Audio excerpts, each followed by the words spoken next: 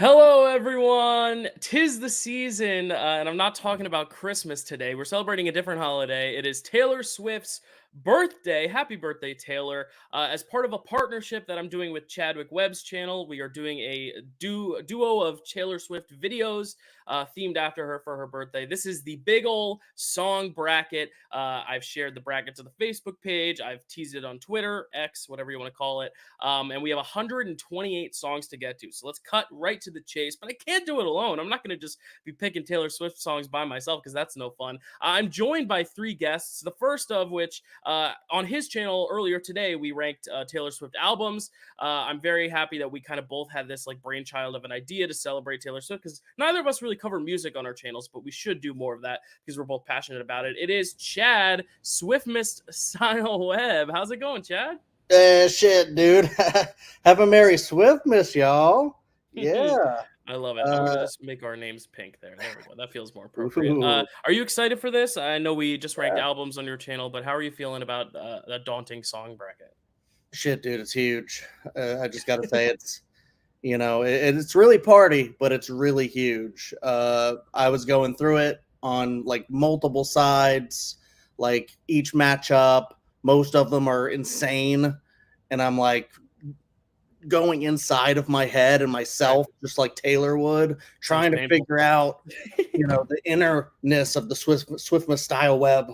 Right. And I don't know. I still don't know. Most of these I don't know, but I picked some, so we'll see how it goes. Cool. Just ready to have fun.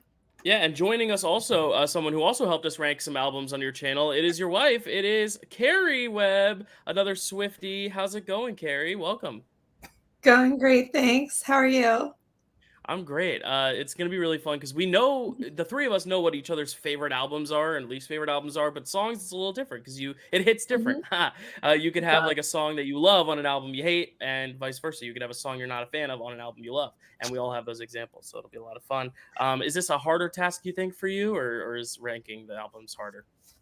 I would say they're equal. The albums, it's hard to like judge the entire album as a whole, and like so many of them were my favorites. And then for these, there were like, at least for the initial set of pair ups, there's ones where it's very clear for me personally, and there's others where I was like, no, I can't choose.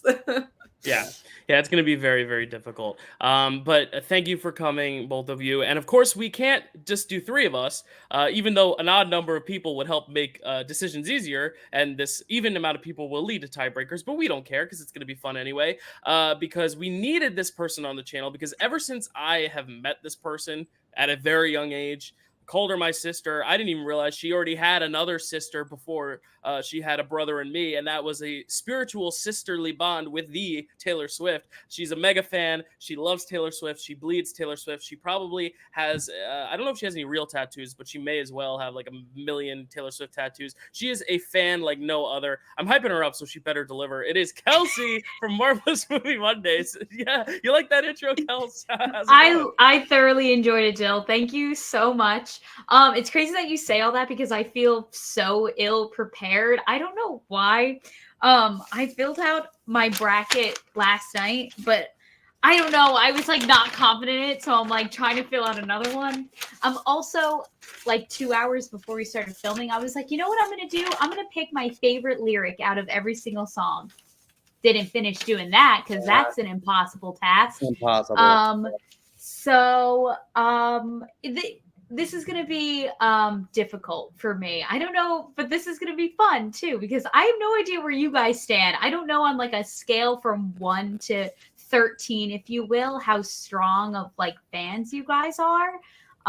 So I'm so curious to hear everyone's takes about everyone's songs, like the hits versus the deep cuts, all that jazz. Yeah, so and I'm sure as we go on, we'll figure out where all of our like starts happen. But really quickly, do we want to just go around the gauntlet really quick and just say what our gateway was? Mine was 1989. That was the album that like I was first like, oh, I want to listen to this whole album. I love Taylor Swift. I'm a mega fan. This means so much to me. This is a defining album of my life.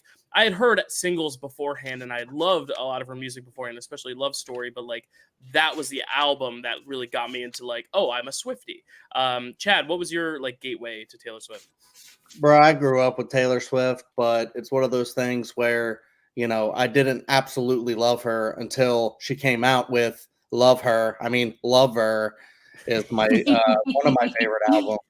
You know, so that one is when I was going through, I was like, holy shit, this is Taylor Swift now. I think I can like her now.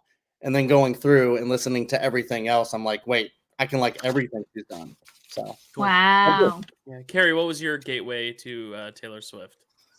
I would say like I listened to some of the songs on the debut album, but I would say I really started listening to her a lot more when Fearless came out, and there were just some of those songs that were in such heavy rotation for me, like all through like high school and college. Nice. And Kelsey, was your gateway the original OG, or did you come around later? So my gateway was hearing someone that we know, the Costa sisters actually introduced me to Taylor Swift, and it was hearing Kara play Picture to Burn on guitar and then her trying to teach me and Lauren how to play Picture to Burn. So yes, I have been here from the beginning. Kara's been here from like the very beginning, like the EP early days, like performing in Bluebird Cafe. All of this is really deep cut Taylor Swift lore, if you know what I'm talking about. Cool. But yes, the very beginning for me. Very cool. So we're like all a range of experience. It seems Kelsey like kind of really started the train, then Kerri hopped on, then myself, and then Chad with Lover. But we've all kind of been there from the beginning, hearing her, and now we're all Swifties to some extent. So it's 6 minutes, 51 seconds. Let's get to the bracket itself. We need to display this bracket because we got 128 songs to get to. There it is. It's beautiful. It's big. It's bold. And it will be a pain to narrow down, but we will still be doing it regardless. We are going to start at the top left, then go top right, then bottom left, like any other tournament bracket will go. And then we'll go in the innards, as Chad said before the show to me. The innards. I like that phrase, that comparison. So yeah, there's every single album is represented, not evenly, because let's be real, there are going to be some albums where we want to include a lot more songs than not. How I put this bracket together, I didn't just go, oh, I want to put that against that. It was none of that. It was actually looking at, I asked all our panelists to submit 2 songs from each album that they needed on the bracket represented, just to make sure if their favorite song is from an album that it doesn't get discarded. We wanted to make sure that everyone got a say in 2 songs that definitely made the bracket. Some were overlaps. For example, Reputation, I think 3 of us settled on the same song, but that's okay. But yeah, we all put at least 2 from each, or we did put 2 from each album. So those made it on. Then I took her like top 20 or whatever Billboard hits. That kind of fills in the first 5 seeds. And then everything else that was taken was basically any of her like singles or any of her like big songs.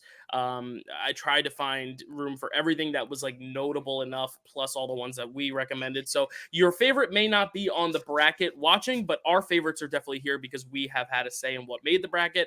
As for how I seeded it and how I ranked it and how I pitted them against each other, I did a mix of all things. I looked at streaming numbers, I looked at ratings, I looked at awards that these songs have won, I've looked at different magazines like Rolling Stone did a full ranking, Entertainment Weekly did a full ranking those and putting those numbers, crunching those numbers. It took about 6 hours to find out how the public in general ranked all 128 songs, and then that's how we got our bracket. So the first song is going to be the highest rated per se, but it's not necessarily the overwhelming best. It's just in terms of streaming numbers and dollars, and then the last one, so on and so forth. So there you go. We're going to start though, and there's no head-to-head matchups, so every album will be going up against another album for the first round. As we get into later rounds, we'll probably see some overlap, but let's zoom in and drag it over here. Hell yeah, dude. I'm trying to love the sound effects. Sorry, it's the little lightsaber sound effect. Okay, wait. I gotta figure out how to click and drag without moving this around. Hold on. Did I move everything around? Yes, I did. That is a problem. This is live, people. This is live. Let's do that. It is? Yes, this is live. That's great news. That's why we're doing this. All right. So this is the top left here. We're going all the way down here Oh my to God. Mean and Mr. Perfectly Fine. That's going to be the first like quadrant of our bracket here. So here we go. The first seed in the tournament, the number one overall that was like kind of just by numbers, and it makes sense because it's the highest streamed Taylor Swift song of all time. Blank Space from 1989, and then I'm Only Me When I'm With You from the debut album. Now, here's the thing. We're all going to vote for a song. If we're a tie, I will tell you how tiebreakers work when we get there, but let's see. I'm at the top, so I'll start it. It's funny because this was I'm Only Me When I'm With You was one of the two songs I submitted for debut. I didn't realize how widely disregarded and disappointed fans were with this because it's one of the only songs where she's singing about like she's only her with her man, and it's kind of against her whole kind of ethos as an artist. But she also wrote it when she was 13, and I think there's kind of a charm to that and a youthfulness of that, of not knowing yet what kind of artist she would emerge to be. And I just really just love the tune. I think it's just a very catchy tune. It's a very sweet tune. It's got a nice message, but maybe not the best message 2023 wise. But yeah, I think if you can recontextualize it to think about maybe a family member as opposed to a love interest, but I don't know how much you could do that. I haven't heard the song enough to know. But Blank Space is Blank Space. It's like one of the most iconic, most popular, one of the most sung, most streamed of all time, quite literally. So my vote is going to go Blank Space, though I did want to represent I'm Only Me When I'm With You, just because it's an interesting talking point. So that's one vote for Blank Space. Chad, what are you going to pick? Not Blank Space. I'm picking the Ooh. other one, and I think this is going to actually end up being a trend with me where I might go the other way that everyone else goes. I don't know Okay. every single time the popular reception for everything, so I just pick things that I like, and I tried to write down most of the reasoning that I have. But it is a slight thing. It's not like I hate Blank Space, but I wrote Blank Space teeters between being a banger and just overplayed. I think I'm Only Me When I'm With You is sweet, and I love the instrumental breakdown with the violin. Yeah. Also, just to add to what seems to be the overtaking of the message of the thing, I do think it's a sweet message, because when I think about it, I'm just like, it's not just, I'm only me when I'm with a man. It's I'm only me when I'm with you. And I'm only me when I'm with someone that I love. And I understand where it's like, well, you can be you elsewhere. But I totally get it. I think about, me and Kerri, like, if I wasn't with her, who would I even be, kind of a deal. You kind of like frame yourself within like a relationship. So I don't hate the message, basically, and I think it's a sweet song. Right. But so there's one vote for each. Kerri, what are you gonna go with? I'm gonna go Blank Space here. This was one of the songs that Blank Space was one of the songs I chose for 1989 as one of my two favorites from that album. That's actually since changed. We sent these to Dylan like a month or two ago, and like my favorites are just constantly changing. But still, I still prefer Blank Space to I'm Only Me When I'm With You. I'm Only Me When I'm With You. I think Blank Space is just like a perfect pop song. It's fantastic to sing along to. Cool. So that's 2 votes, Blank Space. Kelsey, are you going to put Blank Space forward, or are you going to send it to a tiebreaker?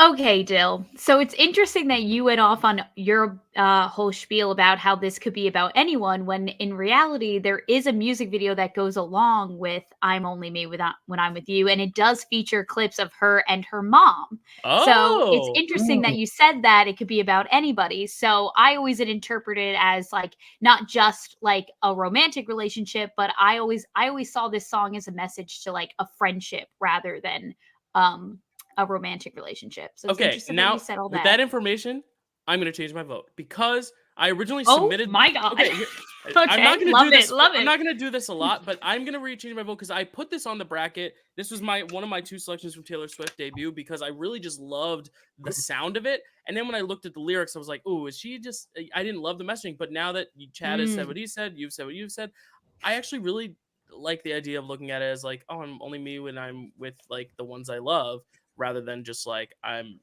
the identity thing of gender and stuff. So I really agree with Chad. The violins and stuff. That's why I gravitated towards the song. So it's gonna be. So now you get to decide if you're gonna go with Blank Space to tie it up, or if I'm Only Me with I'm With You is gonna go forward.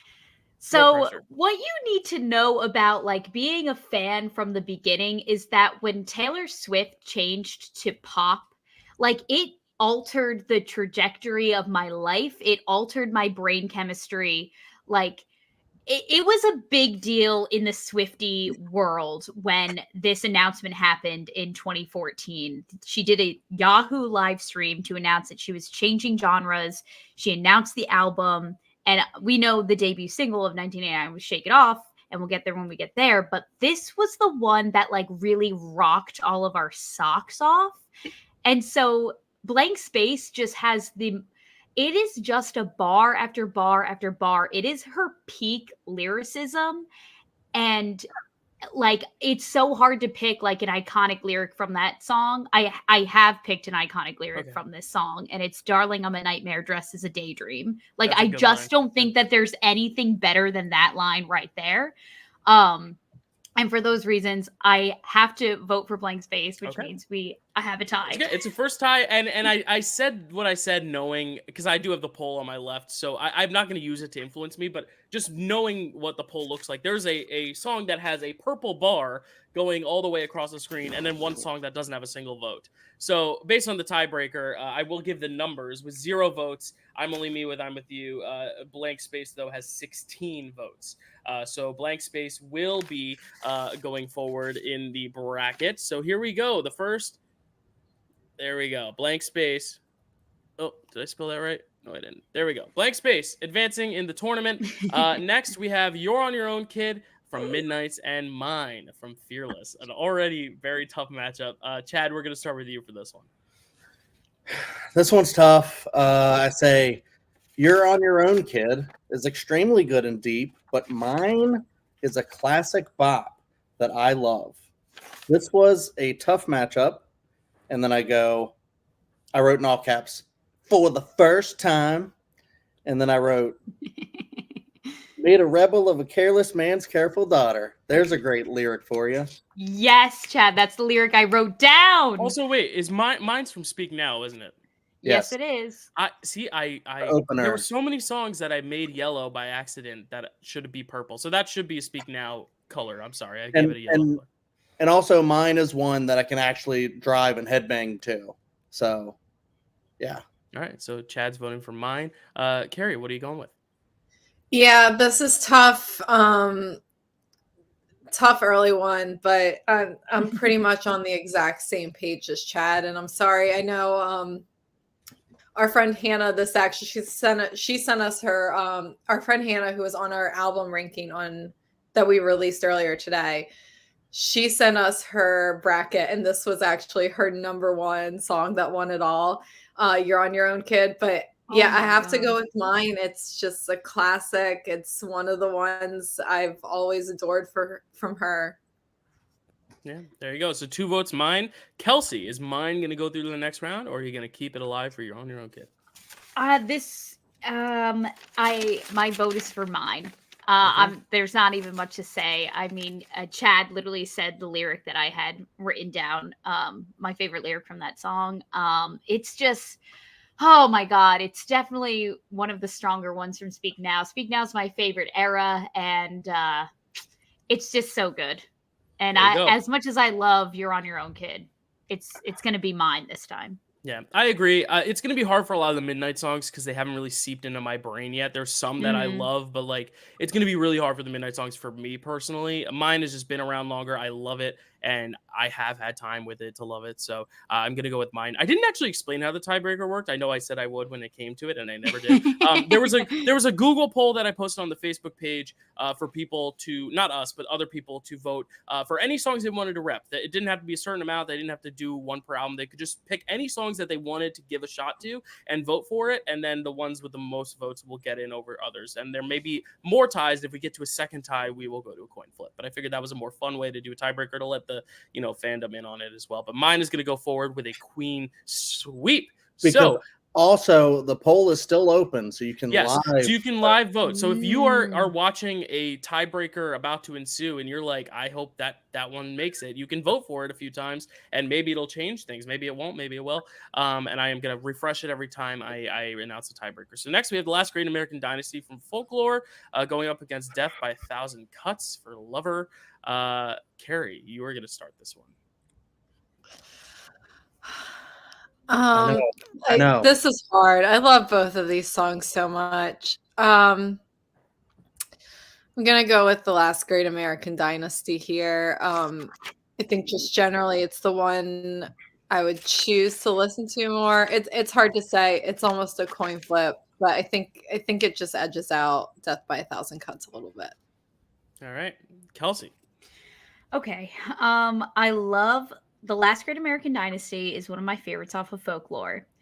But the sheer audacity that she had to pack the amount of like lyricism and emotion and just the roller coaster of chaos that ensues during the bridge of Death by a Thousand Cuts is almost diabolical. Like she really went off on that one, didn't she?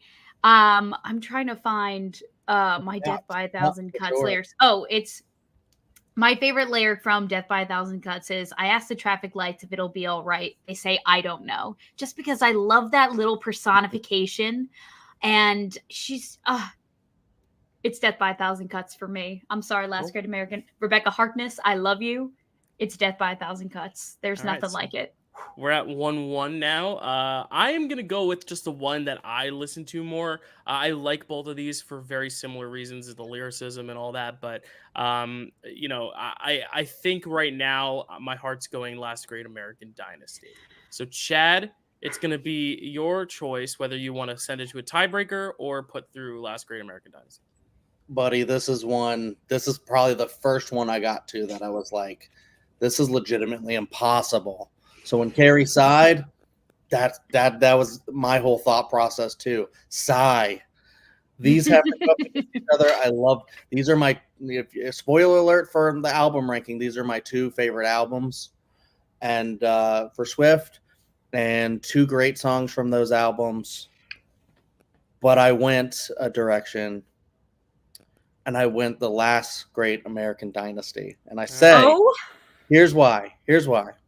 I say The Last Great American Dynasty has great storytelling, history, comparisons of Taylor to Rebecca Harkness. Death by a Thousand Cuts rules too, but I think The Last Great American Dynasty is better, and I like the idea of her buying the house and all the connections to that. I think it's really cool. Yeah, that was the first tough matchup. I'm sorry, Kels, but I get it. I respect it. I guess the girls who get it, and the girls who don't. No, we get it. We all get it. It's just sometimes we have preferences. This is gonna be tough though. This you got to make a hard decision sometimes. It's just so tough. Yeah. So next we have Hours from what is this? Speak Now. It's in purple. I should have known. And then Eyes Open from Red, which started as a Hunger Games song and then was on the more Red version. So it is technically Red.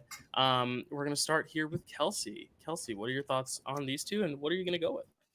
Okay, so this matchup is tough for me in a way where like I don't feel particularly strongly about either of these songs. There's one that I like more than the other, and probably just because I've listened to it more, because like I said, it's a part of my favorite era, and therefore my vote will be going to Ours.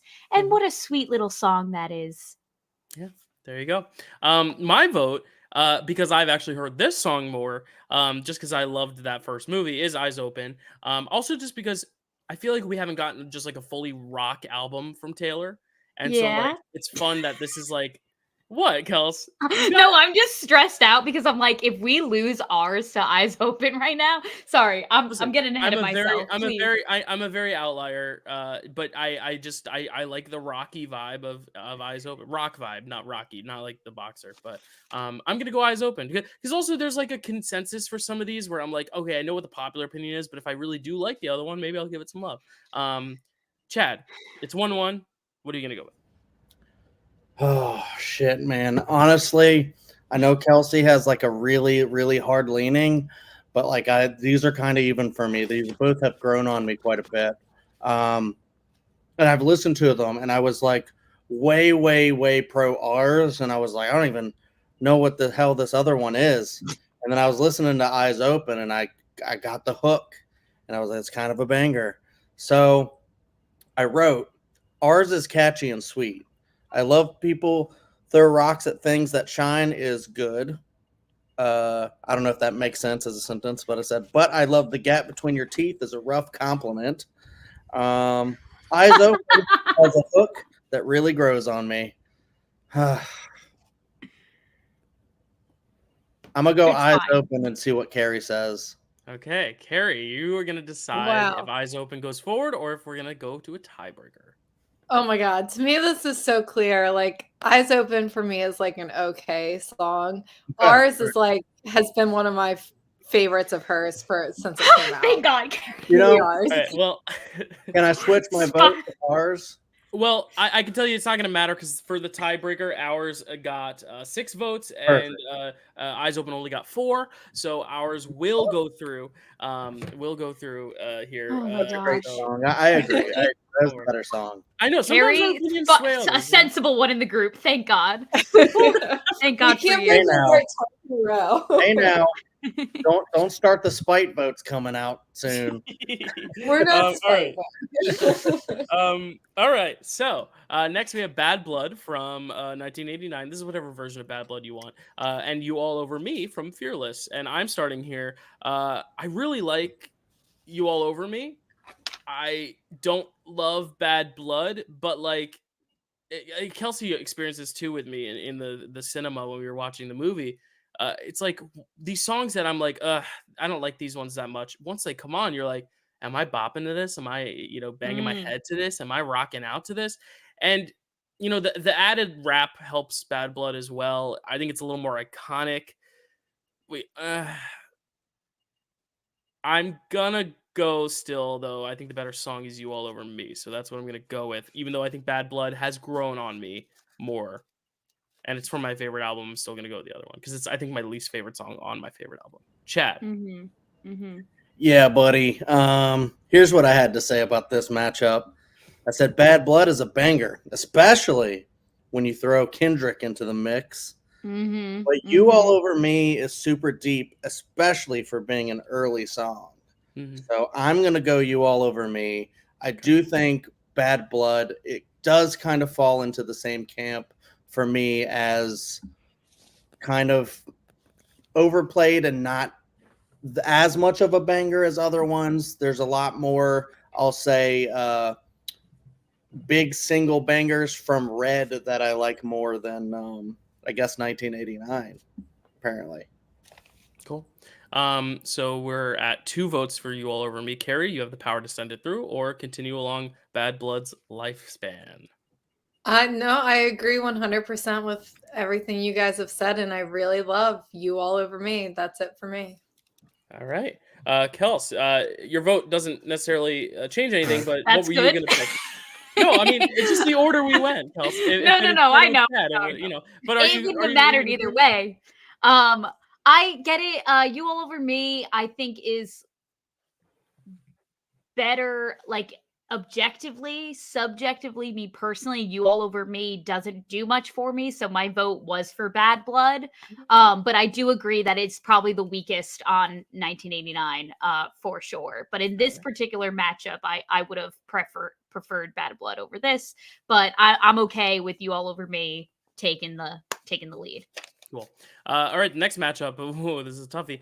Getaway Car from Reputation, and then How You Get the Girl from 1989. Chad, we're starting with you, and I know you submitted one of these songs to the bracket. Yeah, I would have submitted both because I absolutely adore both of these. Like I've shown in my ranking of the albums, I don't appreciate 1989 as much as a lot of other people do. But How You Get the Girl is one that I absolutely love from this album. I get excited when it comes on. But here's what I wrote. Getaway Car is a true bop, kind of an anthem. I also adore How You Get the Girl. It's tough, but I want to listen to Getaway Car more. There's always sirens in the beat of my heart. So, So what are you voting for? Oh, sorry, Getaway Car. Okay, gotcha. Yeah. You make great arguments for both. That's why I was wondering. Oh, where you're yeah. going. That's okay. Kerri, what are you gonna go with? Mm-hmm. Sorry, the pop up on my computer. Yeah, I guess Chad submitted Getaway Car. I thought maybe I had done this one, but it's one of my favorite Chad songs. submitted How You Get the Girl. You submitted Getaway Car. This was the one from Reputation that 3 of us submitted. And it was okay. Me, you, and Kels. Yeah. Yeah, honestly, I don't know if today I might actually have a different other favorite for Reputation. But I still prefer Getaway Car over How You Get the Girl. All right. Kelsey, what do you say? Put the money in the bag, and I stole the keys. That was the last time you ever saw me. Ah! That's all I have to say. And the girls who get it, and the girls who don't. And my vote is 100,010% Getaway Car. This might be my favorite Taylor Swift song of all time. And I was shaking in my boots. But Chad, you really held me in suspension there. I didn't know which way you were gonna go. But I'm so glad that 3 of us submitted Getaway Car. Yeah, and I just want to make it clear, like, despite us submitting 2 songs each, that doesn't necessarily mean that's one you're going to vote for, because Chad submitted How You Get the Girl, but still chose Getaway Car. Because, it varies depending on album, too. But That's I will true. also agree. I will give it a clean sweep. Getaway Car is a very accomplished song, though How You Get the Girl, I think, has one of my favorite, like, drum beats. I love the, like, bum, bum, bum, bum, bum, ba-dum, bum. It, like, the drum kind of just cuts out at points, Yeah. and then when it gets into the da da da da da da da, then the drum beat kicks in full 4/4, which I really like. I think there's a cool percussive element to How You Get the Girl, but I think Getaway Cars is a more accomplished lyric and just a better song in general. And I like it. Also, nothing good starts in a Getaway Car. There you go. Nothing good starts in a Getaway Car. All right. So You Need to Calm Down from Lover going up against Long Story Short. From no, sorry. You Need to Calm Down. I was gonna make a funny segue, but I don't think you guys need to calm down. It's a great song. That's why I shied away from the segue. Against Long Story Short from Evermore. So we're gonna start this one with Kerri. Yeah, sorry to Evermore and Long Story Short, but You Need to Calm Down. I love that song. It is so catchy. I think it's so brilliant. I love when Taylor brings like some humor into her songs, and the video is just absolutely iconic. Cool. Kelsey. You Need to Calm Down is definitely like, so when Lover came out, like Speak Now is the first single, and we were all kind of like, yeah, okay, Taylor, like definitely in like a very like, go with the flow kind of vibe. We like weren't fully sold yet. And then You Need to Calm Down came out, and that's when we were all like, oh, okay, like this is great. This is an excellent vibe for this next album. We love the 'Cause She Ain't Never Made Anybody Less Gay drop. Like it's like such a great, LGBTQ anthem. But Long Story Short is such like a cathartic song, especially when you think back to like everything that she's ever been through. And it has one of my favorite lyrics, I think, of all time that she's ever written, which I say to myself, I think at least once a week, which is your nemesis will defeat themselves before you get the chance to swing. Which is like, you just need to, I feel like everyone needs to carry that with them everywhere they go. And so therefore my vote at this time will be with Long Story Short. Yeah, that is a great lyric. I think You Need to Calm Down. I've spent more time listening to, and I have like maybe like just I could sing it to you better than the other one, but that's super fair.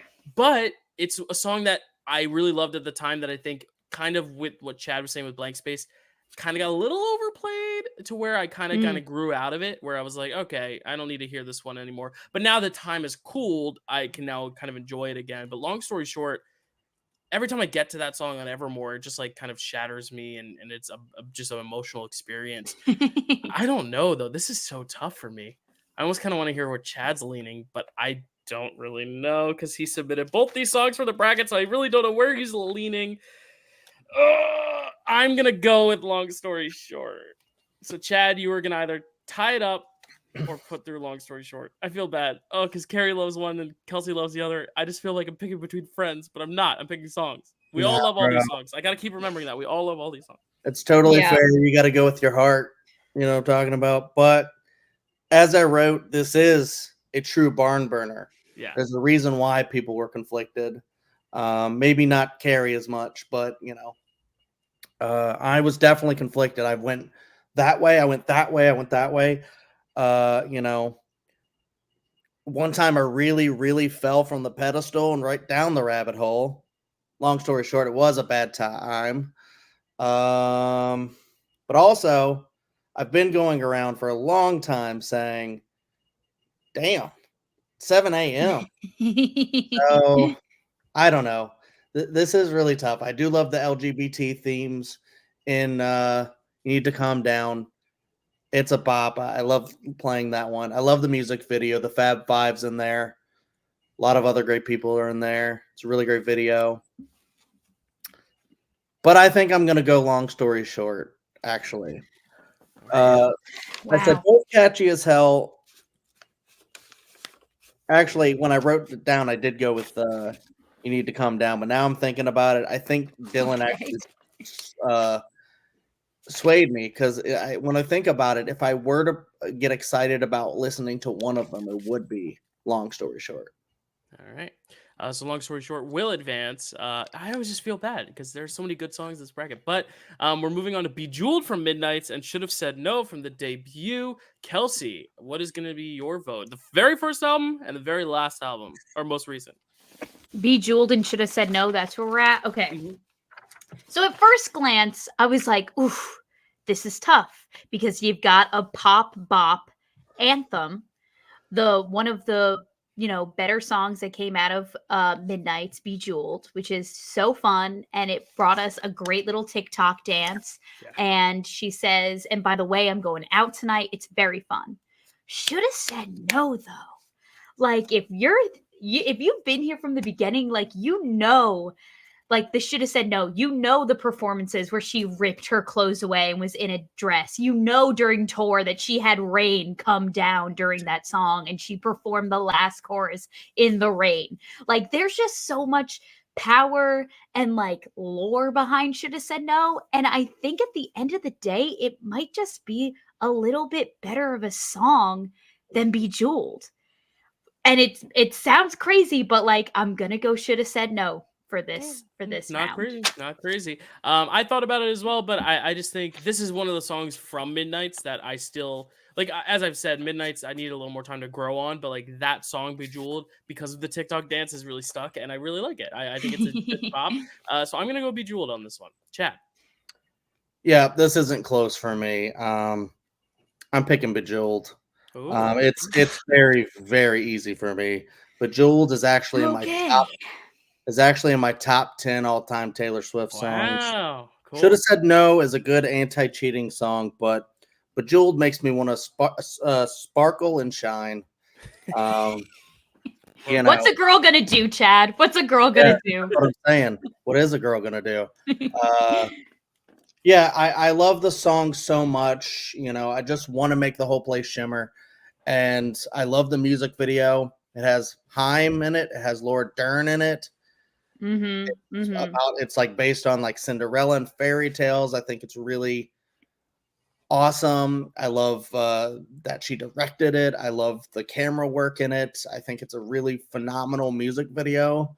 And it's something, every time she comes in sparkling and she says nice twice, that second nice always gets me. So I love Bejeweled. Bejeweled, there we go. Kerri. Should Have Said No is great too, but I love Bejeweled. Kerri, you gonna tie it up or are you gonna send Bejeweled through? This is a tough one. For me though, it's gotta be Bejeweled. I love it so much. I love it just a little bit more than Should Have Said No. Should Have Said No is such a classic. But maybe it's that it's so new, but I love Bejeweled. It's like one of my favorite Midnight songs. We're not hip on the lore like Kelsey is, I don't think. Alrighty, okay. Okay. Got it. I'm Too much of a sorry. deep cut for you But- folks. But I love hearing about the lore. Keep bringing it on. Oh, please. I will. The Kels lore. Get it? Yeah, All right. I got it. All right, here we go. New Romantics versus Speak Now. This is a slam dunkaroo for me. One of my top 3 songs is right here, and it is no contest. I love how it opens. I love how it progresses. I love the chorus. It reminds me of Young Love. I love it so much. New Romantics gets my vote 12 days out of 7. Chad, what are you going to go with? Bro, you said slam dunkaroo. I'm like, what are you, Flanders up in here? Hell yeah, I guess. If that means I love New Romantics as much as I do, then yes.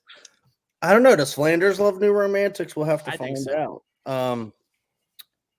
I disagree with you, Dylan. I do think New Romantics is a banger, but Speak Now is a classic. I love the story of somebody crashing a wedding. Since Taylor loves to sing songs about boyfriend stealing, I think this is a great one about that. And it always makes me want to sing it. Although, I will say New Romantics is really, really fun as well. And it gets me dancing. But I'm going to go Speak Now. Okay, Kerri. It was tough, but it wasn't. It's okay. No, it's fine. Hey, listen, we all have our different favorites. Kerri. Yeah, this is another tough one, but I think Speak Now is such a great song. Like Chad said, the story of it is fantastic. I love when she says horrified looks from everyone in the room. Like it's such a great line and great delivery by her. I gotta go Speak Now. All right, Kelsey, are you going to send Speak Now through, or are you going to let the poll speak? He's marrying the wrong girl, Sorry, I was just trying to see. Oh, there it is. Oh my god, I was just looking at my favorite lyrics. I know exactly what song I'm sending through. And this one is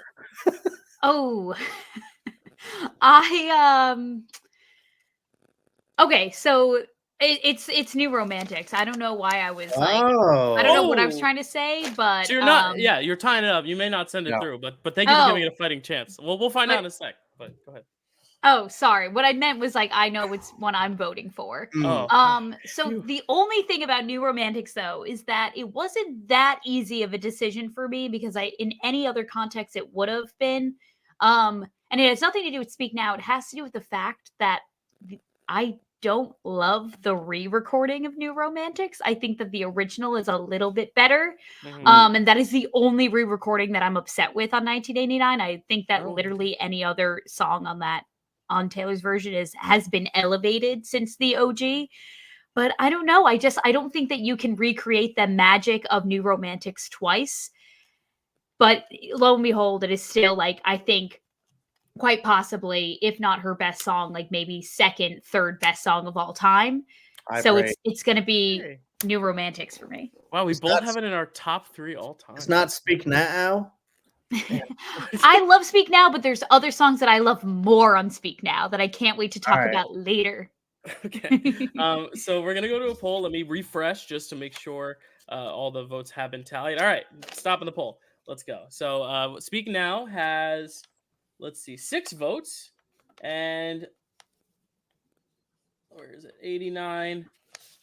What are we? New Romantics has 6 votes. Whoa. Oh no! So we got to go to a coin. Yeah. Oh my god! All right, it's gotta have. I didn't want to just go to a coin. I wanted to make it about. Wait, does this include? Did Hannah vote in this poll? Because we could use her bracket. We could, but I have no proof of who did vote. We had 29 Oh, okay. vote. Then never mind. So I'm just going to flip a coin, and it's just going to be whoever's on top is going to be heads, whoever's on bottom is going to be tails. So heads will be New Romantic, Speak Now will be tails. Siri, flip a coin. 2 great songs here. Speak Now is going to get the... not enough of that because 2 of us voted for it, but Speak Now is going to go forward. Kelsey and I, one of our top 3 songs has been taken out of the first round. Oh, man. That's insane, dude. You know, it's fine. Okay. It happens. I'm That's here how- for the good that's times, the not the long Cinderella times. stories. That's why we love March Madness. That's why I love brackets. That's I how the promise. crumbles, I'll but be it's- crying later on because something I love is going to get trashed. It's okay. Oh God. Next, we have from debut Our Song, and then from 1989, Out of the Woods. Chad, let us know what you're gonna pick. Yeah, buddy. I don't know how everybody else feels, but I said Our Song is a powerhouse standout from the debut album, and Out of the Woods is good, but sometimes feels too repetitive for my taste personally. Okay. So I don't know where it stands. I think this is a pretty well-liked song, and I do like it. So I'm not trashing the song. Sometimes I vibe with it hard, like Out of the Woods, but you know, Our Song, hell yeah, dude. Like she wrote a song to be their song, and it's a bop. All And right. she prays to God about it, and it's I pray to God that Our Song wins this matchup. All right. So one vote for Our Song. Kerri, what are you gonna go with here? Yeah, Our Song, that's one of my favorites of all time. I mean, it's amazing. I honestly agree with what Chad said. I love Out of the Woods, but Our Song is just like hands down one of my favorites. There you go. It's like her first real banger, and it's the first song that got Kerri singing during the Eras tour. Cool. So next is Kelsey. Kelsey submitted both of these songs. This was her selection for debut and for 1989. So Kelsey, what are you gonna decide today? Great question, Dyl. It's important to ask questions. It's important to keep being curious. So you both are correct. Our Song is the ultimate banger. My favorite lyric from that song is he's got a one hand feel on the steering wheel, the other on my heart. But something about the way that the 1989 Taylor's version, I don't know what Taylor and Jack Antonoff were smoking when they did this re-record, but they just made it in a way that was so much more, like it just became so much more than what the original was. And I get it. I get the repetition critique. I totally understand it. But there is not a time where this song will come up on shuffle and I will ever skip it because it just makes me feel so like powerful and like mystical, and it's just the bridge. Oh my God, it's everything. It's the drums, it's the production, it's the added like vocals in the background now with the re-record. There's so much to Out of the Woods that I just love so much. So my vote is going to be for Out of the Woods. Interesting. But I won't be upset if Our Song wins because that would be fair. Well, we'll find out from the poll because I am 100% Out of the Woods or in the Out of the Woods camp. That's hard to say. Our Song, I didn't realize Our Song was as popular as it was. I had heard it for the first time at the Eras Tour movie. It's cute. I like it. But Out of the Woods, I agree, Kelsey. You actually took all my talking points for it because that re-record. So sorry. No, when I put the noise canceling AirPods in when they released that like re-record, and I just felt the kind of ethereal, like it almost felt like it was booming around in my head. Like it was just like I don't know what it was. You're right. It's like this monster energy drink of a song. Yeah, Chad. It sounds like fuller in a way. Yeah. It just sounds. It's just so. It's like chewing 5 gum. It just you inhale and you're like. Oh my God! Remember those commercials? Yes, That's so it's like funny. chewing 5 gum. This song, I love it so much, and I like the repetition because it's like, are we out of the woods? Are we out of the woods? I envision her running through with all these trees. The trees is the repetition. She's constantly trying to claw her way out of the woods. Right. It's supposed to be repetitive. Wow, that was a mind Wow. So we're gonna tie it up here. But I wouldn't be upset with either one going through. But I'm very much an Out of the Woods fan. But let's refresh the page here and see where the poll goes. All right, so Our Song from what album is it? Debut is going to be 12 votes. A lot of votes there. And Out of the Woods is 12 votes. There we go. Right. That's crazy. Another tie. So we are going to go Popular to songs. a tiebreaker. Yeah, I mean, those are very popular. The most votes any song has gotten right now is, I believe, 16, and then like 12 is the next highest. So getting 12 is good. So here we go. All right. Siri, flip a coin. It's heads this time. So our song is going to make it through. Another 1989 song falls to Kelsey and I's dismay, but it's okay. That sucks, but Kelsey did say our song was one of her favorites as well. So, or was one she liked very well. So, and I just gotta okay. tell Kerri, you know our love is a slam and scream door, right? Yeah. Just the silent nod. Literally the line about like talking slow because it's late and your mama don't know. Mama don't know. Me and Chad, let me tell you. That's so cute. Okay, you've sold me on our song. Let it through. I feel bad now with trashing it, but yeah, I love it now too. It's okay. And I wasn't trashing it. I just love Out of the Woods so much. So it's like I wanted to come to it. Yeah. But it's okay. I'll listen to it tonight and be happy. Next one is a very interesting one because there's a song, our first song that's not on an album, or it is on an album, but not one of hers. I Don't Want to Live Forever from 50 Shades Darker, the duo she sang and wrote with Zayn. And then The Way I Loved You from, that is Fearless, right? Yes. Okay, just making sure because my Fearless now is I've been accidentally color coding wrong. But all right, I believe we're starting here with Kerri, correct? Yeah, I really like both of these songs. I think though I'm gonna have to go with The Way I Loved You. I just love how that chorus builds, and for me, it's just like a song I can sing along with a lot more than I Don't Want to Live Forever. And honestly, when I'm listening to Taylor Swift, I love to be singing along to the songs. Fair point. Kelsey, what are you going to go with? I know you submitted one of these for the bracket. Yes. I Don't Want to Live Forever is like a saucy little number. It's a side of Taylor Swift we hadn't seen before in the fandom. You know, she shot a music video with Zayn for this song. She's in like a skimpy little, like almost lingerie, like satin robe look. You know, she's hanging out in a hotel room with all these people. It was very different, you know, and I don't think that it was a complete swing and a miss for her. I think that this is, you know, a very well done song for a poorly done movie. Sorry, shots fired. But The Way I Loved You was submitted by me for a reason. It is definitely, I think, at least my top one or two off of Fearless.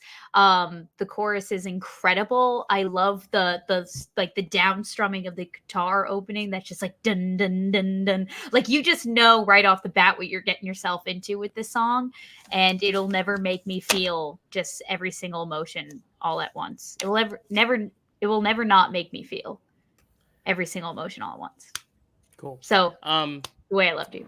All right, I'm gonna keep it a little interesting. I'm gonna go with I Don't Want to Live Forever because I love that sauciness that Kelsey was talking about. I love the sexiness. I love the play of the two voices together. Just like it puts you in the mood, and I really love it, especially because that movie is what Kelsey said, a dumpster fire. So like at least like the music from 50 Shades is really good. You know, Earned It is great. Love Me Like You Do is great. Yeah, like 50 Shades delivers with their soundtracks, and you know to get a song like this from Taylor is really cool and it's different. So I'm gonna go with it, not just because it's different, but because it's the one I listen to more and I like more. I was listening to it right before we got on here. So Chad, what is gonna be your pick? Are you gonna tie it up, or are you gonna put The Way I Loved You through to the next round? I'll keep it short but sweet, and then I got a quote. So it said, "The strings and instrumentation in The Way I Loved You is more than enough to silence the 50 Shades song." Oh, and then I say, wow. Chad, that's beautiful. That's poetic. And then I say, yeah, Taylor Swift, you got to be poetic. And then I say, sometimes when it's 2 a.m., I'm cursing that 50 Shades song's name. If it was any other movie, would you give it a chance? No, I did listen to it, but it hasn't clicked with me yet. Gotcha. Maybe one day it will. Yeah. But look, I ranked Reputation pretty high in the ranking, right? Right. At one point, I hated that album, and I didn't like any of the songs on it. And then later, it grew on me. And isn't that a Reputation like era song? No. Kelsey, help me out. When What? was What? that? What? I Don't Want to Live Forever. Was that was after 89? Was that after Reputation? That was between 89 and Reputation. Okay. Somewhere around there, yeah. So this was in So the I transition. think it came out in. I think it came out in 2015. So it That's was when like the movie literally. came out. But when was Reputation? Oh, Reputation was 2017. Okay. Wait. Yeah. Okay. That makes sense. Because She after didn't 1990 include it on Yeah, it wasn't on Taylor's any included albums. in- That's why it's orange. Yeah, I think she's gonna re-record it for Rep. That's my Okay. prediction. Yeah, she might. Like a B-side, yeah. Anyway, I love it. But yeah, The Way I Love You is going through as it should. I mean, it's a great song. I was just trying to be a little different, but Safe and Sound from the Red album, which also originated in the Hunger Games, and then White Horse, which is from Fearless. I know this is probably going to be a tough matchup for this panel because I know a lot of us love a lot of these songs. And these two, who we started with? Kelsey, I think we're starting with here. Okay. Perfect. So something that's a little problematic about me is that I don't love the song White Horse. It won Best Country Song at the Grammys. It was very like worldly loved for its time. Something about it just doesn't do much for me. It's not a really memorable track on that album for me. I think that there's much better on Fearless. I don't know why this was kind of like one of the big singles off of it.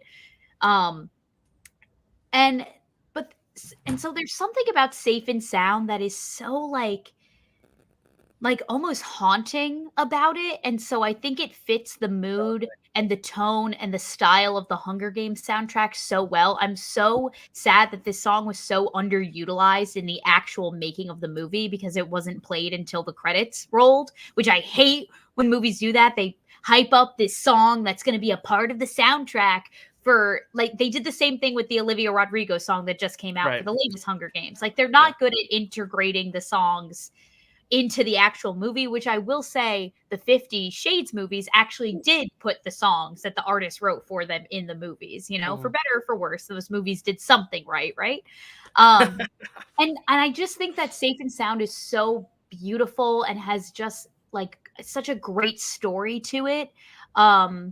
And so, and the people that she did it with, the Civil Wars, add this hauntingly beautiful vocals behind her that just make the song like so beautiful, for lack of a better word. Sorry, there's a did someone just? Yeah, I was gonna say drag race happening.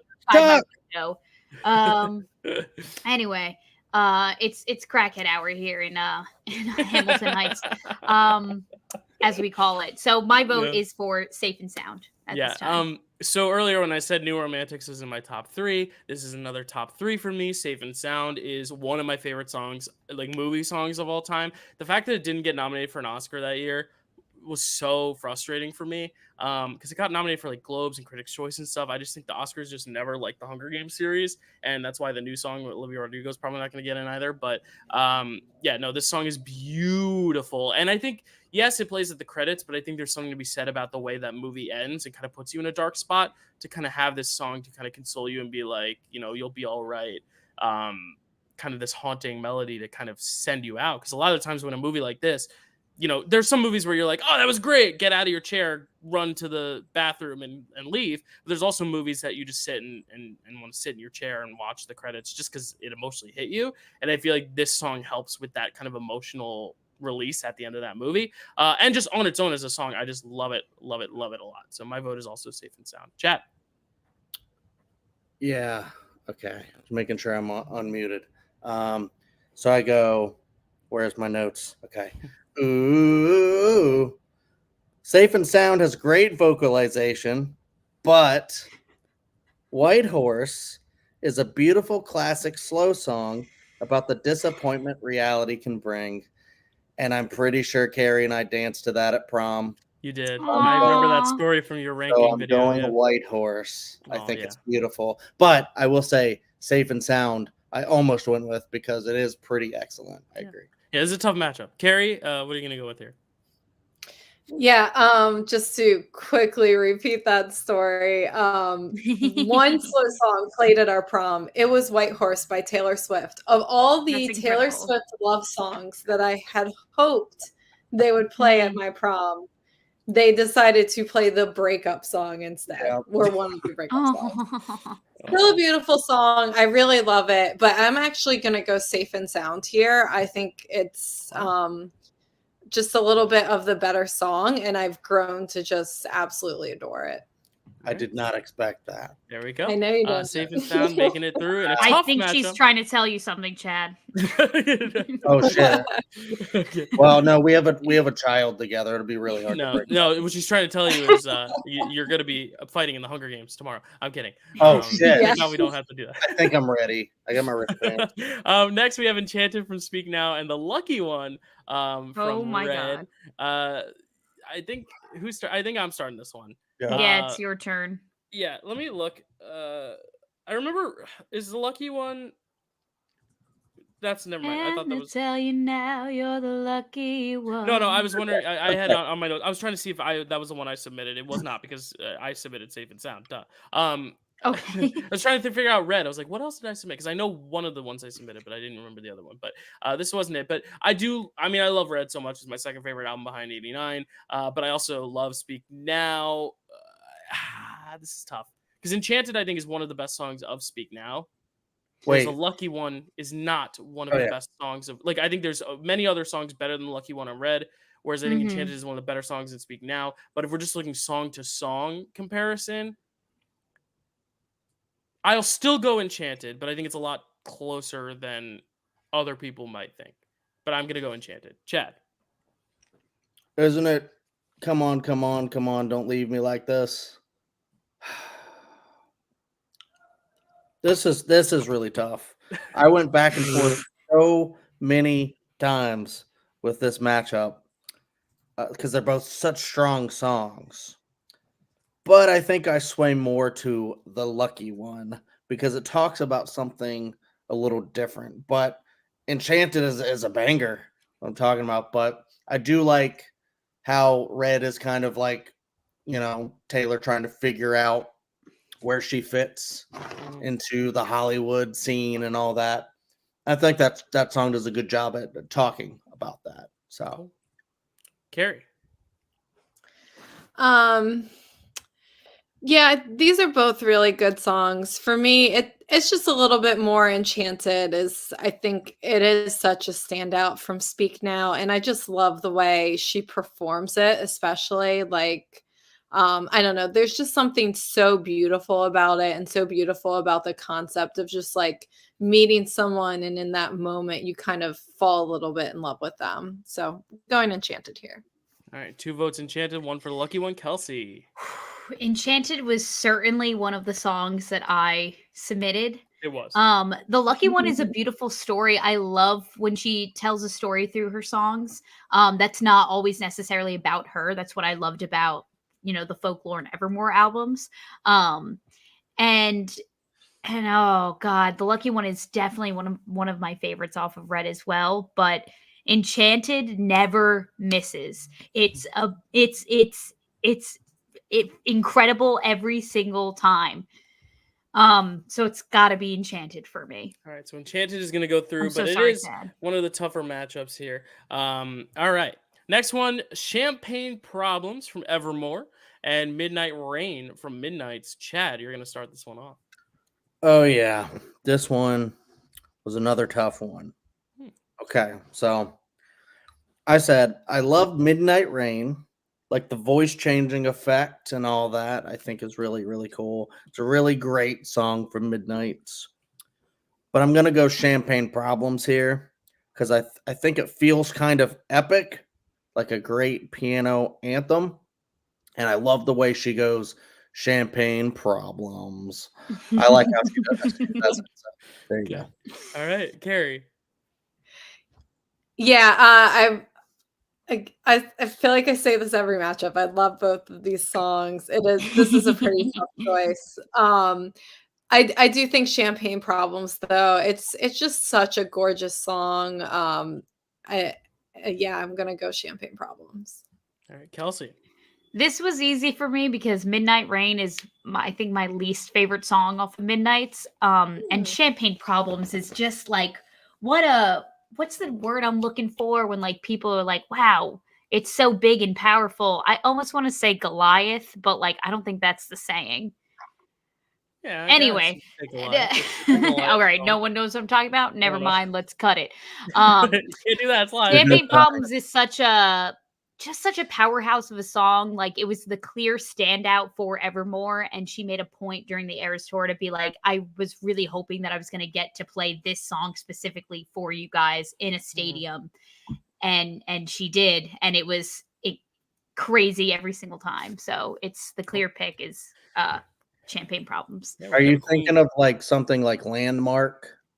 No, it's like a saying that people say.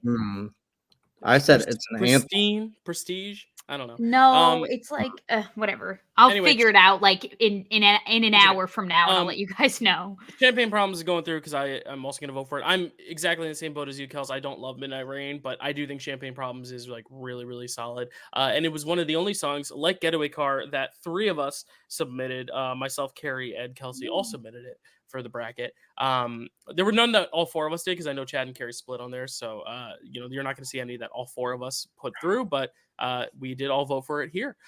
So next up we have Cardigan from Folklore and Endgame, not to be confused with Avengers: Endgame. Endgame from Reputation. Kerri. This is so hard.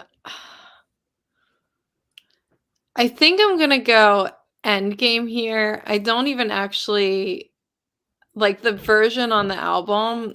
I don't prefer as much as when she does it live, like just by herself. But I think it's just even the chorus and her parts of the song. There's just something so romantic about it. And I love both these songs. I won't get mad if either gets through, but I'm going Endgame here. All right, Kelsey. Are you going to go Cardigan or Endgame? Okay. I agree with Kerri that when she did this for the Reputation Stadium tour, and obviously she couldn't bring out Future and Ed Sheeran with her for the entire tour, so she had to do it by herself. I will say that her verse is like I said with Blank Space, like just like bar after bar after bar, like it's filled with some great lyricism in her part of that song. But Cardigan is just like there's nothing unmatched. It is truly unmatched is what I'm trying to say, comparatively to everything else that happens on Folklore specifically. Maybe not. That album is filled with some great stuff, but I think in this particular matchup the clear winner for me is Cardigan, so that's where I'm gonna vote. All right, I'm also gonna go Cardigan. I just love that trio of songs that tells the same story from different perspectives. I just think that is one of the most magical parts of Folklore. And of the 3, this is my second favorite of the 3, but I still love it. So I'm gonna go Cardigan as well. Chad. There was at one point when Kelsey came to us and she said, "How do I rank these goddamn things?" I don't think she said the G word. Sounds like me. But she would, okay, maybe you said something like that. But you're trying to figure it out, and you're like, do I go with the ones that I think are legit just better? Do I go with the ones that I just love to sing more, something like that? And then I'm like, a mix of both. I do think Cardigan is the better song overall. I'm sure it's beautiful. It's off my favorite album, and I really want to vote for it, but it's up against Endgame. And it's one of those things to where with Endgame, I didn't love it when I first heard it. I was like, she doesn't need these features. She's great on her own. She can just do it.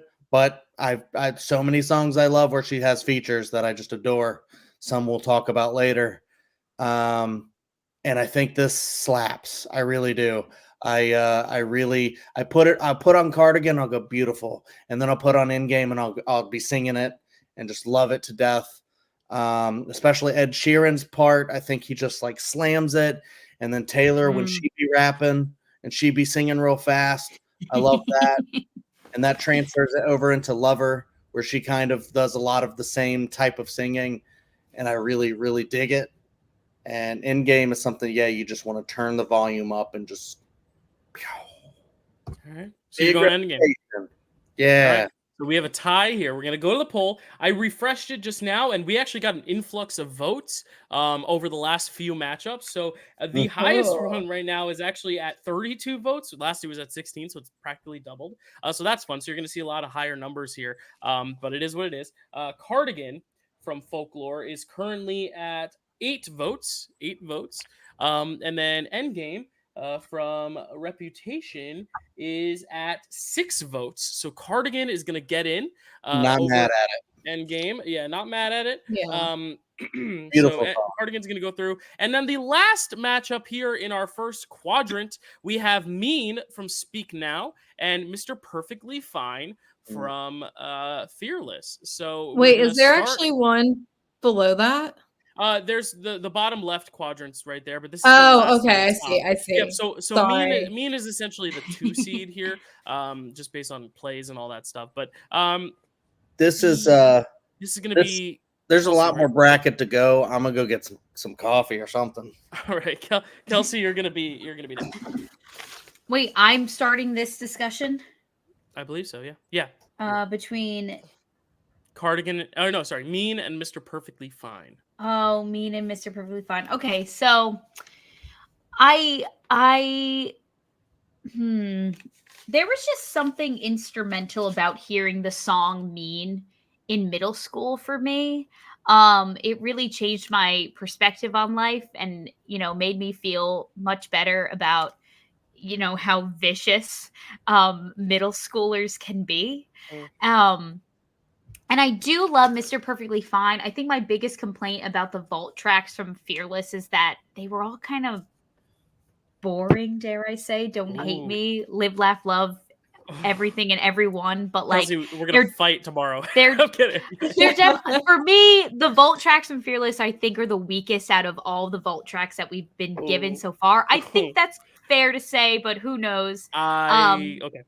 Okay, fine, Dyl. We can disagree. No. Agree to disagree. If you listen to that ranking album ranking, I put Fearless higher because these vault tracks are my favorites. So wow, it's just an alternate opinion. But actually, I love that for you. Since 1989 has come out, I think those vault tracks are stronger. But up until then, I like this vault tracks the best. But I'm really glad that Dylan and Kelsey are as far away as possible right now, right? Because.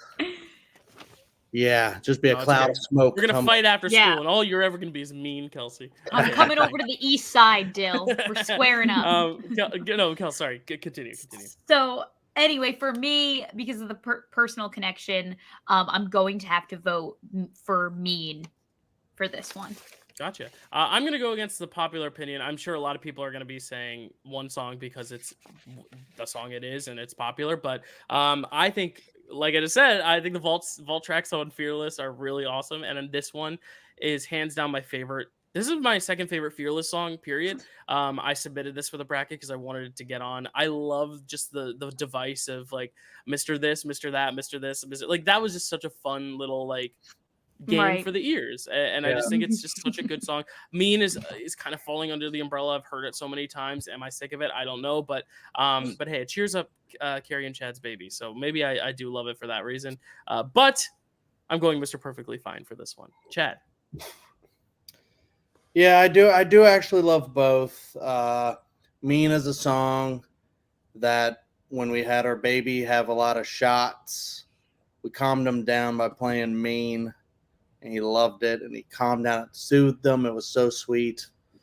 But yeah, I also really love Mr. Perfectly Fine. I think it might be in my top 3 of vault tracks or extras from any of the albums. I do, How's Your Heart After Breaking Mine? Kind of a deal. I really love that. What did I actually write down here, though? Mean and Mr. Perfectly Fine are both clapback tracks, but even though I really like Mean and it cheers me up, Mr. Perfectly Fine is totally my vibe. All right. My vibe. There you go. I love the constant sarcasm in it Yeah, and then How's Your Heart After Breaking My Ein is another one that I wrote. And you know what, with Mean too, how it's recontextualized today, I'm like, it's Taylor singing about people being mean, and then I'm like, Taylor, you have $1 billion. You're okay. Take it off, baby. You got it. You're rich. Okay, You're rich. but Mean originally came out in 2011. She did not have $1 billion yet. She was definitely doing well, but she was still insecure to her core. Okay. Sorry, Kerri, just go ahead. Yes, and I'm going to jump in with some lore here. At least lore I've read on the internet. I don't know if it's actually So true. you know it's true. do it, Kerri. Do it. But 'Cause this it's probably song right. allegedly Taylor Swift wrote this about a critic who criticized her Grammys performance and said she literally destroyed her career overnight because they proved she couldn't sing. And she wrote this song about him, and look at her now. Exactly. So, She's Kerri- living in that big old city. Kerri, what's your vote Yeah. gonna go to? Is it Mean? My vote, this is close for me. Mr. Perfectly Fine, I think, is actually one of my favorite vault tracks, but Mean is one of my favorite songs, so it's going to go for All right. Mean. So we have a tie. I'm gonna refresh the poll and let's see what we got. All right, so Mr. Perfectly Fine is coming in with 10 votes. 10 votes. That's pretty good. Mean is coming in with 8 votes. Wow. So a surprise here. I'm quite surprised too. Upset That's of surprising. Mr. Perfectly Fine is perfectly fine to continue along. And Yeah, it's going to be going up against Cardigan in the next round. We'll see how that goes. All right, we're at the top right bracket now here. There we go. Oh, this is how we're doing this? Yeah, we're doing Okay, March Madness style. You do Oh. you fill out the top left and then you go clockwise. That's how I do it. All right. Okay. So this is the 1 seed over here. It doesn't really matter seeding, but I'll just say the 1 seed over here. You Belong with Me. The second highest when I combobulated all the averages. You Belong with Me is from Fearless, and then The Last Time from Red. I'm starting this one off. This one's easy for me. You Belong with Me is an all-timer. I love The Last Time. I think it's very good, but I think this one is very great. So I'm going to go with You Belong with Me. Chad. I had notes somewhere, but I don't know where they are. However, I don't think I need them. Not for this one, especially. Hold on. I think I know where they are. Hold on. Kerri, talk while Chad's looking. Okay. For me, this is going to be You Belong With Me. Just such a classic. All right. Kelsey? My vote is also for You Belong With Me. I love the power ballad of The Last Time, Don't Get Me Wrong, and that harmony at the end where he goes, ah, ah. You know what I'm talking about. I couldn't sing both parts at once, but You Belong With Me is just like, come on now. That is like the epitome of a Taylor Swift song in every sense of the way. All right, so it's advancing either way, but Chad, let's hear what you have to say. Yeah, so I found my notes. I said I'm not really a big fan of The Last Time. I think it disrupts the flow of Red. It's not bad, but I would have preferred Taylor to pull a Queen and just release All Too Well in full on the actual album. I do think The Last Time is a good song despite that. However, I love You Belong With Me. That music video is iconic. Childhood nostalgia. And I love that song. That's right. Yeah. All right. There we go. All right. So This Love from 1989 going up against The Man from Lover. Chad, you're actually going to start this one. No worries. And you know what? I was actually one way for a second, and then I went completely the other way because I just really thought about it. I was like, which one is more important? So I said, I really like This Love a lot. The vibe of it, it's really great. This love is good. This love is bad. There's a lot of stuff about this love. But The Man rules. I love that Taylor started to speak out more about politics because it's important. She has a huge base and platform to be able to attack the patriarchy. There you go. So your vote's going for The Man? The Man. All right, Kerri. This is pretty close for me, but I don't have like a clear favorite here. I'm gonna go This Love though. It's like one of the songs that I think just makes 1989 so great. Cool. Kelsey. We're talking about This Love and The Man. Okay, so my vote is for The Man because it makes me feel really powerful and strong. Cool. Yeah, I was gonna go with This Love because I like it more as a song, but you know what you and Chad have said about the power of it, and I also really liked how they staged it in the Eras tour. Yeah. I'm gonna go with This Love because that was my Yeah. first instinct, and I like the song better. I'll send it to the tiebreaker, but I wouldn't be upset if The Man makes it. This is a pretty even matchup. Same the other way. Yeah. Yeah. So let's refresh and see. So 1989 has This Love getting 4 votes. Okay.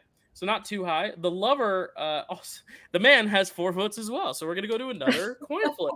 Yay! So This Love will be heads, and The Man will be tails. Hey guys, you got to vote. I refresh it every round. So if you're still watching and want to vote, vote on that poll. It's on the Facebook. Siri, flip a coin. Tails this time, which means The Man will advance. Hey, the coin loves me. It keeps loving me. But there you go. The coin loves Chad. She would be the man. Maybe everything will change on New Year's Day. Let's see. New Year's Day versus Everything Has Changed. That segue. I'm a king of segues. I'll give you that. Just kidding. You are. Why is this blue bar here? At least the prince of segues still. It's okay. I need to get rid of this blue bar. I think it's Kerri first this time. All right, yeah, Kerri, go ahead. Sorry. Okay. Yeah, this is a tough choice. New Year's Day versus Everything Has Changed. I really like New Year's Day, especially how she performs it. But Everything Has Changed. That has been, since iPods were a thing. I've been listening to that song. I love it so much. So I'm going Everything Has Changed. Cool. Kelsey. This is another one off of Red that I don't particularly love. And, New Year's Day is like a standout in a way on Rep because it's just so much softer than everything else that's happening on Rep. So it's kind of refreshing in a way once you get to the end of the album. And I think it's so poetic to end on a song called New Year's Day because it's like kind of like the ending, but also like the start of a new beginning. And so I'm gonna have to vote on New Year's Day. I think it's just so darn cute. There you go. Tied up. I'm going to go one way. I think in terms of the album, I agree. New Year's Day is such a great device on that album to kind of like, tell the story. But in terms of just song for song, which one I like more, listen to more, it is Everything Has Changed. Chad. Interesting. Let me ask you one question. Are we going quadrants? Is that why we skipped like 24 songs on the bottom of the left side? Yeah, we're doing it March Madness, top right, then bottom right, then bottom left. Okay, I got really confused. Sorry. Yep. That's why I skipped so far in my notes, and I was like, "What is going on?" My world crumbled. Okay, where were we? We were with New Year's Day, and Everything Has Changed. This is such a tough matchup. I love both of these songs quite a bit. And I was one way, and then I changed. And I'm going Everything Has Changed. All right. It's going to be my pick. But here's why. Because I said New Year's Day is an incredible album ender. I agree with Kelsey. I love how it's, really kind of dark and edgy for a lot. And then it ends with this kind of sweet ender song. It's almost like going into happiness and going into the light of that will become lover at one point. So I think that is a key song. But I do think Everything Has Changed as a bop. There you go. And I listen to that all the time. And all I know is you said hello. So beautiful. So Everything Has Changed. We'll move on with 3 votes to 1 as we move on to 7 from Folklore and Welcome to New York from 1989. Kelsey, we're going to start with you, Miss New Yorker. This is crazy because every time I get really excited to talk about something, it's my turn, which is all the time, but specifically I go first. This was a really interesting matchup for me because obviously, like, Seven is like so beautiful, and it has some of my favorite lyrics of all time. And just in case I don't get to talk about it, in case it doesn't move on, who knows what's going to happen. But I just really love the second chorus of the song where she says, "And I've been meaning to tell you, I think your house is haunted. Your dad is always mad, and that must be why." Like, I think that is just such brilliant writing, because she was what, 32 or 33 when she wrote this album. Probably more like 31, actually. 30, 31. Can't do math. But she's perfectly encapsulated like a child's thought process through like trying to process, like, I'm assuming like a trauma or something, like revolving around this father figure, and how they're always possibly yelling about something, or a lot of people theorize that like he could be always talking about spirits or like liquor or booze, and because he's always talking about spirits, like the house is haunted kind of thing. And I just think that there's so much layers in that one little paragraph. And honestly, the more I talk about it, the more I kind of want to change what I picked here, because I think I'm going off of recency bias. And Welcome to New York was so much like became so much more like Out of the Woods did for me on the re-recording of 1989, to the point where like I don't skip Welcome to New York anymore. It used to be a hard skip for me every single time. Okay. Just because, it was a great single for what it was, and it did what needed to be done. But time moved on, and we got the rest of 1989, and then I was just like, no, there's better things out here. I'm going to skip this song. But something about the re-recording, I don't skip it. I love to bop to it. It's like, oh, it's so good now. Oh my God, I've talked myself into a hole because now I'm confused. You know what? Fuck it. I'm changing my answer. 7. Okay. I'm voting for 7, dude. I'll do you a favor, and I'll vote for the other one, because I am much more in the Welcome to New York camp. No, like, so you. I don't know, Kel. Sorry. No, I can't please do what you gotta do, Dyl. Welcome to New York has a personal meaning to me. I love it. It's a song I listen to every time I go from the Lincoln Tunnel and emerge out to New York City. I'm a cheesy ass little bitch, and that is why I like Welcome to New York. So I'm gonna pick that. And the re-release is, you're right, a banger. It was already a banger, but it made it even better. Chad.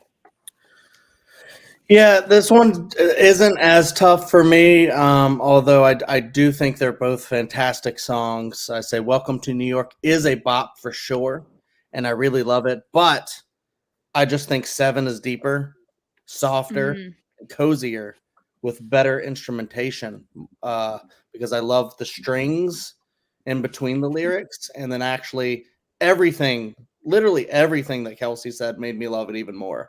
Like, doubled my love for it. So I'm satisfied with that. Although I do want to do that Welcome to New York thing through the. Just make sure you download it, because if you're trying to stream it like with Wi-Fi, the Wi-Fi will go out when you're in the tunnel. It happened to me once, so you got to make sure it's queued up. It's saved in my downloads forever. Kerri, are you gonna send through 7, or are you gonna give it a tie? So recently I texted Chad my top 5 Taylor Swift songs. Both of these songs were in that list. Whoa. This is like a devastating matchup for me. So sorry. But that's okay. It has to happen.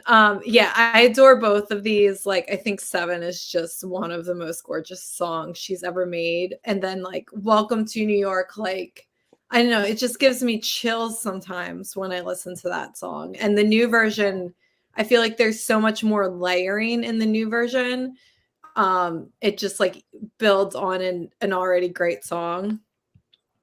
I guess here I am going to tie it up so we can leave it up to the poll. I'll go Welcome to New York.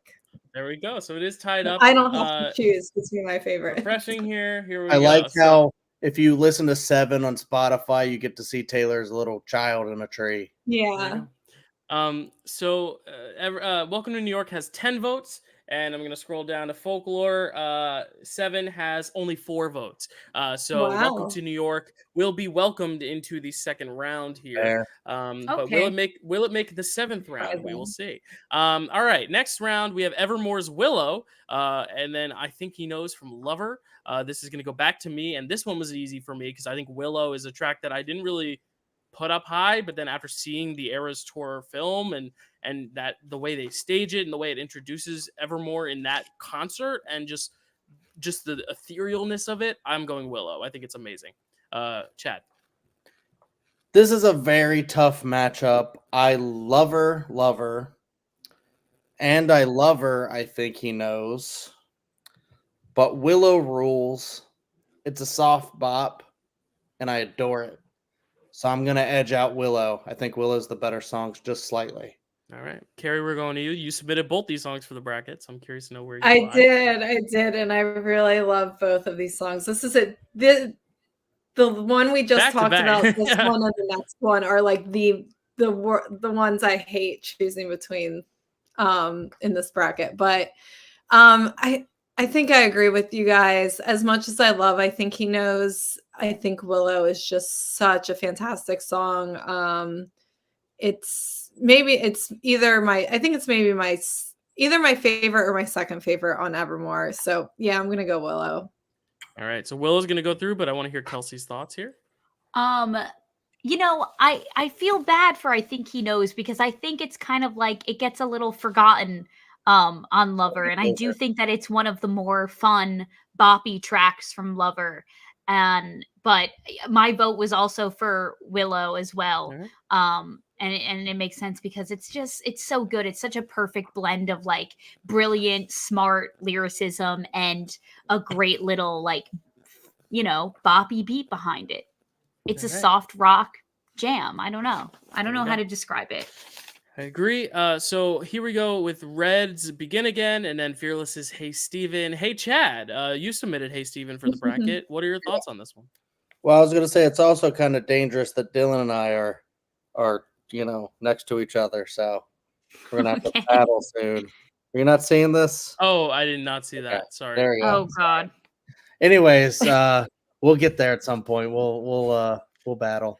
But Okay. with this one, I do love Hey Steven.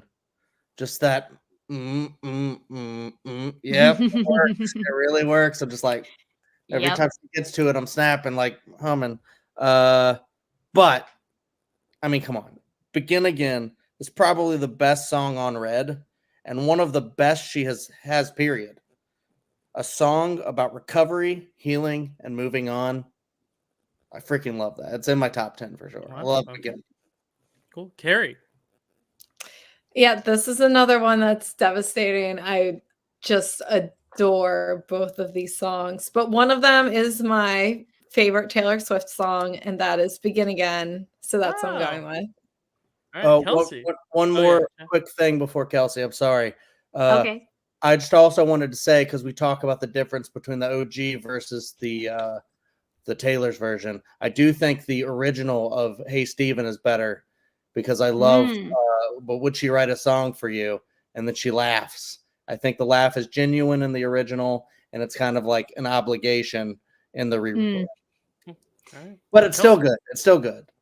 Yeah, That and I'll is say I the won't lyric- mind if Hey Steven moves on in this because I Dang. adore that song so much too. They're both so sweet. I feel kind of bad putting them up against each other because I feel like Hey Steven and Begin Again would like be friends. But like Begin Again would be like Hey Steven's like cooler, kind of wiser older sister and kind of show Hey Steven the ropes a little bit. Okay. I love Hey Steven. That exact lyric, Chad, you wrote down, you just said was the one that I wrote down as like my favorite. Like, because all the girls, well, they're beautiful, but would they write a song for you? Oh, it's just like, it's kind of like Taylor Swift poking fun at herself. She's almost, I love when she says that because it's like so meta. Because I feel like in like the Taylor Swift universe, the TSCU, if you will, like whenever she references like songwriting, like it's just like she breaks the fourth wall. Like it's crazy. It's like 16 wall breaks. But Begin Again is one of my favorites of all time. So my vote will also be for Begin Again. All right, so Begin Again is going to advance. I would have also voted for Begin Again for all the reasons you all have said, even though I do agree. Hey Steven's very cute. I need to learn how to type here. There we go. All right, next one. Style from 1989. And this is why we can't have nice things from Reputation. Kerri, what are your thoughts on these? Again, both really fantastic songs. I love both of these so much. I think I'm slightly just gonna go style here. It's just such a bop. It's such a just a fantastically written pop song. And to be honest, this is why we can't have nice things. I love most of the song. I could do maybe without the part where she kind of like interrupts and is like, oh, I can't even say it. I mean, it's a cute part, but it also kind of takes me out of the song. So I'm going style here. All right, Kelsey. I agree. This is why we can't have nice things. It's like actually one of my favorite songs off of Reputation. I love that it's kind of camp. I love that it's silly, goofy. I love that it's dramatic. It almost feels like a song you'd sing in like a musical almost. So like the theater kid in me like eats that shit up. But style is like just like a classic, dude. It's so classic. It's like she was able to like make a song with all of her Swift-isms and like none of it sounds like a cliche. Like it sounds so brilliant and original. Like she talks about James D and having James D. Who is that? James Dean and having red lips and like the slick back hair, white t-shirt. Like it should feel like this song. We've heard this song time and time again about like this girl and this guy, but with style, it just feels so original and so her that it's perfect. Yeah. And the guitar part in the beginning, holy shit. I'm not doing it well, but you guys know what I'm talking about. Yeah. So your vote style? Yes. Great. I'm gonna agree, and I think the reason why it is familiar tropes, but reinvented and great melodies, is because it never goes out of style. It's the idea that like, yeah, these are these classic images and classic things. They never go out of style, though. There's a reason they're tropes, and I think that's great that she comments on it on the song, and it's just a bop. It's a great bop. So I'm going style as well. So it's gonna advance, but I want to hear what Chad's thoughts are. Guys, this is why we can't have nice things. Break them, and then I have to take them away. Yay. No, this was a very tough one for me because I wrote style rules. It might be my favorite 1989 track. And then I said, but I don't love it as much as This Is Why We Can't Have Nice Things. That is in my top 10 of songs. It's one that I love to put on in belts. I adore it. I love the breakdown of, and here's to my real friends. They don't care about that she said. Yeah. Nice. I don't know. As soon as I heard that one, it just flowed so well. I just love the way she vocalizes everything. But I get it. Style is a classic, and it does never go out of style. There you go. So I agree. I love that one as well. So I'm glad that's moving on. All right. So next matchup is Hits Different from Midnight and The One from Folklore. Who's up next? I don't even. Kelsey, you're up next. Okay. We're talking about Hits Different in The One. Honestly, Dyl, I didn't even have to read the song that was underneath Hits Different to know that Hits Different was absolutely moving forward. I'm so sorry to The One. I love you, The One. I love you, The One. I love how in the concert, like during the tour, she said, you meet some woman on the internet and take her home. Like, I love the note change. I love The One. But Hits Different, it does exactly that. It hits different. There's no beating that bridge, that final chorus. Oh my God, it's perfect. In my mind, that song is like literally perfect. No notes. Hits different. Cool. I'm gonna vote the other way. I'm sorry, Kels. Only because The One, again, with Midnights, it's hard because a lot of these Midnight songs I just need to listen to more. And I think that's just an unfair advantage I'm giving the other albums. But The One, it introduces Folklore. It's that like, right? It's the first one on Folklore. Yeah, it is. Right. Yeah. And there's just something about like every time you start Folklore and you hear that song, it's that feeling. That one hits different for me. So I'll go with The One. Chad, what are you gonna go with here? Oh yeah. So this one, Hits Different is really growing on me, but The One is so good. This is so depressing, guys. I'm not gonna lie. It's But fantastic. anyway, I'll get tough. over It's it. tough. I'm It's having a tough. good time. I'm happy to be here. It's You tough. got to It's get a tough. beer just like I got. And then you'll I be might okay. need one, Listen, Chad. Yeah. I might need one. New Romantics getting sniped in the first round. I'm still recovering from, so I get it, Kels. It's okay. But I said, I love reflecting on something that once was your life, but is now over. What is the line? We were something, don't you think so? Love it. mhm. Nice. Okay. So that's 2 votes for the one. Kerri, are you going to send the one through, or are you going to send it to a tie? Yeah, I'm sorry, Kelsey. The one, I think that's another one that's It's the maybe one. if it's not in my top 5, it's in my top 10. I'm so sorry. I Guys, it's you just have a to give Hits Different another fantastic song. listen. It does Oh hit my- different, but this is the one, Kelsey. How does Hits Different not Oh, she's not. just, Oh Shut like, up. shit! throw a Kelsey- chair? Like, this is how Hits Different makes me feel. Oh my God. like, Wow, okay. I'm Kelsey. over it. I'm over he's it. going all WWE on I- us here. It's fine because listen, That was epic. you guys, we're all entitled to our wrong opinions, and this is just your guys' one. Hey, Kelsey, Dylan, I you got to love you. clip that for the reel. Yeah, I know. Listen, this is gonna be a tough bracket. It's only gonna get tougher as we get deeper into it. So I knew there were gonna be some heartbreakers here. Yeah.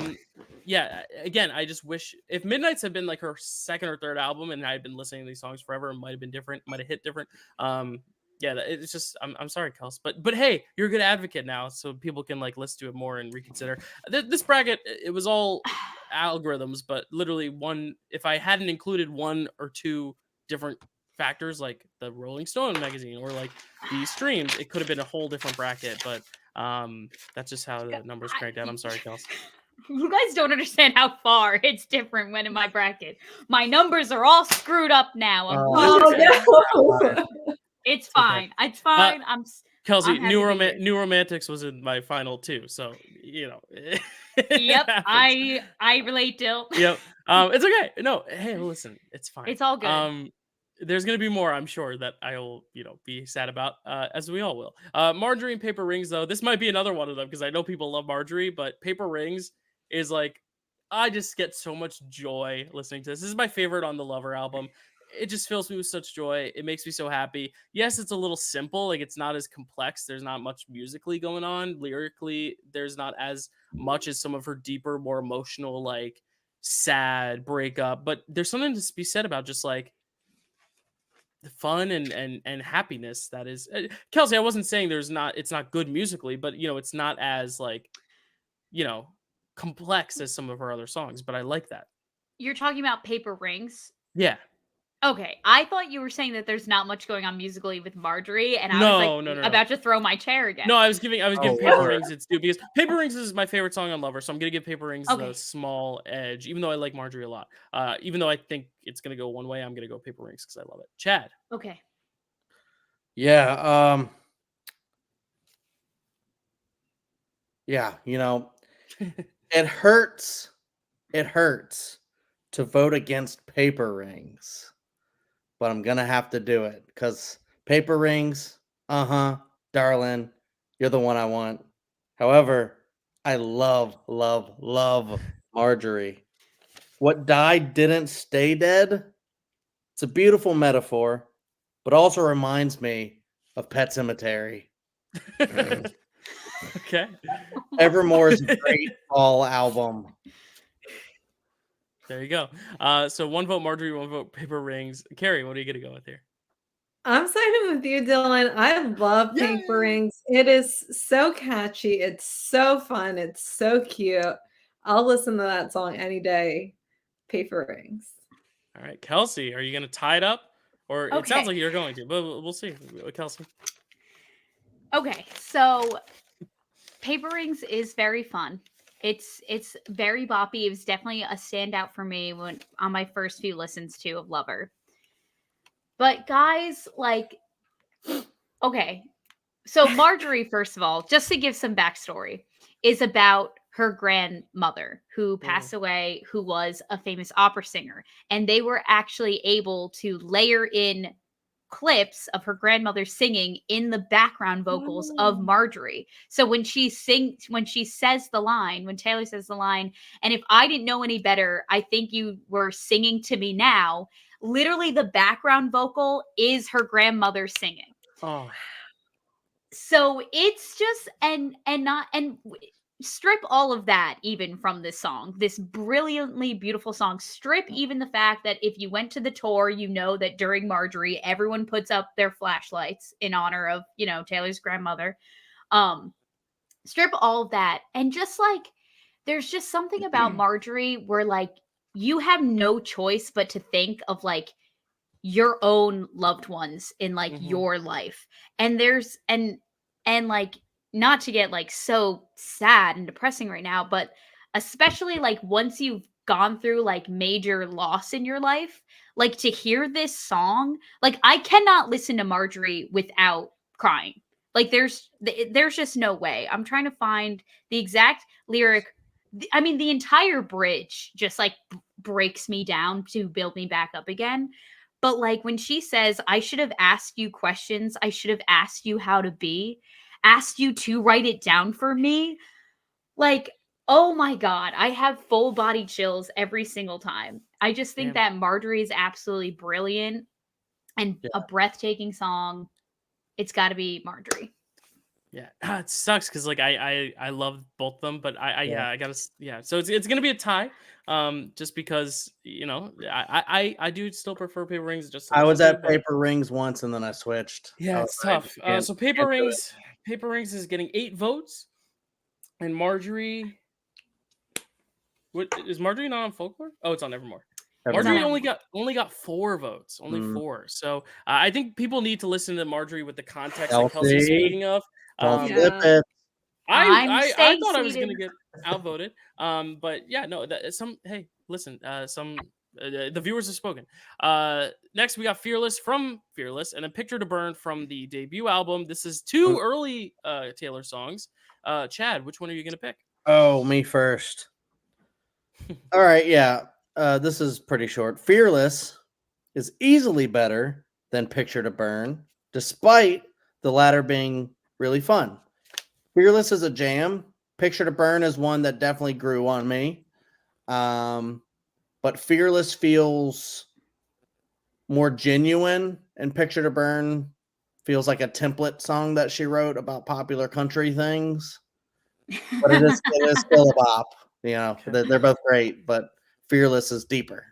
I love it. Kerri. Yeah, I'm 100% with Chad here. Picture to Burn is really fun, but Fearless, that I love that song so much. It's just like one of those you can just totally belt out, and it's such like a happy, positive song. Yeah. All right, Kelsey. Despite my anecdote from earlier, Picture to Burn in my eyes has not held up as most of her earlier stuff has. And for that reason, I agree 100% with Chad and Kerri, and I will also be voting for Fearless. I'm going to flip my chair. I'm kidding. Yeah, I was also going to okay. That was one time. I've calmed down now. I was going to flip my chair. No, I'm kidding. We all voted Fearless. Next up, We Are Never Ever Getting Back Together from Red, and Never Grow Up from Sparks Fly. I'm reading the next one from Speak Now. Sorry, they both start with the SP. That's true, Jill. Kerri, what are you gonna say about these two? Yeah, We Are Never Ever Getting Back Together. It's a really fun song. I think the goat video is right. This is the one with the goat video, right? No, it's not. The goat? No. That's I Knew You Were Trouble. It's funny because those singles from that album. Sorry. Yes. But yeah, You Are Never Ever Getting Back Together. It's really fun, but Never Grow Up. It's so sweet. I cry like a lot of times when I listen to it.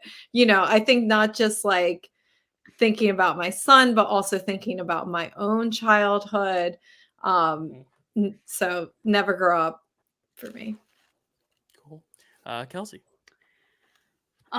Which one did I vote for? I feel like Oh, where are we? We are never getting back Oh. together and never grow up. Yeah. You're Never so versus right. never. Yeah. Yeah, I mean, We're Never Ever Getting Back Together is like such a bop.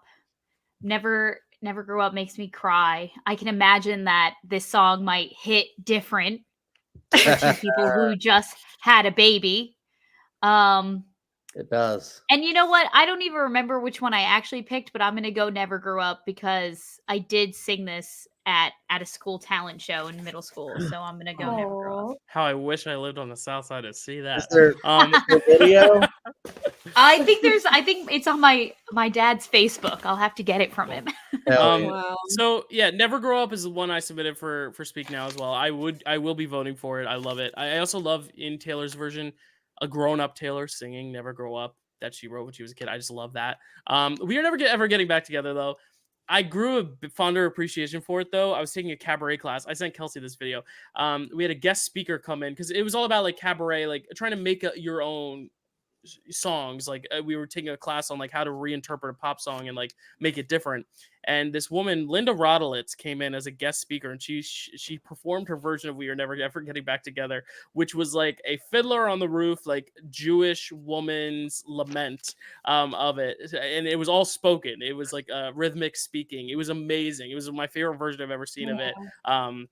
Yeah, I remember when we broke up the first time. Like, it was just so funny. It was the funniest video ever. I'll send it to you guys. It was just so funny and such a great interpretation of that song. So it made me like that song more. But yeah, it's one of those things where like the singles, when everyone says like, don't listen to the singles, listen to the actual album because the singles don't reflect how good the album is. This is the epitome of that, where I like the song, but like I tell people, I'm like, listen to Red in its entirety because I think the popular songs from Red are good, but the deeper cuts are even better. And that's not to say the song isn't good, but I think Never Grow Up is really good. So I'm going to go with that as well. It's going through, but I still want to hear Chad's thoughts. Yeah, I really dig We Are Never Ever Getting Back Together. It's a bop that holds up big time. It's one that I actually enjoy listening to.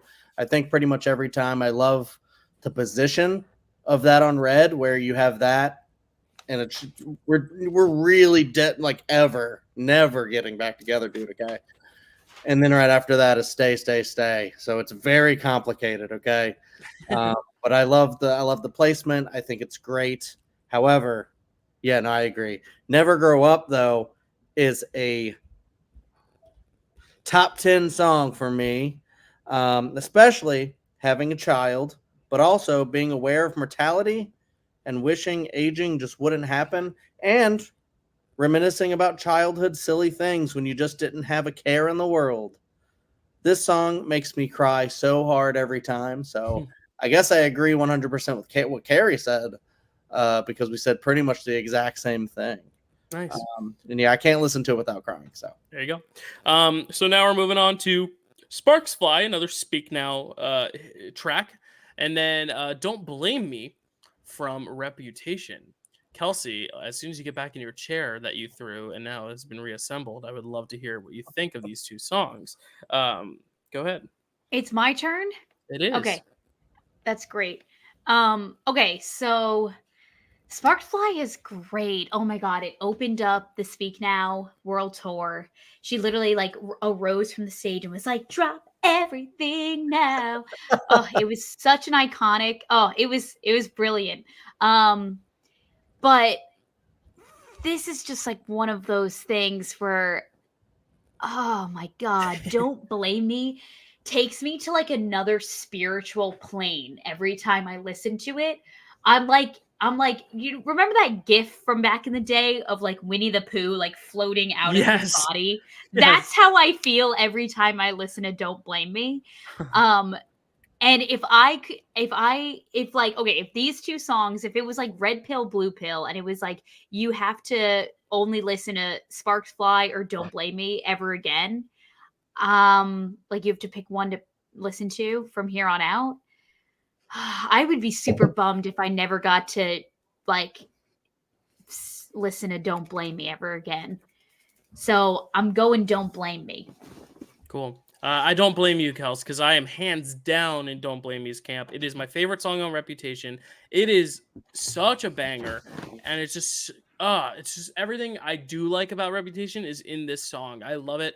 And it was heightened even more by Jason Mraz's Argentine Tango on Dancing with the Stars this season because he just crushed it. I don't know if you've gotten there yet, Kels, but it is so good.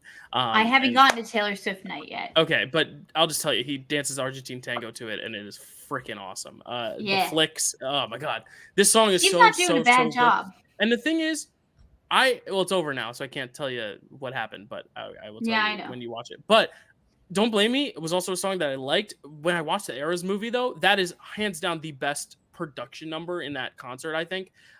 Just the way it was choreographed, the intensity, the lighting, the design, it made me even appreciate it even more. So it went from like being a top 20 Taylor Swift song for me to being an easy top 10, potentially top 5 someday. Don't Blame Me, hands down for me. Chad. This is closer for me. Sparks Fly and Don't Blame Me are both jams. I love and Don't Blame Me the wah wah. That's a great part of that song. The Charlie Brown. Yeah, it is. Yeah, it is. But then also with the Sparks Fly, I love the way she says you when you smile. Yeah, so I don't know. I'm gonna give the edge to Sparks Fly. Okay. Just because it feels more like classic Swift. Even though I love Reputation, Sparks Fly just really, I don't know, gets me in the mood. There you go. Kerri. Yeah, this is really tough. Oh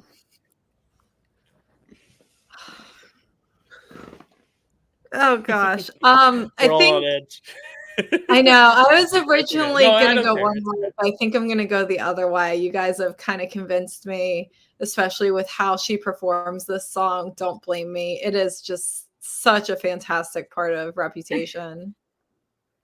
Cool. All right. So Don't Blame Me. That's incredible news. Squeak in. I needed a win. Thank you, Kerri. That might have been my chair flip moment. And it wouldn't have been your fault either, Kerri or Chad. It would have been the poll's fault because it would have been a tiebreaker. So at least it wasn't a 3-1 the way the one was to Hits Different.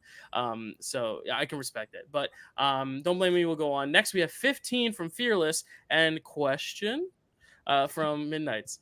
I'm going to start this one. This one's pretty easy. Like I said, Midnights hasn't grown on me quite yet like the others have, but 15, it's a beautiful song, especially like Never Grow Up. Hearing her re-record 15 as an adult, there's nothing like that experience. So I'm going 15. Chad. Which is better of these two songs? Just a question. Okay. How much time did you spend on this? No, that I just thought of, actually. That was incredible. Thanks. Question rules.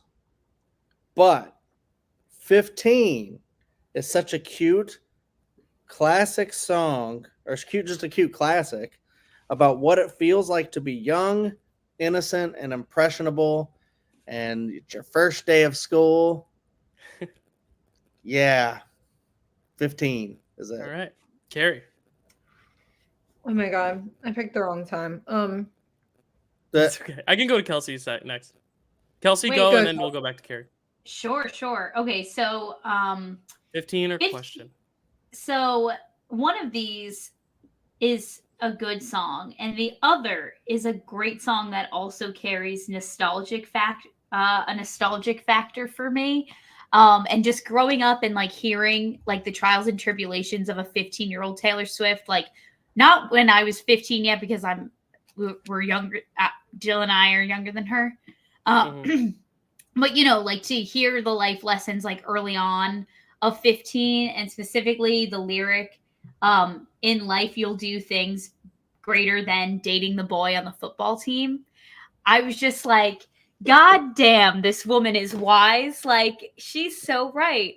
And there's just so many other like great examples of that in this song. And it's just so well done. And I love how she included her best friend Abigail, who's still like her best friend to this day in it. It's just like that song is like if you want to know, if you're like not a Taylor Swift listener and you want somewhere to start with like that song, like You Belong With Me, like those like big heavy hitters that are just like staples in her career.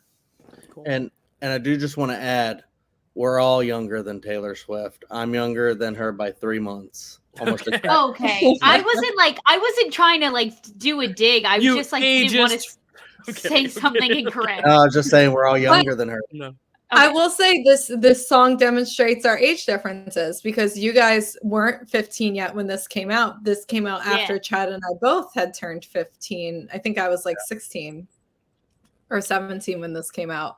Yeah. But I still love 15. It just holds that nostalgia for me. I think I was saying this on the album ranking, but my mom used to make these little like DVD slideshows of pictures of like, you know, like me and my sister and different things. And this one I'm pretty sure was used for my sister's like confirmation, which was around the time of her 15th birthday. And it's just Aw. such a sweet song. All right. The Queen sweep here. All right. Next. Oh my God. This is the one matchup of this whole round that I have agonized over. I've lost sleep over this. Both two of my top 10s here. Is It Over Now, the vault track from 1989, very new. And then Exile, featuring Bon Iver. Chad, you're starting with this one. Yeah, no, I get it. These are definitely actually really, really great songs. Is It Over Now kind of grew on me a little bit. So did Exile. Like I don't think I loved either of them like just straight out of the gate, but I really love both of them now. But I wrote Is It Over Now is really good. But I really dig the Bon Iver Taylor Swift collab that is Exile. His deep voice when he goes, "So step right out." It fits too because Bon Iver made maybe the best breakup album with For Emma Forever Ago. So of course Taylor would love working with him because she loves writing about breakups. So there you go. It was a match made in heaven, and Exile just really, really works for me. But the other one is pretty great too, for sure. Kerri. Yeah, this is difficult. They're both fantastic songs, but I have to go with Is It Over Now. I mean, I think that is just one of the best vault tracks she's ever released. It makes sense why it wasn't on the original album, but I just love hearing like, you know, kind of like both sides of the coin of it. And like, I don't know, I think there's something about the lyrics and just the production of it that's just incredible. All right. Kelsey. Yeah, I think I'm gonna have to agree with Kerri on this one.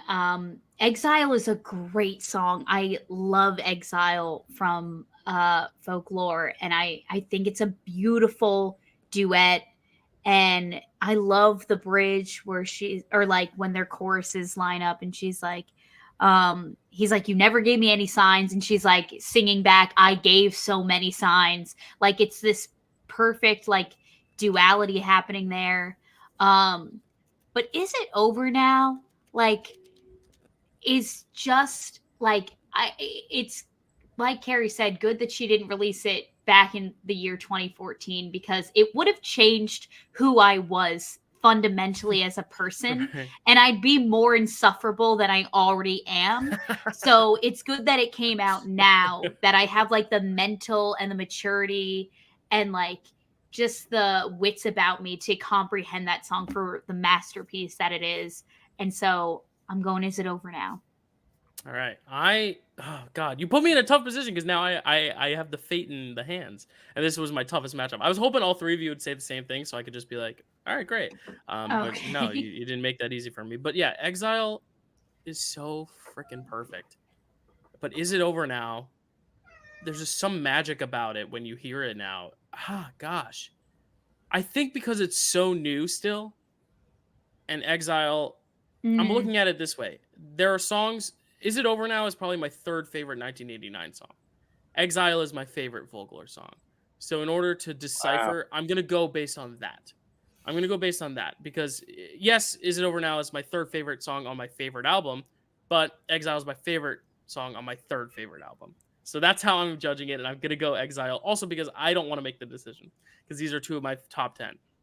So I'm going to send it to the poll, and we're going to refresh it. Boom. And let's find out. All right. Is it over now? the categories. Is It Over Now is getting 6 votes, and then Exile is getting 10 votes. So Exile will move forward. I wouldn't have been upset by either one of those. Is though. it over now?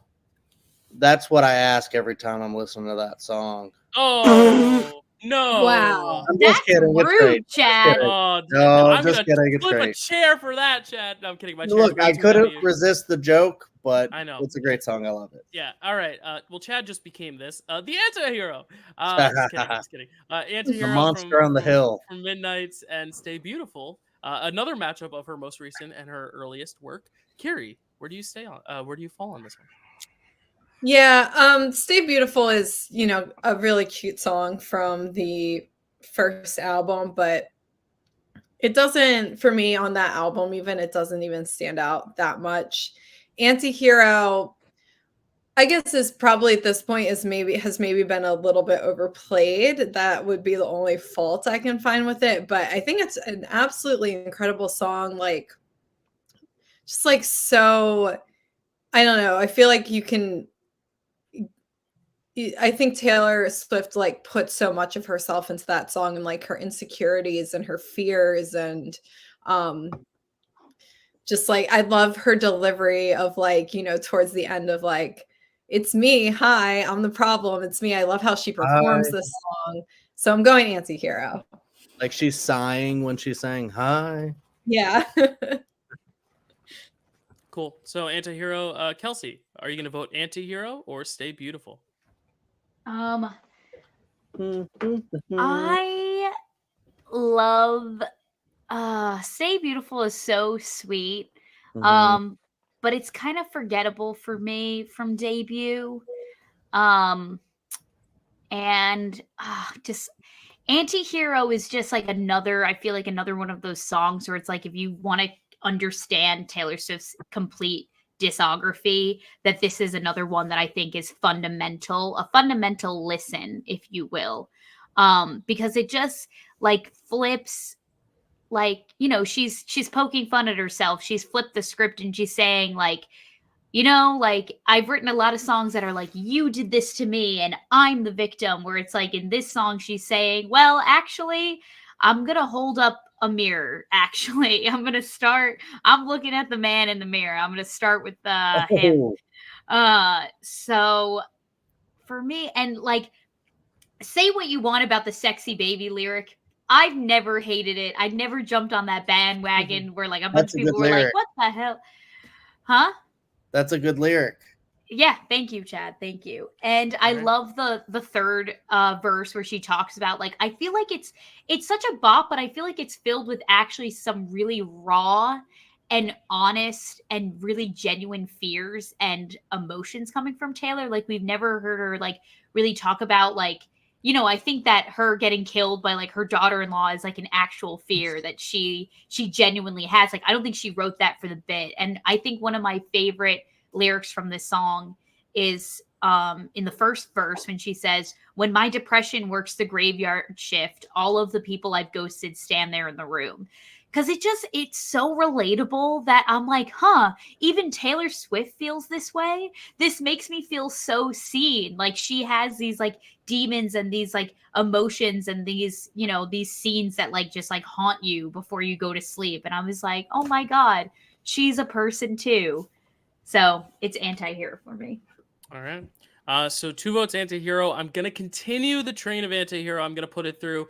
I think it's probably my favorite on the new album, and I have been a little bit tough on Midnight's. So that's saying something. I really like Anti-Hero. I will say I know Stacey's watching, and I know Stay Beautiful is her favorite song from Taylor Swift. So for meaningful nostalgia reasons, so I did want to give a shout out. But for me, just comparing these two, I personally have to go with the one I like more. Though Stay Beautiful is a beautiful song. Chad. Yeah, this matchup is harder for me than you think. Yeah, you submitted Stay Beautiful to the... Yeah. Sometimes instead of listening to Taylor worrying about her family killing her and being introspective, I just want to hear her say, beautiful, beautiful, beautiful. I'll still go with Anti-Hero, though. I do love the way that song plays. I love the music video. I like during her funeral scene, you have all the comedians. Yes, one of them is named Chad. But Mike Birbiglia's in there, and I love him. Yep. And I think it's a really funny scene. And it's a really well-directed video. Taylor, you go, girl. Yes, and just to because I'm reading the live chat, yes, I made this bracket, but it was with the help of everyone. But Stacey, Chad is the reason that song is on the bracket because he submitted it. So you can, even though it didn't get a vote, you can thank Chad for it being on there. So Chad, you're not an anti-hero, you're a hero today. Making sure we talk about Stay Beautiful because it's a great song. I almost went Stay Beautiful. It's okay. But... And now we're going on to the final matchup here in this quadrant, which is My Tears Ricochet from Folklore. Woo. And I Bet You Think About Me, featuring Chris Stapleton on Red. Kelsey. Okay, this was at first glance a pretty hard matchup for me because I Bet You Think About Me, I think, is my favorite vault track from Red. I love how fun it is. I love how almost like sing-songy it is. I love how she gets kind of takes a step back into her country roots for that song. I love like I said before, the self-awareness of the last year where she's like, I bet you think about me when you say, oh my God, she's insane. She wrote a song about me. Yeah. It's just it's so kitschy and perfect. But there's no fighting the lyricism behind My Tears Ricochet, and especially if you know what it's exactly about and how, it's about Scott Borchetta selling her masters to Scooter Braun.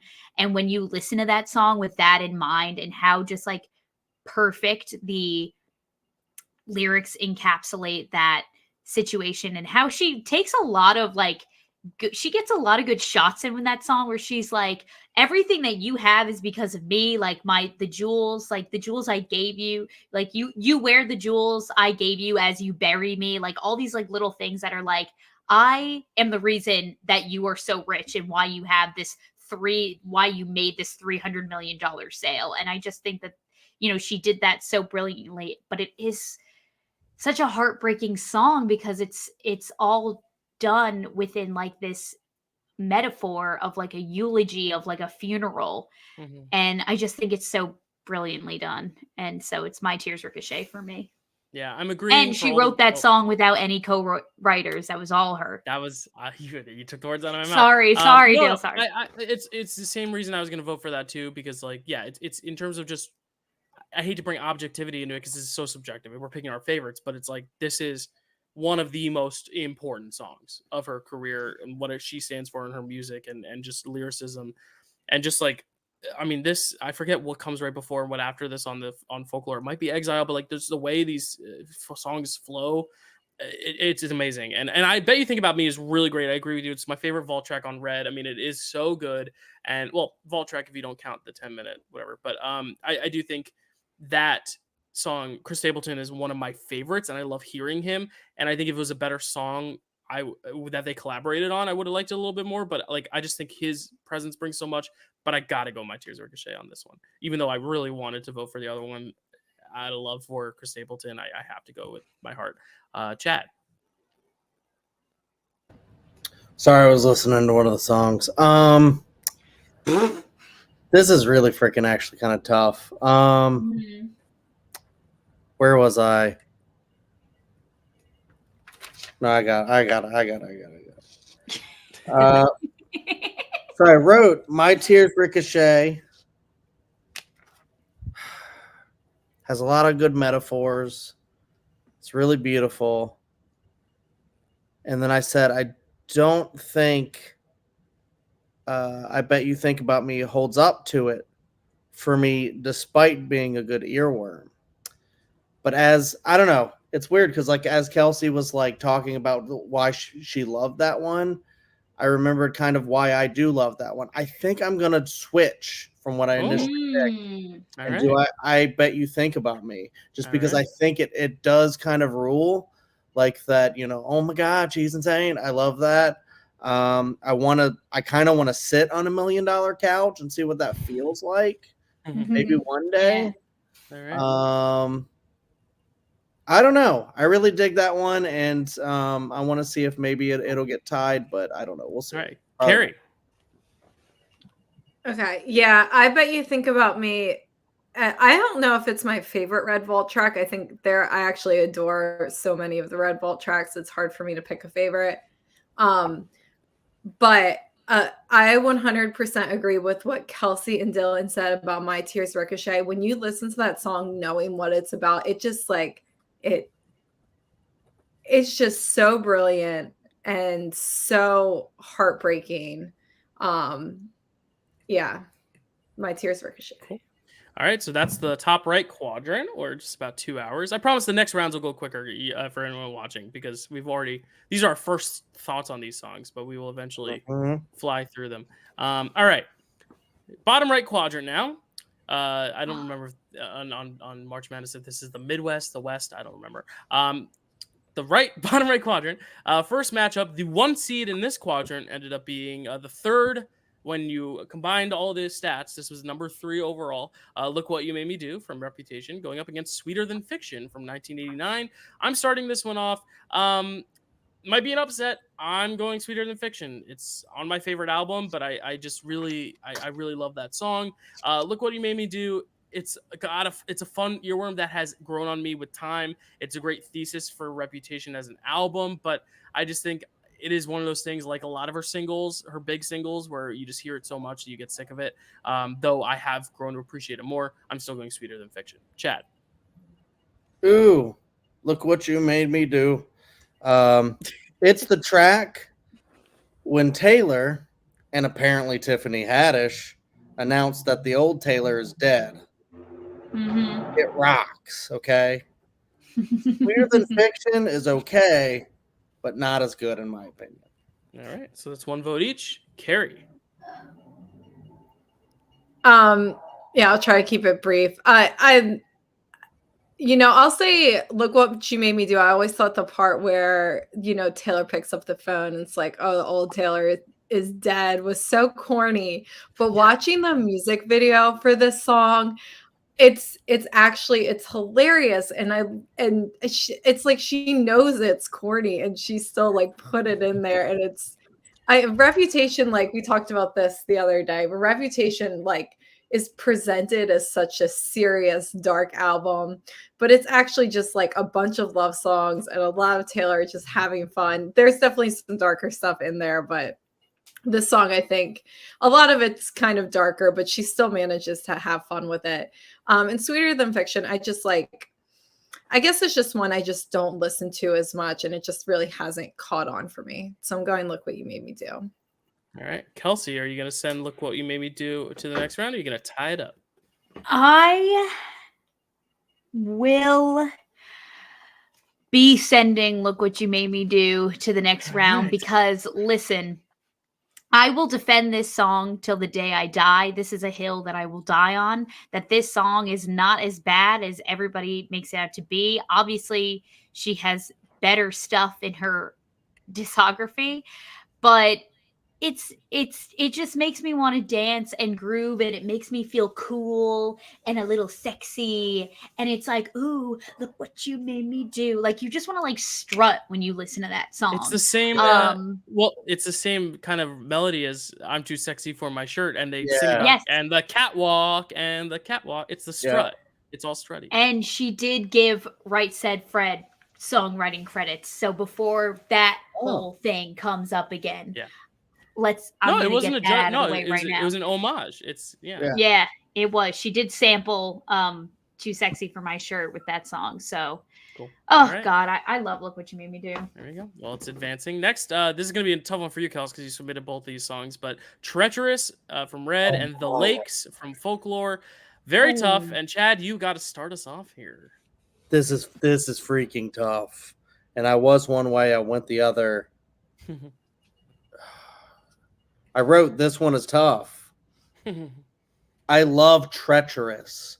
Like, Red is an album that when first started ranking was my number 10. I was like, Red just does not work. And then it's been growing on me all the time. Treacherous was always one that worked for me. And I was like, as soon as Treacherous hits, I love that. And I like it. It's great. Treacherous rules. I think I'm still going to go the Lakes and just see how this plays. Because I think Treacherous still could take it if I go the Lakes. But the reason I'm going to go the Lakes is because I was like, I just don't think I like the Lakes as much. But then I listened to it again, and I think the Lakes just has such beautiful instrumentation. And we don't get – okay, this is not a slam for Taylor Swift.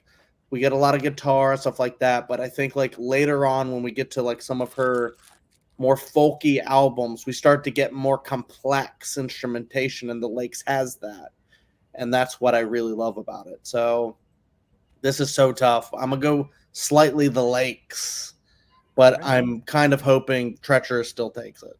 All right, Kerri. Okay, well, I'll make you feel better, Chad. I'm going to go Treacherous. Both great songs. I just prefer Treacherous a little bit more. All right, Kelsey. This is tough for you. You submitted these both. Yes, I did. And honestly, when they're pinned up together side by side like this, it's just hard to like see past like the beautiful ballad that Treacherous is, and the opening lyrics of that song is, I believe, I want to say the opening lyrics is, I can't decide if it's a choice getting swept away. Yeah. I think so. Quicksand. Yeah, something about quicksand for sure. And I think that Treacherous kind of gets overshadowed by the powerhouse that is All Too Well. And like as it should, like All Too Well's brilliant, but I think that Treacherous also would hold up if All Too Well didn't exist. I think Treacherous would be the All Too Well, if that makes sense. And so I'm picking a Treacherous, even though the Lakes is beautiful and has this great, like old timey, almost Shakespearean language that she uses in that song that makes me feel a little dumb because I don't know what all of the words mean, but I just know that they're beautiful. Yep, and that is why I'm going with the Lakes. I just love the language in it. I love both these songs. This is tough, but I figured, you know what? If I can tie it up and send it to the poll, this feels like a good poll one because they're both so even. So we're gonna send it to the poll here, and Treacherous has received 6 votes, and the Lakes has received 4 votes. So Treacherous is going to make it through to Chad and I's dismay. But it doesn't matter. For the Lakes, I knew that this slope was treacherous. Mm-hmm.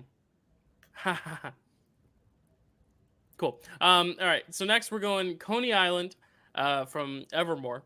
And You're Losing Me, which is her newest song, period, from Midnights. It's an extra, right? Didn't she just release it like last week, Kelsey? Yeah. You're Losing Me? Yeah. Yeah. I mean, we don't have to get into it. Continue. All right. Kerri, go ahead.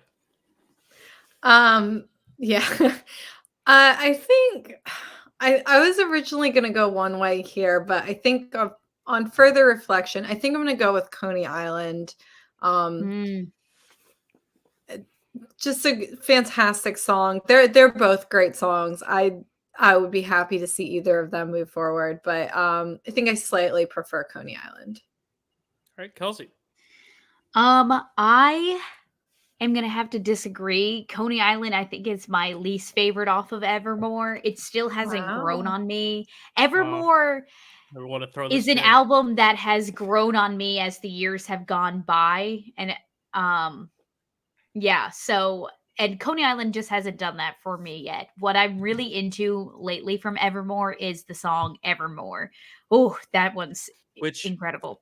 Is not on this bracket, unfortunately. Which is not here, which is fine. So I'm going to go You're Losing Me just because it's like 2 parts. Whoa, what did I just say? 2 parts, like a really like vibey beat, but also like really tragic lyrics. Mm-hmm. So You're Losing Me is my vote. It's so new though that like I can't, like I haven't listened to it enough to say it's my favorite, especially because if you listen to our album ranking, Coney Island is my favorite track on Evermore, which is so funny because Kelsey and I don't know. Kelsey, we got to fight it out again. You know, me and you tomorrow, Coney Island. We'll fight it out. We'll take that Q train down to Coney Island. You got it. Meet you there. Okay. Be there, be square. It's okay. I'm going Coney Island, but Chad, you're gonna have the power to either send Coney Island through or tie it up. Stop. You're losing me. That one is definitely growing on me. I love the pause in between stop and you're losing me. It's stuff like that that really gets me sometimes, and the way she says it. But I do kind of agree that I think it is a little new, but it could end up being one of my favorites. So I am going to move on Coney Island, because Coney Island also, I think I was in the Kelsey camp for a little while, but it's grown on me big time. Mm. There you go. I'm still waiting. And I said I'm so happy because I love the National. Yeah. And All it's such a slow. I have more. I'm sorry. Oh, no, It's such a slow and soft song. Like, it's so patient. It's the dun, dun, dun, dun. It takes its time. I love that. And I love the line, "Were you standing in the hall with the big cake? Happy birthday." Mm. Yeah. Cool. All right, so Coney Island is going to advance. Next, we got Maroon from Midnights, and Soon You'll Get Better from Lover. Kelsey. Okay, so this is another one of these times where I didn't even have to look at whatever the song was competing with to know that I was automatically sending that song. But for me personally, Soon You'll Get Better has been a really hard re-listen due to recent events in my life. So yeah, it's beautiful and deeply, deeply, obviously personal for Taylor, but obviously other people can listen to it and hear their own loved ones in that song. And it's heartbreaking that it's up against, I think, my favorite song off of Midnights, which is Maroon, because oh my God, Maroon just really, really does it for me. So Live, Laugh, Love You, Soon You'll Get Better, but it's Maroon for me. All right. I hate to keep doing this to you, Kels. I'm gonna disagree with no, I'm not gonna disagree. You're right. Maroon's awesome. But I actually picked Soon You'll Get Better for the bracket. It's one of my favorites on Lover. Not for any different reasonings than what you said. It's just I'm gonna go as Soon You'll Get Better because I personally like it more. It's a little lullaby-ish to me. I like it. Sure. I also love the Chicks, previously known as the Dixie Chicks, but I love the Chicks. So, but it's one of my mom's favorites. So I think I'm gonna go Soon You'll Get Better. But I'm interested to hear what Chad and Kerri have to say. Chad, what do you got here? So I said in my notes, I said Maroon is great. I love the continuous color theme, and it's not even on the album Red. I think Soon You'll Get Better is a really sad song, but I also don't think it really fits on Lover. I think it was kind of shoehorned in there a little bit. That's fair. That doesn't mean that it's not a good song. I do think it is, but I'm kind of with Kelsey where I think it's it's a hard re-listen, not just because it's sad, but because I don't know how much I love it. We'll get there. Nobody, No Crime is one that grew on me a lot more, but I didn't love it the first time. Kind of like this one, but this one still hasn't really grown on me that much. So I think Maroon is going to get it by default for me. All right, Kerri, are you sending Maroon through, or are you going to tie it up? Yeah, I'm gonna send Maroon through here. I feel a lot the same as Kelsey. Soon You'll Get Better. It's a beautiful song, but I can't listen to it. And Maroon is absolutely phenomenal. There you go. All right, so moving on to the next matchup. Chad just mentioned the song "Nobody, No Crime" from Evermore, but it's going up against my favorite song of Taylor Swift's 1989, "Wildest Dreams." And it's not just my favorite 1989 song; it's my favorite Taylor Swift song. So this is tough because I think in any other matchup, "Nobody, No Crime" would probably be the favorite for me, but it's my favorite song. So I got to go Wildest Dreams. I love it so much. It takes me back to when I first became a Swiftie, first experienced this album, that idea of young love. I listened to it for the first time in my first relationship, driving. First time I ever got my license was when this came out. So I was literally driving around listening to this on a nice cozy summer night where it was like nice and hot. You could roll the windows down and just listening to Wildest Dreams when the sun was setting. I have vivid memories of listening to this song for the first time and then listening to it 7 more times after that. Every time I would sit down to listen to it. So, it was literally the only song from the album I played in my car for quite a while. I love it so much. And the fact that I literally docked a whole star on Letterboxd because they did not play Wildest Dreams. And because they did it on the tour, but then in the movie, they were like, oh, which ones can we cut for time? We're going to cut this one over like Bad Blood and Shake It Off. I was like, nope, not happening. No, Great. That is a crime. Yes, body, yes, crime. For that choice. And I have some choice words for them. So I'm going Wildest Dreams. I might get outvoted. I don't care. It's my favorite. Chad. My notes, I said, Wildest Dreams rules and foreshadows stuff we would get in Lover. In fact, sometimes I think it actually feels more like a Lover song than it does a 1989 song because it's so ethereal and stuff. I love when she goes, the lyric, my last request is. I like how she says it that way. And it just drops. I love that. The vocals in it are amazing. Nobody, No Crime is fun. I love Haim. But I don't love the song as much, and it kind of ruins the flow of Evermore a little bit. That should have been a B-side for me. But I do actually really think it's a fun song. I love how the character's name is Esty, and Esty is a member of Haim. And they're all friends. And then Haim is in the Bejeweled music video. The TSCU, the Taylor Swift Cinematic Universe. Chad is in it. He win a trivia match. Licorice Pizza is also in the TSCU then, because that has a Haim in it too. Haim is going to be in the movie that Taylor Swift read. What's up, Kerri? Boom. I think there's like a flock of geese flying outside or something. Sorry, I'm trying to figure out what I was like, I know you know Alana Haim is in Licorice Pizza, so you. She looked up, and then I was looked down to hear like the Brady Bunch. I was trying to figure out what the sound was and if it was in my house or not. It's outside. It's definitely geese. Kerri, are you gonna go send Wildest Dreams through, or are you gonna continue give some Nobody, No Crime some love? I think I'm gonna have to give Nobody, No Crime a little bit of love here. I'm sorry, Dylan. I think it's just such. I have my chair ready. It's okay. It's such a fun song. It's like a little bit country. I love that Taylor Swift kind of hit on that a little bit in Evermore. I love Haim, and I used to be a really big true crime person. I actually have like completely stopped listening to or watching anything true crime, but this song just kind of like takes me back to like true crime stuff, and it's just kind of like a fun little bop on that. Cool. Kelsey, are we sending it to a tie, or are you going to put through Wildest Dreams? This is tough because no pressure, I really liked. I mean, not past tense. I really like Nobody, No Crime. When I first listened to Evermore, like this is the standout for me because it was so different, and I think I liked that I appreciated the fact that it was like so different than everything else.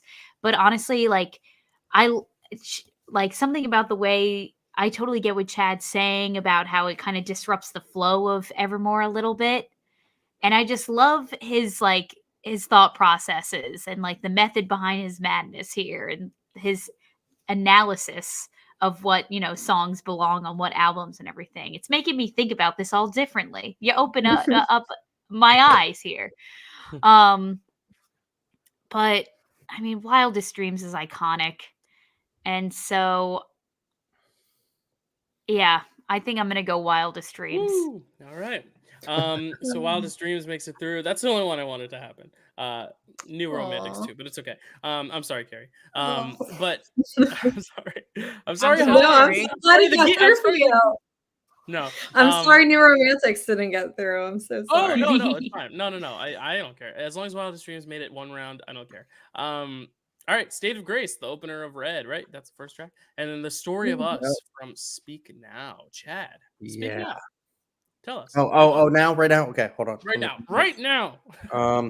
This matchup really sucks because I I love State of okay. Grace Gotcha. a lot. I misunderstood. Listen, we're 2.5 hours in. I thought you were like, these songs suck. Like, I thought you meant like this Oh, Yeah. duo absolutely. of songs sucks. And I was like, oh, I okay. love both of these Gotcha. songs because I gotcha. think Red opens up amazingly with the State of Grace, and I love like all the versions of it I've heard. Mhm. But the Story of Us is hands down one of my favorites. It's in my top 10. Ooh. Next chapter, it's a bop. The end. Party. All right. So Story of Us is Chad's vote. Kerri, what are you voting for? I'm gonna go State of Grace here. I think it is just a perfect opener to Red, the album. Like whenever I hear this song, I'm like, yes, I'm about to listen to Red. I love this song. It just like starts off and like just kind of builds up. Yeah. Kelsey? State of Grace is one of it's one of those songs that has really grown on me throughout the years, and I don't know why, but something about it in my young adult life, I appreciate it now more than ever. And I think back when I was, when Red came out and Taylor Swift was like still kind of had her foot in country, had her foot in pop. I didn't really understand much of Red when it first came out because I was like, what's she doing with this one? It's keeping me on my toes. I don't know what to expect here.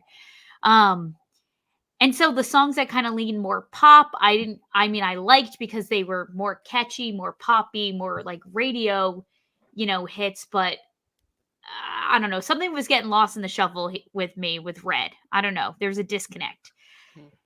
The Story of Us, on the other hand, though, has been my favorite Taylor Swift song of all time for ever since it came out. It's mostly nostalgia. There was just something about hearing these lyrics when I was like a dorky little middle schooler, and I was like, oh my god, I do nervously pick at my clothes when like he walks down the hallway, like that's so silly, goofy of me. And so I just felt like I was like, wow, she gets me. Taylor Swift and we are one. So it's the Story of Us. I'm so sorry, Kerri. Oh no, that's okay. No, Kerri and I both rank Red very high. It was her number 1, my number 2, and I think State of Grace just sets that tone perfectly for that album. I agree. So this is tough. But I'm gonna go State of Grace and send it to the tiebreaker with the polls. Here we go. All right. Speak Now. What song are we looking for? Speak Now or no? Story of Us. Story of Us. Okay. Or 8 votes. 8 votes for the Story of Us. And then scrolling down to Red, State of Grace is only 6 votes. So Story of Us is going to make it through. Kelsey, I was just about to say the Story of Us looks like much like a tragedy now. But it doesn't. We prevailed. All right. Let's talk about Me. Just kidding. Let's talk about the song Me, featuring Brandon Urie. Let's talk about you. Tied Together with a Smile. Okay. It kind of fits well. Like Me, tied together with a smile. Like, I don't know. It flows well. Kerri, what are your thoughts on these? I really like both of these songs. I know Me gets a lot of hate, but I'm voting for it. I think it's really fun. All right. Kelsey. Me is also another song that I will defend. It puts me in a good mood. It makes me happy. I love listening to it. I think it gets way more hate than it should. But I think Tied Together with a Smile is one of the songs that I submitted from debut. It was not. It was one of the ones I submitted. Oh, well, great minds think alike, Dyl. This might be the one Taylor Swift song we agree on. Just that is not true. I don't know. We've been like, I don't know. You've been saying like, oh, I'm so sorry. I'm going to disagree. this whole time. Well, I'm going to pick something else is what I meant. I still agree with you. It's just I picked something else. No, I understand. We agree a lot of times, Kelsey. These lyrics just hold a lot of weight for me for some reason. And it's just such a beautiful, like heartbreaking story, especially I'm pretty sure the story behind this is that she wrote this for a friend who was struggling with an eating disorder at the time. Mm-hmm. I think that's the lore behind this song. And the opening lyric is, seems the only one who doesn't see your beauty is the face in the mirror looking back at you. And it's, every time I hear the song, like every time I hear the opening, like guitar like plucks like do do do do do do. new. Like, I just know, I'm like, oh, I'm in for a wild ride, aren't I? But I just like let it happen because I embrace the sadness of Tied Together with a Smile. So which one are you voting for? Tied Together with a Smile. Me too. I put it on the bracket. I didn't really think many people would, pick it as well. No one else did, but I'm glad you agree, Kels, because I really do like this one. This is my favorite on the debut album. So I'm happy to rep it here. And we haven't had anything from the debut go through, right? Except for our song. Did our song even go through? I don't think it did. I think our song did win. Okay, so yeah, because it was up against Out of the Woods, and I remember being sad. Oh, that's because Out of the Woods didn't make it. So yeah, this is only the second debut song that. Well, I don't even know if it'll go through. We'll see what Chad says, but so I went Tied Together with a Smile as well. Chad, I love the vocals in Tied Together. It's so fun to sing when she goes true. Ooh, ooh. Yeah. Me is way too corny. I love Taylor's ability to hold on. Like I'm gonna go another way. I love Taylor's ability to adapt the other artists' styles. That's something that Kerri actually, told me about, and I was like, that's absolutely true. Like every time she collaborates with someone, she says, "How do you do it?" And then she does it that way, and I think that's great. But I don't love Brendan Urie's style, so I don't hate me. Sometimes I think it's fun, but I also sometimes think it's just really, really corny.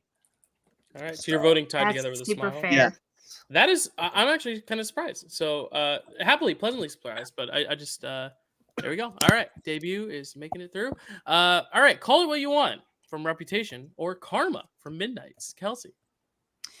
Oh God. I mean, I wrote down a pick, but I'm like second guessing it at this time.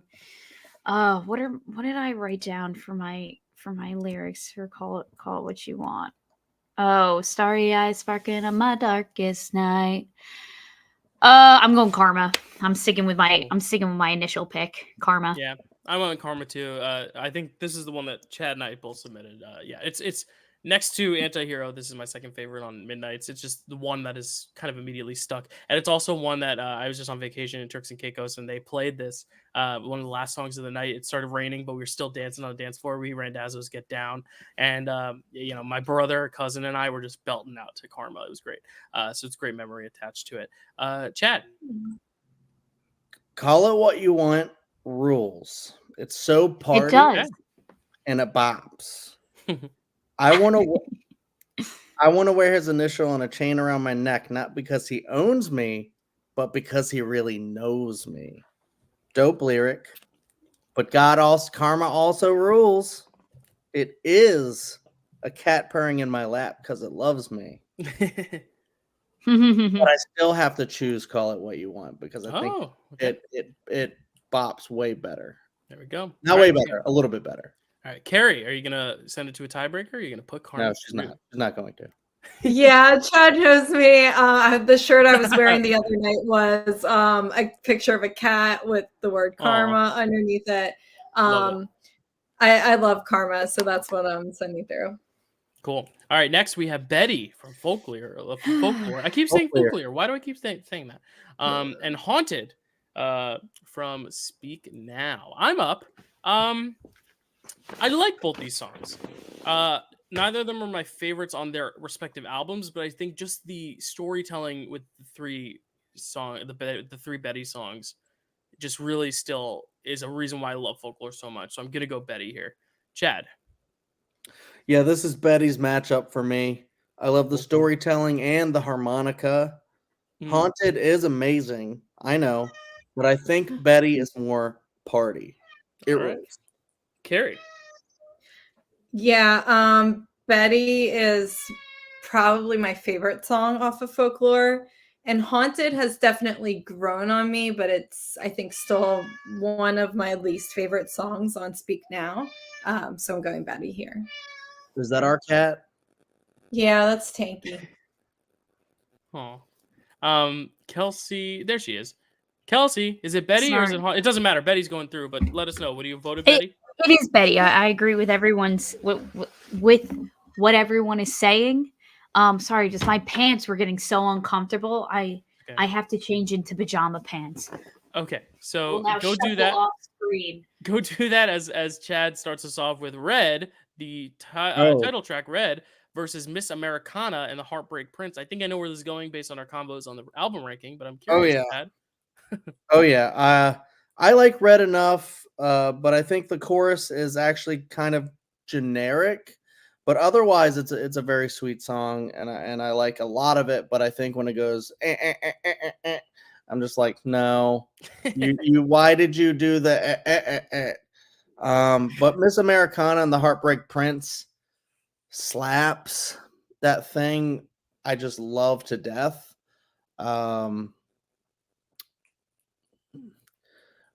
Rolling fake that. Yeah, it rules. I love it. Cool. So All right, yeah. Miss Americana. All right, Kerri, which one are you gonna go with? They're both great songs. I just like of all the songs on Lover, this is probably one I don't go back to as much, Miss Americana. And Red, I just love that song still. I think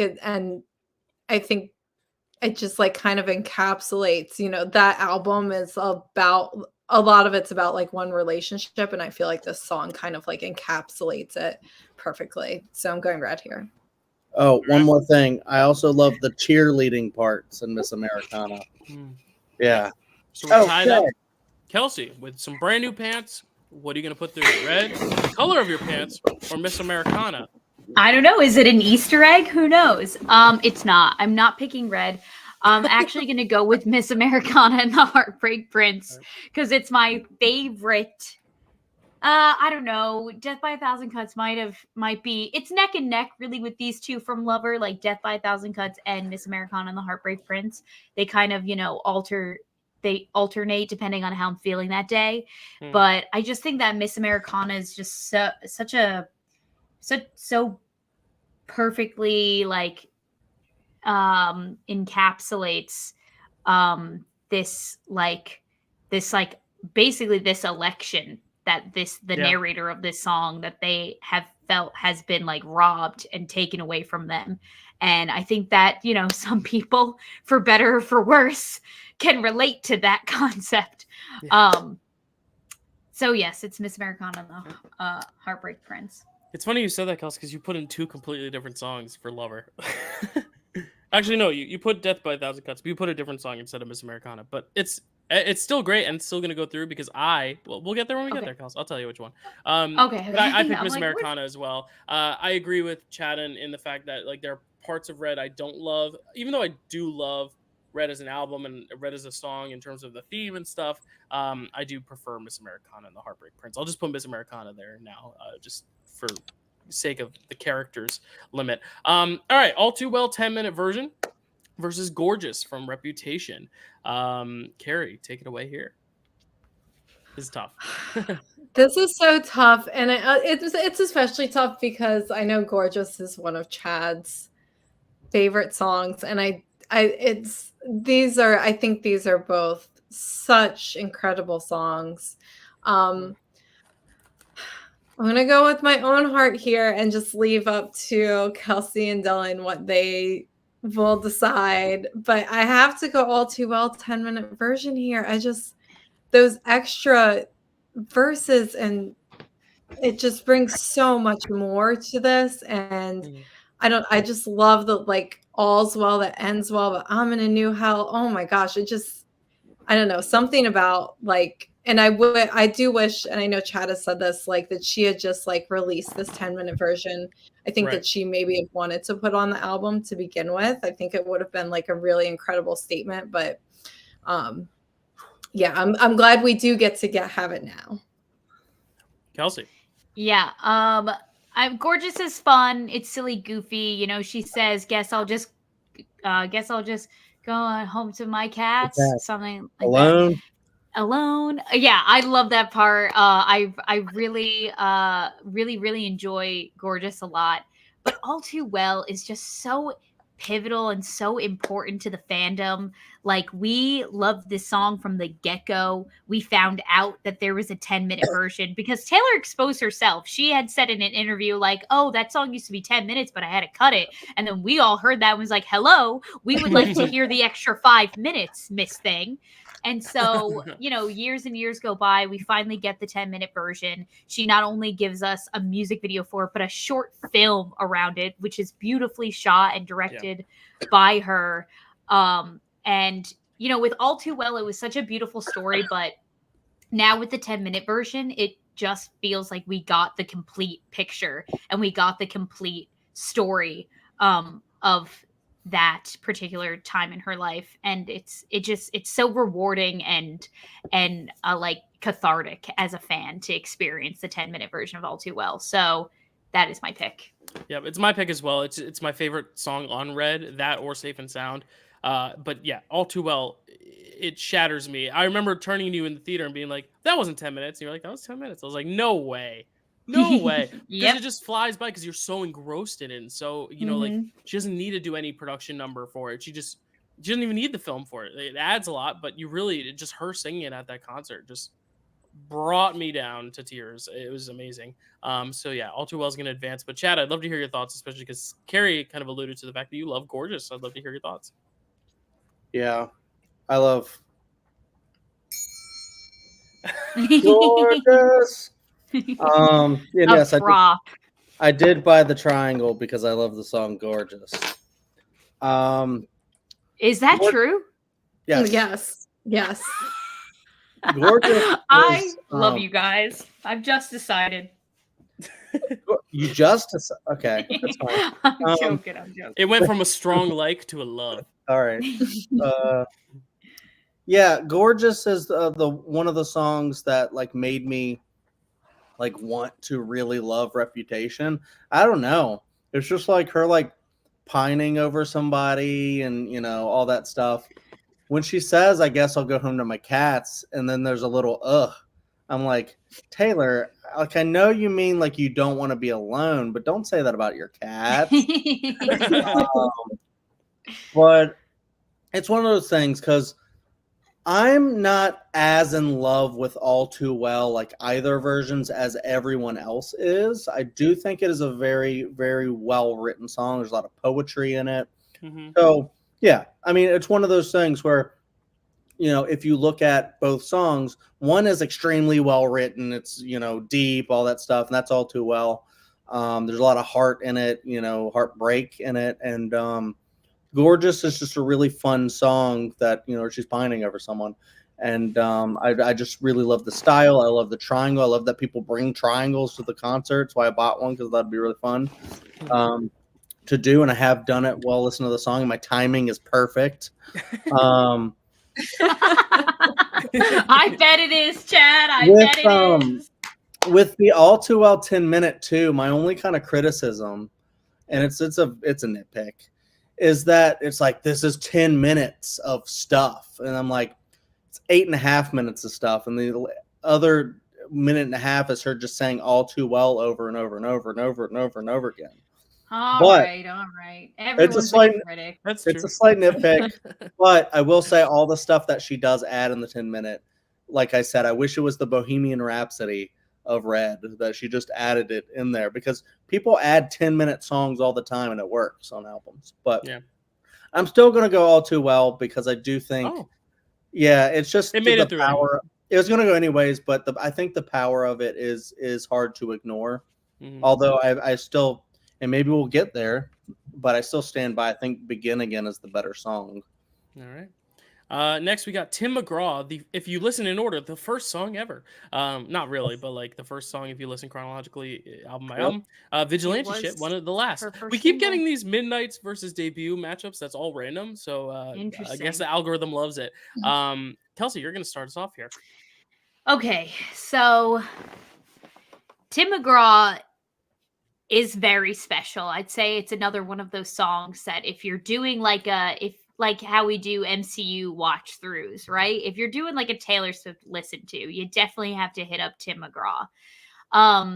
Vigilante Shit, to steal some of what Chad's been saying about some of these tracks, felt a little misplaced for me on Midnights. I really wanted like either this one or Karma to be a little bit like edgier and to just like really just like come at somebody's neck. And like this one kind of does, but in a very subtle way. It's like really super just like sexy and like muted down and not like a rocky like kind of like fuck you song. It's more just like well, I'm a secret agent spy and I did some shady shit, bitch. So it's like it's subtle in its messaging. I will say that watching this song live at the Eras Tour elevated it for me and made me appreciate it more because the choreography is wowza, oh mamma mia, Papa pizza papa. I don't know what I'm saying. I get tongue tied when I think about the vigilante shit performance. And so my pick is going to be Tim McGraw, just because I feel like that's an instrumental song to understanding the beginnings of Taylor Swift. And it's just a really well written song. Like it's a really well done debut single for a young artist. She was 16 when this song came out. So that's my pick. Yeah, these are close to me. They're also so different, so it's so hard to compare. I just think vigilante shit's really cool. I don't know. I like the vibes of it. I think it's awesome. Tim McGraw, though, it's that kind of sentimental nostalgia pick, but it wasn't one of my highlights when I listened to debut again. So I'm gonna go vigilante shit. I'll see what Chad and Kerri have to say. Chad, you seem like you're bopping. Are you listening to something? I was vibing to some vigilante shit right there, and it makes me want to do this. It gives me like a Billie Eilish feel. I don't know. It does, yeah. It's like really kind of simple, and just the beat is real simple, but then she like starts to add some like other like little cool sounds and stuff. And I like the, I don't dress for anyone, I just dress for revenge kind of thing. It's just like a really, the vibes of it are really cool. But then on the other hand, Kelsey made a really good point talking about like, the Tim McGraw's weird because it's called Tim McGraw. And I'm like, that's like another artist. And okay, I think it's weird when musicians will write a song named another artist, and it's kind of weird.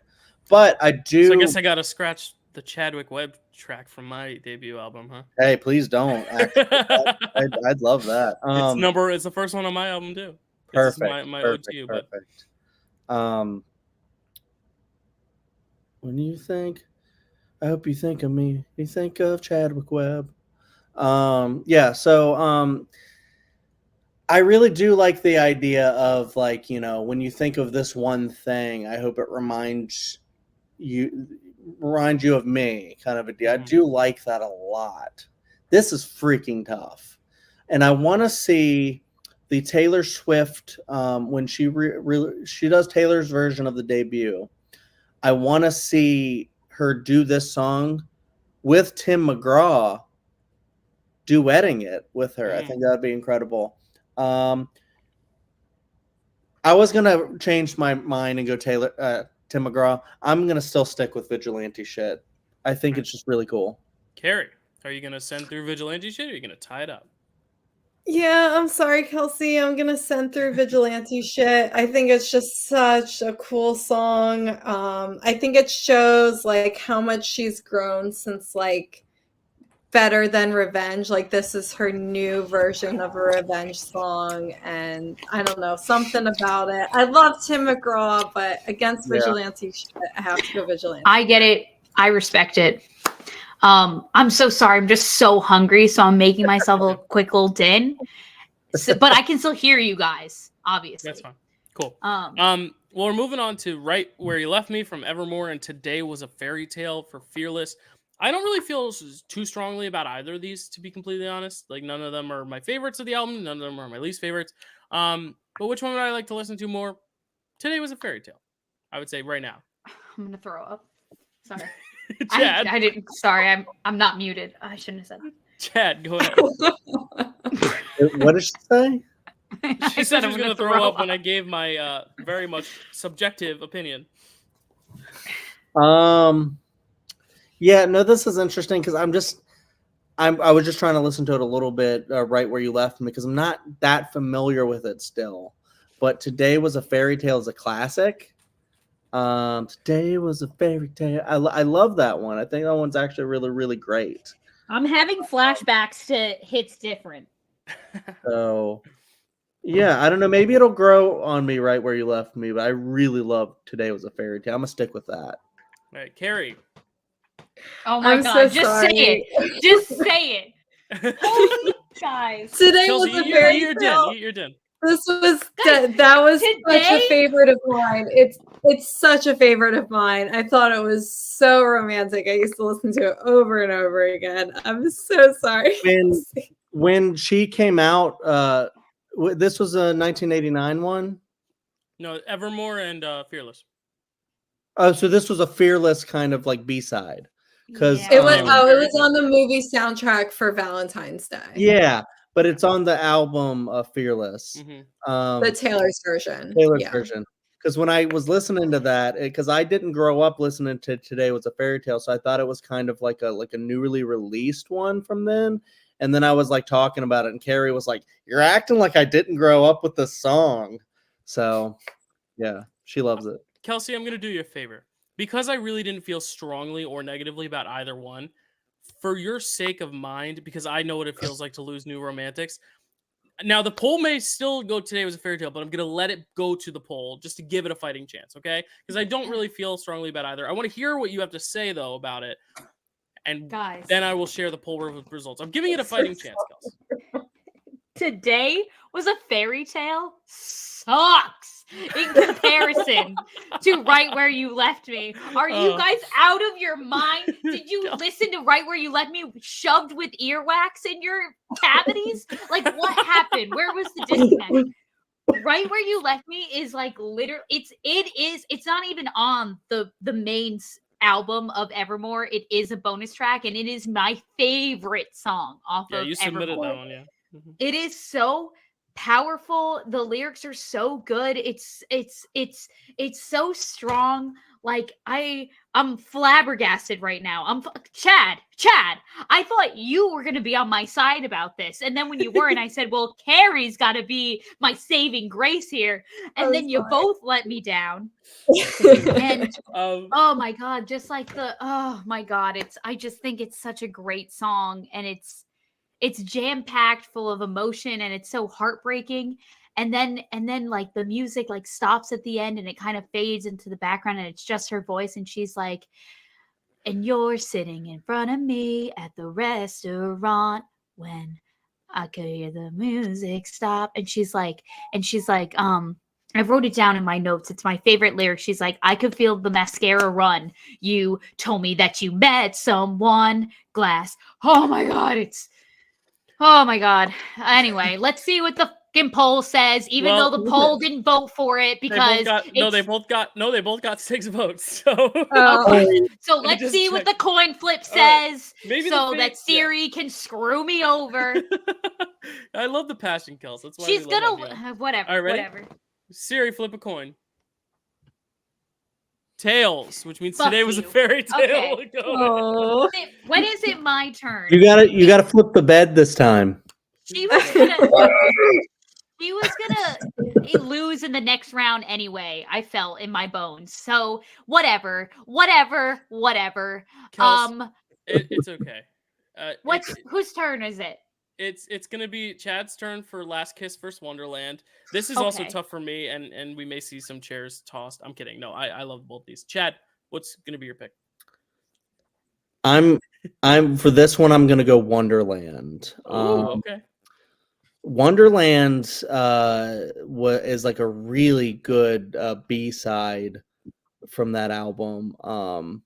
As soon as the album ends and then Wonderland starts, I'm like, yeah, hell yeah, okay. So I really like that song quite a bit. Last Kiss is good. I never thought we'd have a last kiss. It is really good, but like every time I get to Last Kiss, I'm just waiting for Long Live. And then I'm just like, all right, we got to get through Last Kiss so we can get the Long Live kind of deal. So But it is a really good song, like in its own right. It's just for me, I just really am waiting for the one that comes after it. But I think Wonderland kind of rules. All right. Kerri, what are your thoughts? Last Kiss versus Wonderland. Ooh, okay. I don't feel strongly about this one, but I think I do prefer Wonderland a little bit more. So that's what I'll go with. All right. I think Kelsey's still fixing Din. So I was surprised because Wonderland is one of my favorite tracks on 1989. I love it, but listening to Speak Now again, I really, really enjoyed Last Kiss a lot. I actually submitted it for this bracket just because it took me by surprise. It was one that I hadn't really heard much before, haven't listened to a lot, and I just really liked it. So I'll go Last Kiss. So Kelsey, it's up to you. Do you want to tie it up or do you want to put through Wonderland? Last Kiss is beautiful, and I love it a lot. But my two favorite things in life. Sorry, I ran here, so I'm out of breath. I ran 2 feet and I'm out of breath. My two favorite things in life are Alice in Wonderland and Taylor Swift. So therefore, Wonderland is like literally my heaven. It's my happy place. All right. So it's Wonderland. There we go. Next one, another one involving a famous fictional character, Superman, and then also another 89 versus Speak Now matchup with Shake It Off from 1989 and Superman from Speak Now. Kerri. Yeah, I think I'm gonna go Shake It Off here. It's still, I know it was, so massively overplayed, but this was a song where, and I think I talked about this the other night, like Taylor Swift's humor, like really, I think started to show through in her songwriting, like even more, like it was a lot more subtle, I think, in her earlier work. And this was like very like poking fun at herself and like, but also having this very positive message of just like shaking things off. The music video is so fun. And Superman for me is honestly, it's probably one of my least favorite vault tracks. So, and I'm sorry if anyone else adores it, but I just don't like it that much. I mean, it's still good. It's still a Taylor Swift song, but yeah. All right. So you're going Shake It Off. Kelsey, are you shaking it off? Shaking off that loss 2 rounds ago? Or you Superman? That was your kryptonite. I have not shook off the defeat. How my fellow Swifties have let me down. But I am picking Shake It Off in this instance. I agree with Kerri. Superman isn't one of my favorite bonus tracks from Speak Now. It's still a good song. It's still fun. I love how she uses like the characters of like Lois Lane and Clark Kent to like tell this love story. But Shake It Off for me was just another one from the 1989 re-release that like got so much better and like cooler and like it was just like updated in the way that it need to be for the year of 2023. And so I just like, I'm really into it these days. I agree. Yeah. It was, we talked about this a little bit on the album ranking, but it was like one of those songs where it was so overplayed. It was my Let It Go from Frozen. It was so sick of it. But then kind of just having time off from it and hearing this Taylor's version, which is actually really good. And then seeing it at the Eras Tour and just everyone getting up on their feet collectively when it started and just like realizing like, yeah, it's not the best song. It's not the most in-depth, like complex lyric, whatever. But like, when it plays, you just want to get up and dance, and there's something to be said about that, like a bop. And I probably in most matchups, I would have probably just not put Shake It Off through because I think it's overrated still. But against Superman, which I'm not very strongly for nor against, but just don't have any passionate feelings for, whereas there was a point where Shake It Off was still the hottest song at the moment where I was like, yeah, this new song rocks, and then it got sick of it. But I'm going to also give it a Shake It Off. So it's going to go through, but Chad, I would love to hear your thoughts. Yeah, no, I'm definitely the opposite. There was a time that I enjoyed listening to Shake It Off more, but I think I'm in that Dylan kind of sick of it phase still, where I'm like, I think it's a generic song. I think if you have to pick a song that Taylor wrote that's just so generic, this is the one. Mm-hmm. And I feel like, it's one that 1989 suffers a little bit for me before it, because I feel like, like when you have a grapefruit and you put it in a fruit salad and it ruins everything that's near it. I think Shake It Off is kind of that song. where I'm just like, Wow. I like how you went for grapefruit. you know what? I don't love grapefruit. It does ruin the entire fruit salad. No, I yeah. agree. I like grapefruit, but not with a fruit salad. I think it's such a different that flavor. might be too harsh on Shake It Off. I do. There are time. I mean, Eras Tour. I had fun with it and stuff. I rolled my eyes for a second, and then I had fun with it, and I was like, fine, I'll dance, whatever. But I really, really like Superman a lot. Like I was surprised when I said that, and Kerri didn't go, "Yeah, I love that too." She was like, "Fuck Superman." You know, like, oh shit, okay. I actually really no, she didn't say that, but you did say something like that, like it's way better than Superman.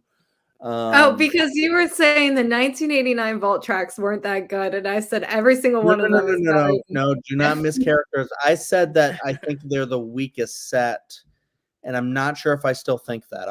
I'm still reframing that, but I do really love Superman. I don't know, it just hits me. I love that chorus. Gotcha. I love the instrumentation around it. Yes, that's the bop that I love because it feels fuller than Shake It Off for me. I don't know. That's fair. Unfortunately, Shake It Off does make it through. Not unfortunately. Unfortunately for you.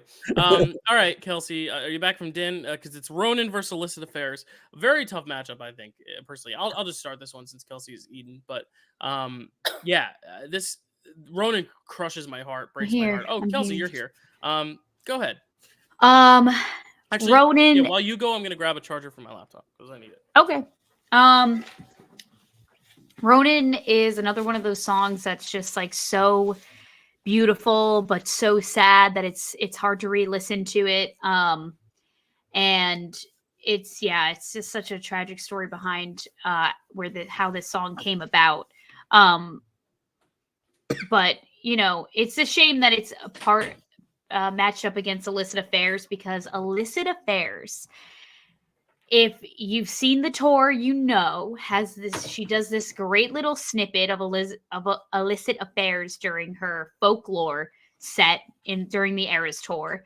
And it was such a curveball. Like, I, as a fan, like, didn't see it coming. Like, all of a sudden she just started saying, "And you want to scream, don't call me Cat."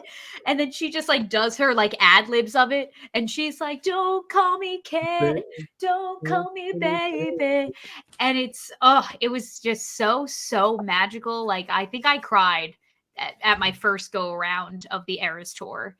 For sure, during the Illicit Affairs like interlude.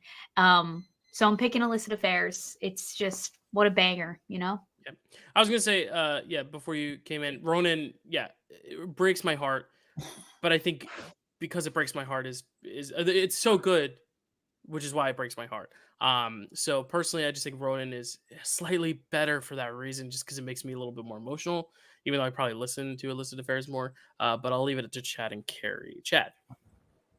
Okay, so Never Grow Up makes me cry every time I listen to it, because I just think about my son growing up. Think about us growing up, and it does make me sad, but also kind of in a joyous way. Ronan, there's nothing joyous about Ronan. Ronan it's written for, unfortunately, like a little kid who died.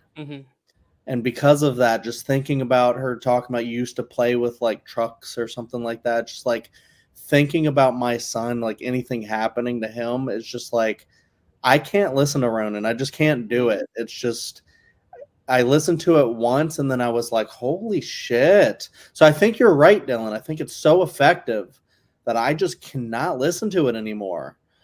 But also, I think because of that, I think it's almost too effective, to where it's like, I'm glad she wrote a song that people like about a boy and stuff like that, and I think it's special.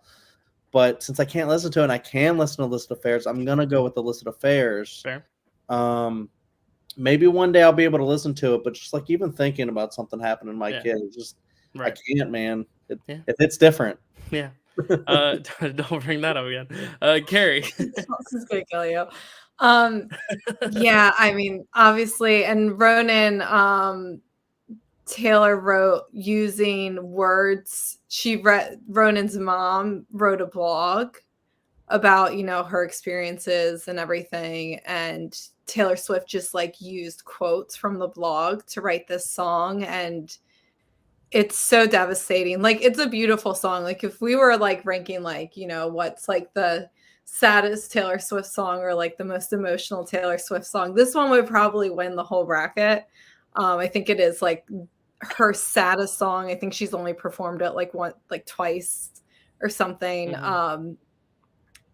So I'm gonna go with the one I can actually listen to, just like, for a few of these other songs. So I'm gonna go with Illicit Affairs, which is also like a beautiful song, and it's incredible.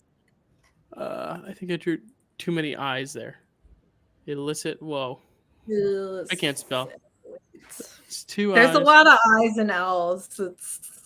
I don't know. I'm just gonna type illicit again. Illicit.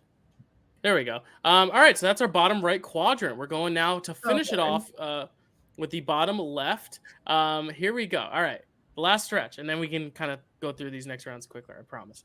All right, Chad and Kelsey have both left us, but I'm starting with the next one. But the problem is this matchup for me is way too easy. Lover versus Beautiful Ghosts. Listen, I love the Cats movie for all the reasons everyone else loves the Cats movie, and some people hate the Cats movie. But there's no way Lover is not going to beat it. So I'm going to go Lover. I'm sorry, Matt. I'm sorry, Carly, but it's got to be Lover. Chad. Okay, yeah, Lover versus Beautiful Ghosts. I did write about this. Okay. Hold on, it's somewhere here. It's probably after Mean and Perfectly Fine, because that's... Yeah, I found it. Cool. I did re-listen to Beautiful Ghosts, and it did sound really epic, but I said I'm not a big fan of the Beautiful Ghost track from Cats, but I love her. It's totally my vibe. I love the ethereal vibe with her beautiful vocals. And then I said, you're my pick for this matchup. Great. Lover. But I will say it's kind of weird in Beautiful Ghosts when she sings like as her character. Yeah. She says chances. Yeah. It's on the bracket for customary reasons, for like, being respectful to all the work, but yeah, no, it's not great. Kerri, do you like Beautiful Ghosts, or are you sticking with Lover? I feel like for a Cat song, maybe I would have preferred McCavity on here, to be honest. Yeah, she didn't write it, so I couldn't put it on the bracket. I know. But yeah, I'm going Lover here for sure. Cool. It doesn't matter what Kelsey really thinks, even though she might be listening, but Lover's going to advance. I'll let her talk about Beautiful Ghosts. Oh, she's here. She's here. Right. Talk about Beautiful Ghosts. I like... I see what you did there. Listen, I think Beautiful Ghosts is like a pretty song. I think if you take it out of the context of like what that movie was, it's like, just like this pretty song about this lost spirit in life, but you have it up against Lover, and Lover is, I think, one of her best songs like ever made. Like if not top 5, definitely top 10. It's just there's no top beating it. So, or there could be. We have lots more bracket to do. All right. Yes, we do. So we got to move this along. Chad, Mastermind from Midnights, and then Daylight from Lover. A lot of Lover on this side of the bracket. This one actually ended up being a little tough. But I said, how appropriate to have two album enders face off. I love Mastermind. I love the bass, or the bass that happens at one point, and it just like takes off. Yeah, it just takes off, and you're just like, it's like a humming. Oh, it's so good. The music is really good in that. But I think Daylight is the stronger track. The instrumentation, I said the instrumentation and bass in Mastermind is awesome, but Daylight edges it out for me, especially as an album ender, with the voice memo at the end professing love. All right, Kerri. Yeah, I think Daylight's beautiful, but Mastermind, there's something about it. I think the first time I really heard it because I had kind of like fallen off of listening to a lot of Taylor Swift before the Eras tour came out. And so the first time I think I really listened to the lyrics of Mastermind was in the performance she does in the Eras tour. And I don't know, there was just something so captivating about it. And I love the lyrics. So she's like, no one wanted to play with me as a little kid, so I've been scheming like a criminal ever since. Like it's so brilliant, and I feel it's one of these songs again in this album, Midnights, where she's just like really, I think, like opening up just even more about herself. So I'm going Mastermind here. Cool. And Kelsey. Like Chad, this was also a really tough matchup for me. I think at the end of the day, I had to go with the song that just like, I don't know, just like makes me feel some type of way. It didn't win by a lot, but I had to go with Daylight. Okay. And that was the other one from Lover you submitted, not Miss Americana, Kelsey, just so you know. Okay. I figured that it was going to be Daylight or The Archer, because I think what I was trying to do when I sent my two submissions was like pick like an upbeaty kind of poppy one and then like a ballad. Gotcha. So I think that was my mindset.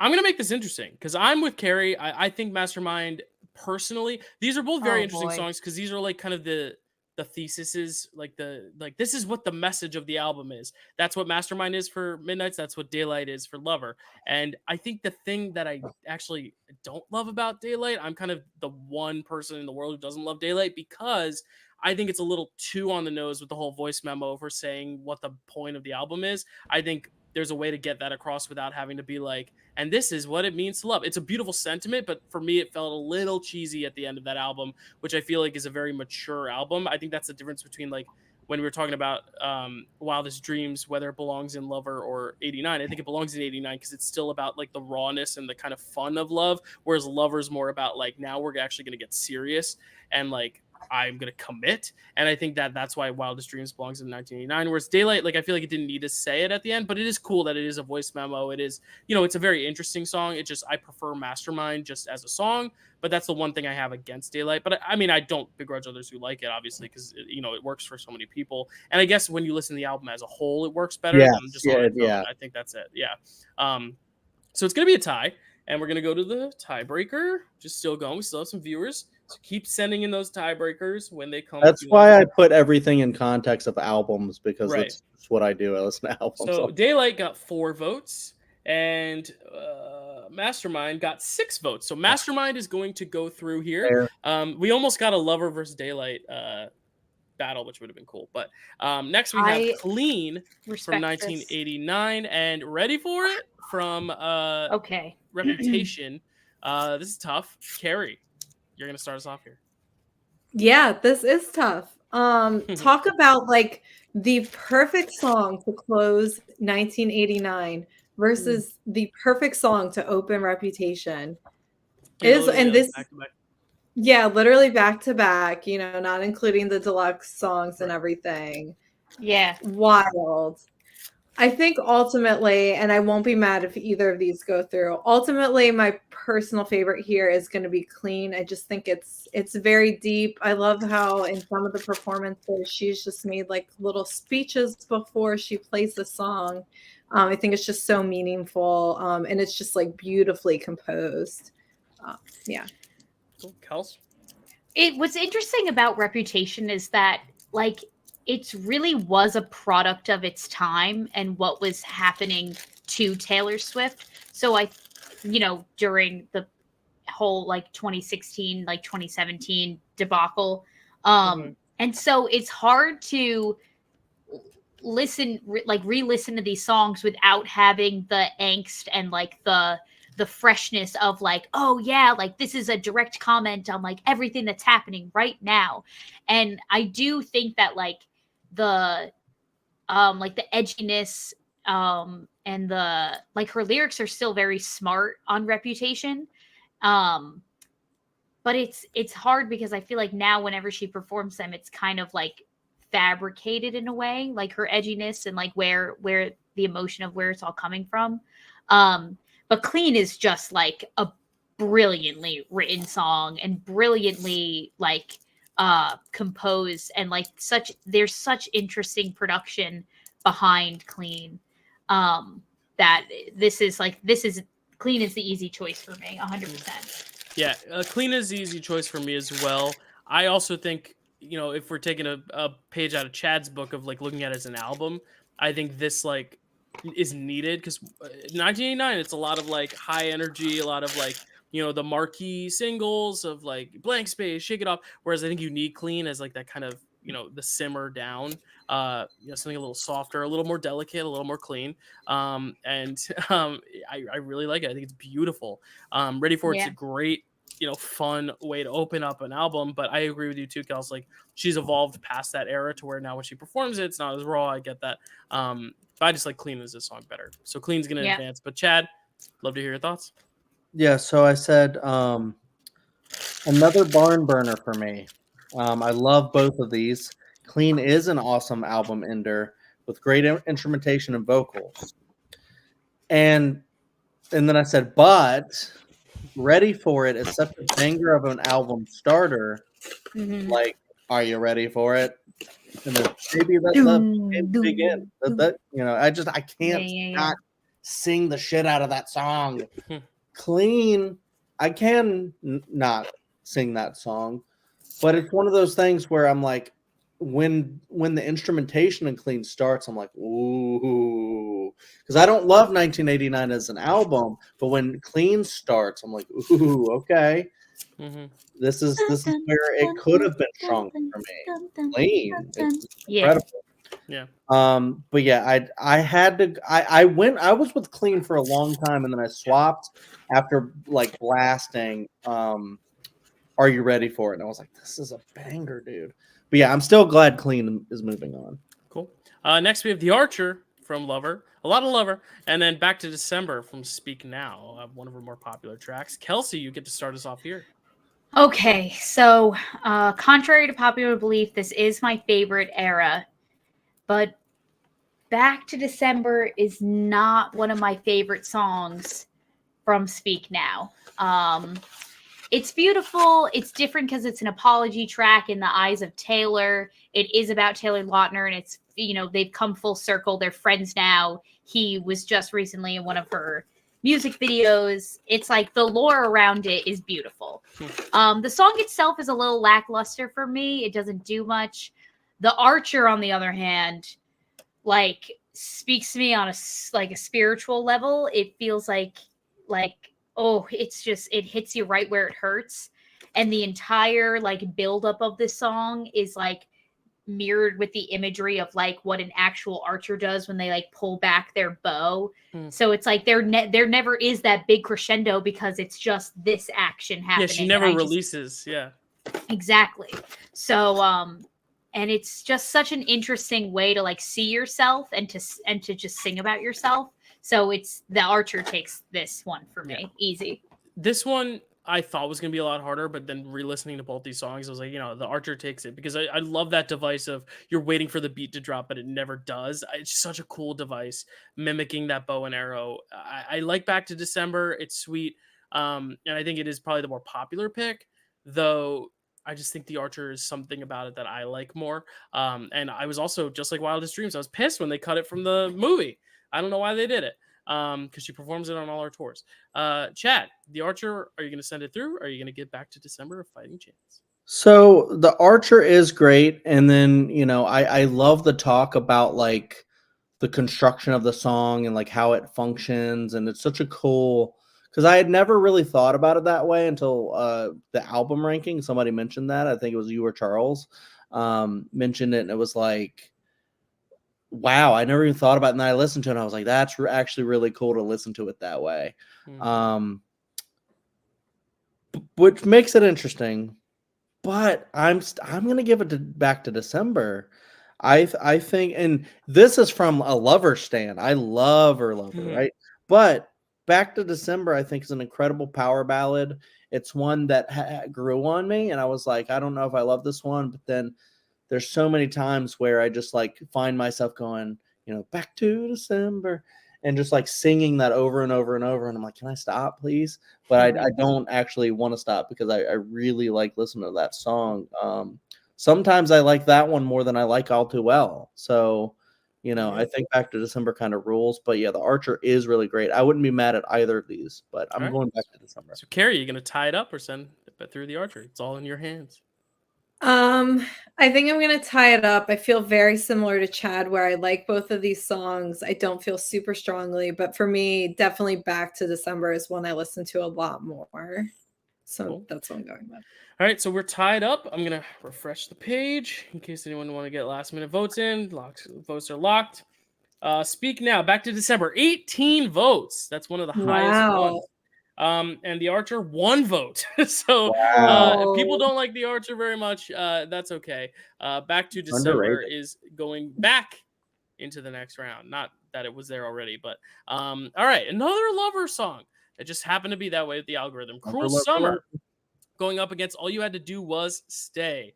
And Chad, I know you picked both of these for the bracket. So I will start off.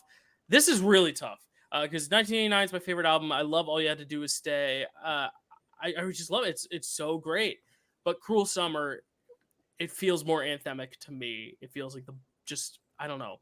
I feel like if there's something the guy on The Golden Bachelor said, he's like, it's not who I want to spend the rest of my life with. It's who I couldn't live without. And it's kind of how I look at these two. It's like, which one do I want to listen to versus which one could I imagine never listening to? Or could I never listen to without or whatever? I don't know what I'm trying to say. Cruel Summer takes my vote very, very slimly. This is very tough. Chad. No, you're absolutely correct. It is another barn burner choice here.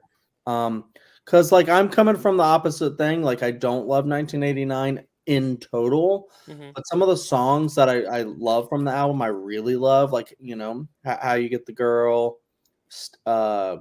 Style, Clean, and this one, All You Had to Do Was Stay. I just think such a fun song to listen to. I really like that one a lot because I like the way she says "Stay." All you had to do was. It's a good hook. Yeah, easily one of my favorite tracks from 1989. But Cruel Summer has amazing vibes. It's being rediscovered apparently, but I've loved it since it came out.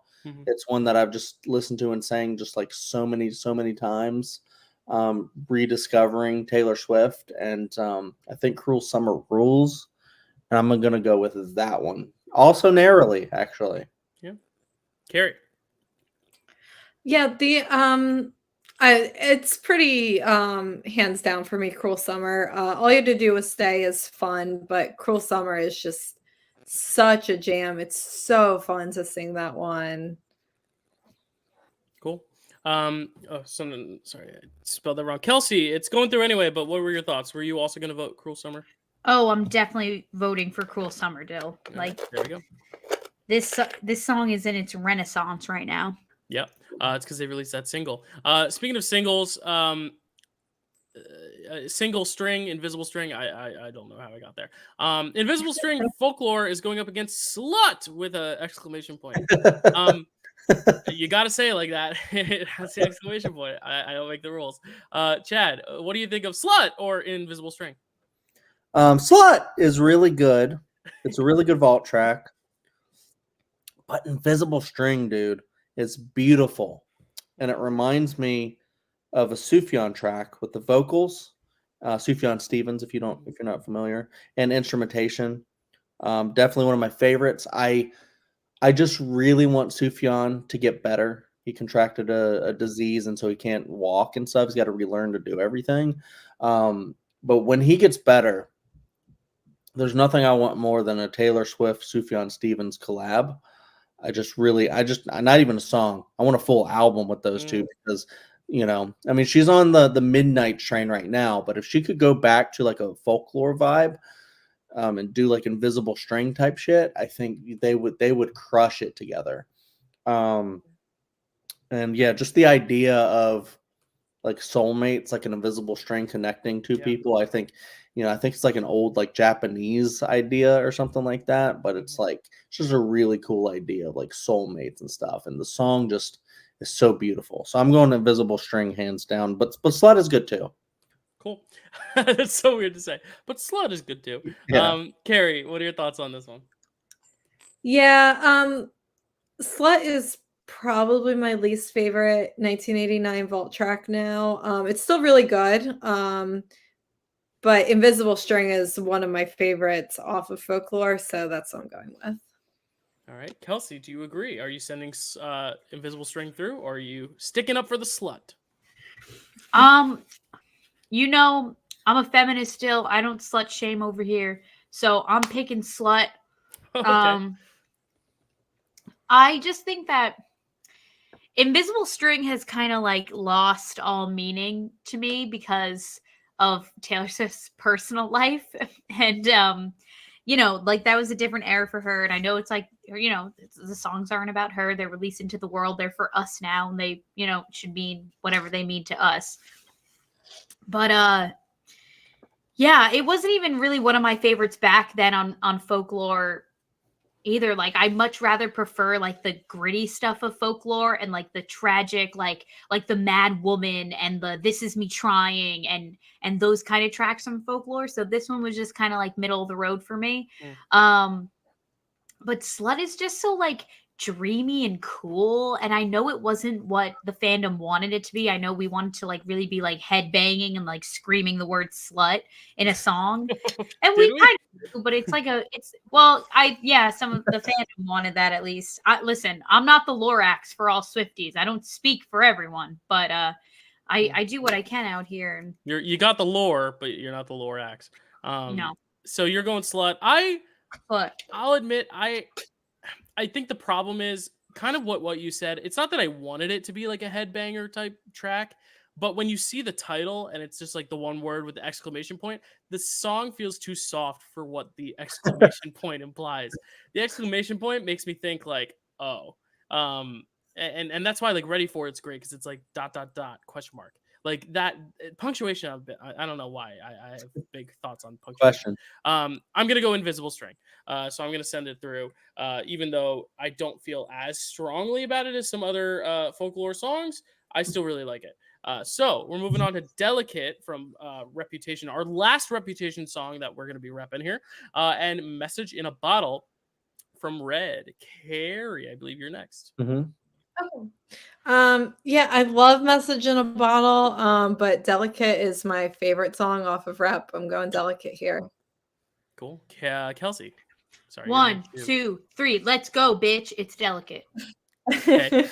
Yeah, I'll make it quick too. I'm also going Delicate. I don't love Reputation very much. It's my not second to last, but it's I think ranked 8th for me. Yeah. But I think of the tracks on after Getaway Car and Don't Blame Me, this is my 3rd favorite. So I'm gonna send it through. Chad, do you agree or did you pick Message in a Bottle? I did pick Message in a Bottle actually for a while. I wrote Sigh on this one because every time I listen to Message in a Bottle, I'm like, oh, this song is great. This song like so fun. Mm-hmm. It's a bop. But Delicate, I do agree, is very beautiful. I've listened to it more and more, and it's grown on me every single time. And I just love the lyric. My reputation's never been worse, so he must like me for me. Mm-hmm. So it is a very good song. So I'm gonna go Delicate. Cool. All right. Next, we've got 22 from Red and Tolerated from Evermore. Kelsey, you're going to be starting us off here. We're not 22 anymore, but what are your thoughts on 22? I'm not 22 anymore, but I do feel happy, free, confused, and lonely at the same time constantly. So that hasn't gone away. But oh my God, Tolerated is such a well-written song. It's so beautiful and tragic, and it just makes you feel all the feels. And 22 is really fun. I think it's one of those songs that like hasn't held up just because like she's really shown us what she's capable of with like Folklore and Evermore with her storytelling and her lyrics. So I'm gonna have to give it to the lyricism this time around and give it to Tolerated. Yeah, it's tough for me because like of these two, I'd probably rather listen to 22 because I like it. It's nostalgic, but I agree. Like, it's not her finest songwriting. It's very kind of what Chad said with Shake It Off. It's very basic, but I still enjoy it. I think also because you're looking at it from the context of when it was made and how old she was when she made it. I think those factors slightly push it over the edge for me. So I'm going to go 22. Chad. 22 came out either when I was 22 or like right around there, because I'm the same age basically as her. It perfectly captures the time and energy while also being a bop, but Tolerate It is super deep. So I agree with everything everyone said.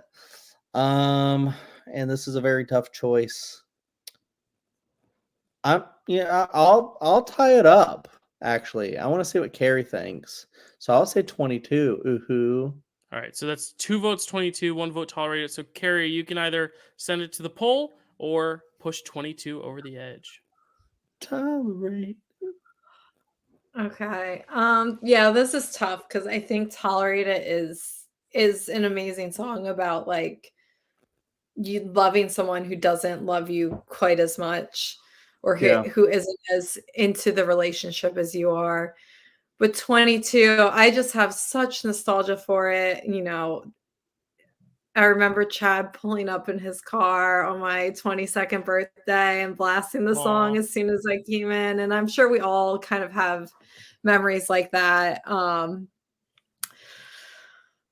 going to go with the nostalgia here and go with 22. All right, so 22 is making it forward in the next round. Next, we got our final folklore and lover songs here on the bracket. We've got August, the final song of that trio, and then All of the Girls You Loved Before. This one's very easy for me. One of these two is the one I submitted for folklore. I love August. It is my favorite of that trio, of the Betty Cardigan August trio. I love it. It grows on me every time I listen to it. The only thing I didn't like about it was there was a terrible dance to it on Dancing with the Stars, but I'm willing to forgive that. I'm not going to say who danced it, Kels, because I'll keep that suspense for you. But what an awful routine it was. But I like the song, so I'm going to go August. I guess we'll go to Kerri while Chad's off screen. Oh, sure. Yeah, I love All the Girls You Loved Before. That's really grown on me, but August is, one of my favorites. I'm definitely going with August. Chad. Sorry about that cat fight. It's okay. Oh, yeah, no, August is definitely one of my favorites. That was probably the song that hooked me when I was first trying to get into folklore. I was like, August rules. I love the chill vibe and the hook, so you can sway and shimmy to it.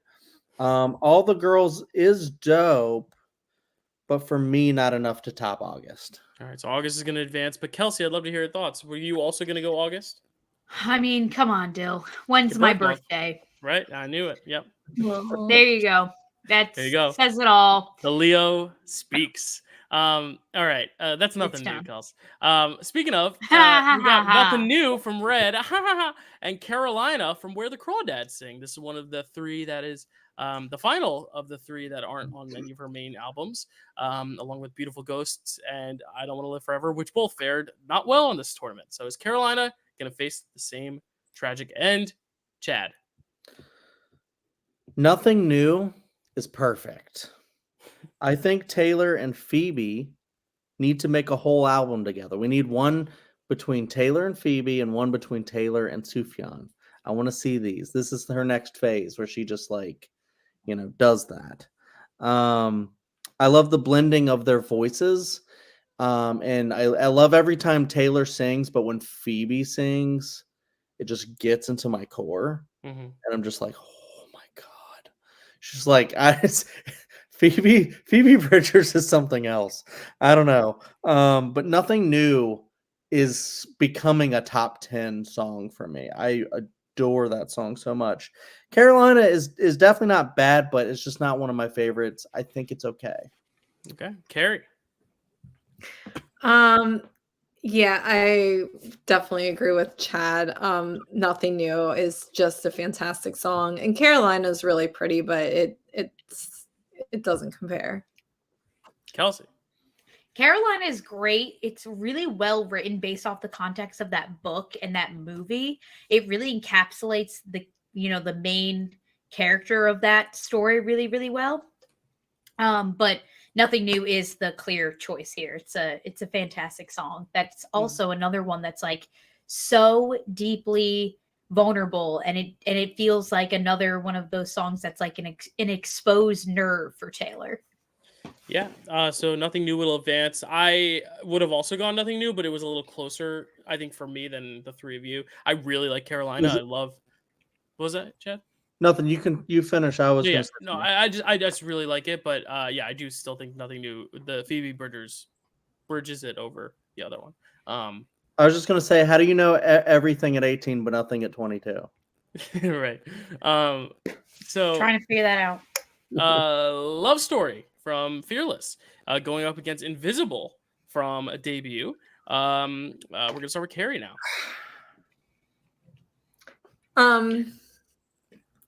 I don't feel super strongly here, but Love Story is definitely just one. It was the bigger hit for sure. It's what got a lot of people into Taylor Swift. So I'm gonna go Love Story here. On any given, I just like it a little bit more. All right, Kelsey, Mrs. Bathroom break during Love Story. I'll never forgive you for that. Okay, listen. During the first time I saw the Eras tour, I had a little bit to drink beforehand, and I had to use the restroom. I knew if there was any song to use the restroom during, it was Love Story because she plays it at every concert. Okay. I've seen it 25 times. So are you voting for it, person. or are you voting for Invisible?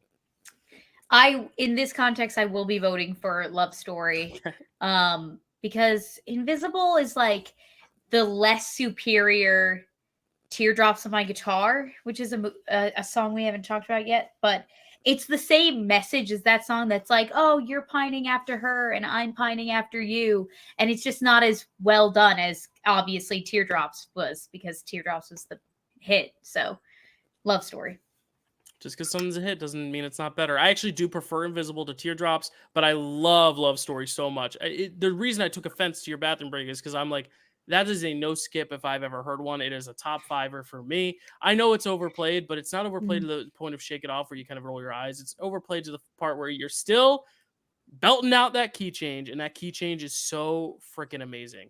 Men love Love Story. I don't know why. Men specifically. Well, I am part of that stat then. So Love Story will go on. But Chad, I'd love to hear your thoughts. Well, I'm saying Love Story is definitely a popular classic, but I'm partial to Invisible because it's adorable. It's got her like little Southern accent, and she's like, she don't even know you. It's so cute. Yeah, I'm with you. I like it better than Teardrops. I'm fine with Love Story making it though, because that is a classic. Yeah. Speaking of Teardrops, we have Teardrops on My Guitar next, the debut, going up against, that's our final debut song, going up against Midnight's Sweet Nothing. Sweet Nothing. Kelsey, you get to start us off here. Oh, okay. Interesting that I didn't even know that Teardrops is going to be the next song. Okay. I love Teardrops. It's definitely like a really powerful ballad. It was definitely making me feel all my little like 8-year-old feels like whenever I first discovered this song. But Sweet Nothing is just so darn sweet, for lack of a better word.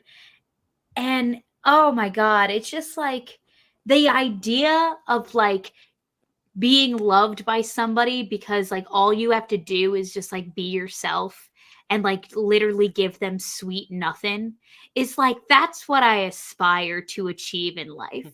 It's like, oh my God. I love the part. My favorite lyrics of this song is, on the way home, I wrote a poem. You say, what a mind. This happens all the time. Oh my God. It's such a sweet little tune. Sweet Nothing is my pick. I feel like I'm going to get so painfully and aggressively and viciously outvoted, but it's fine. I'm also going Sweet Nothing. I just said before, I think Teardrops is great, and it's a reason. There's a reason why people gravitate toward it and why it made her so popular. But I still think Sweet Nothing for all the reasons you said and the lyricism. I just think it's hard when you're looking at Midnight's versus debut. It's like the lyricism has grown so much. There's such a greatness about Teardrops on My Guitar, but I've heard it so many times now, and it even back then it didn't really do anything for me. So I'm gonna go Sweet Nothing as well. So Chad, are you gonna put Sweet Nothing through, or are you gonna give some Teardrops on that guitar? I don't know. No, I agree. Sweet Nothing rules. It's another like Sufjan style song. It feels like a lot. Teardrops is a classic. I just don't think it's as strong. Although I do like when she. I think it's the right song. I do like the way she goes radio. Yes. Oh yeah. Okay, so Sweet Nothing is going through. But Kerri, I'd love to hear your thoughts on this because this was Teardrops was one of your picks for the bracket. It was, but I agree with you guys. It would have been Sweet Nothings for me too. Wow, Queen sweep. Look at that, Kels. All four of us agreed. Wow, that was unexpected. Savor. I thought you all were gonna go classic OG Tay like No. that. The way that this bracket's been going, you guys Sorry. are keeping me on my toes. Kelsey, it's happened like 3 times. I think you've gotten your way a lot. Anyway, Long Live, Speak Now, and then our last Fearless song here, The Other Side of the Door. And I know, I think both of these were ones you submitted, Kels, so I don't think I'm going to make you upset no matter what I pick. These are both songs you submitted, but I do prefer Long Live. It's just a little catchier as an earworm. But I like them both. I don't feel strongly about either in terms of like this one has to make it in over the other. I'd be fine with either making it, but I think Long Live is just slightly stronger. Chad. The Other Side of the Door is good. I really dig it. But Long Live is one of my all-time favorites. Maybe my number one Swift song, actually. Wow. It's an anthem. A powerhouse album ender.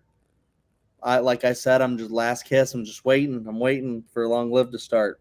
It's something you want to belt out loud, like David Bowie's Heroes. It's got that kind of gravitas to me. And then I wrote down, and bring on all the pretenders.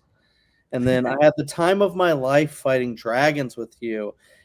I don't know. It reminds me of like everything I've been through with Kerri, so it's a very special song. I adore it. Oh, Twist make the me knife cry. while you're at You're it. gonna make some teardrops on my guitar. Kerri, what are your thoughts? Are you putting Long Live through, or are you gonna give The Other Side of the Door a chance? Yeah, The Other Side of Long the Live Other is Long Live's in my top 5. That's definitely what I'm going with. All right, Kelsey, you submitted both these songs, but which one do you prefer? So The Other Side of the Door is interesting because I loved that song from the moment I heard it on the Fearless Platinum Edition back in the year 2010. And then all of a sudden, all of these Swifties from like 2022, 2023, it was like when she re-released Fearless. So 2021 was the re-release of Fearless, and they like discovered The Other Side of the Door for the first time, and they were all like, oh my god, this song's a fucking banger. And I was like, yeah, where the fuck have you guys been for the last 11 years? I've been knowing this song's a banger. And I just felt, I was one of those like people that's like, well, I discovered that song first, because I did discover that song first. Literally dibs. So was that your pick? And so this matchup broke my heart. This was when I texted the group and was like, okay, what are we doing? What we think the best one is, or our favorites? Because The Other Side of the Door holds a special place in my heart, but I do think that Long Live is objectively the better song. And I will just share one more short anecdote as we finish up our bracket here.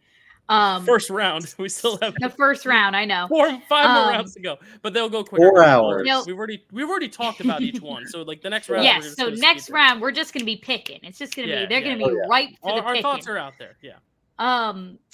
Senior year of high school was obviously a very like bittersweet time. I'm sure, as we all remember, because you're growing up and you're moving on. But, you're saying goodbye to like your childhood and your childhood friends, and you're starting this next chapter, this new beginning. And so now me and my 3 other high school best friends, but my childhood best friends, not just high school, my childhood best friends from kindergarten are all driving down to the beach together. And we just got the iPod on shuffle, and Long Live comes on. And she gets to the part where she sings, "Can we take a moment? Promise me this. That you'll stand by me forever. But if God forbid fate should step in, if and force us into a goodbye. If you have children someday, when they point to the pictures, please tell them my name. And let me tell you something. There was not a dry eye in that car. We all were just looking at each other like, oh my God, will you please like tell your children about me? Like, are we still going to be best friends forever? Cut to 2023. We're all never been closer than ever. So it's fine. But Nice. Oh my God, that was a heartbreaking fucking moment, dude. So long live just like, it's taken on new meaning for me in my adult life, and so this is the correct choice to move on. All right. Well, 'tis the damn season. It's Christmas time.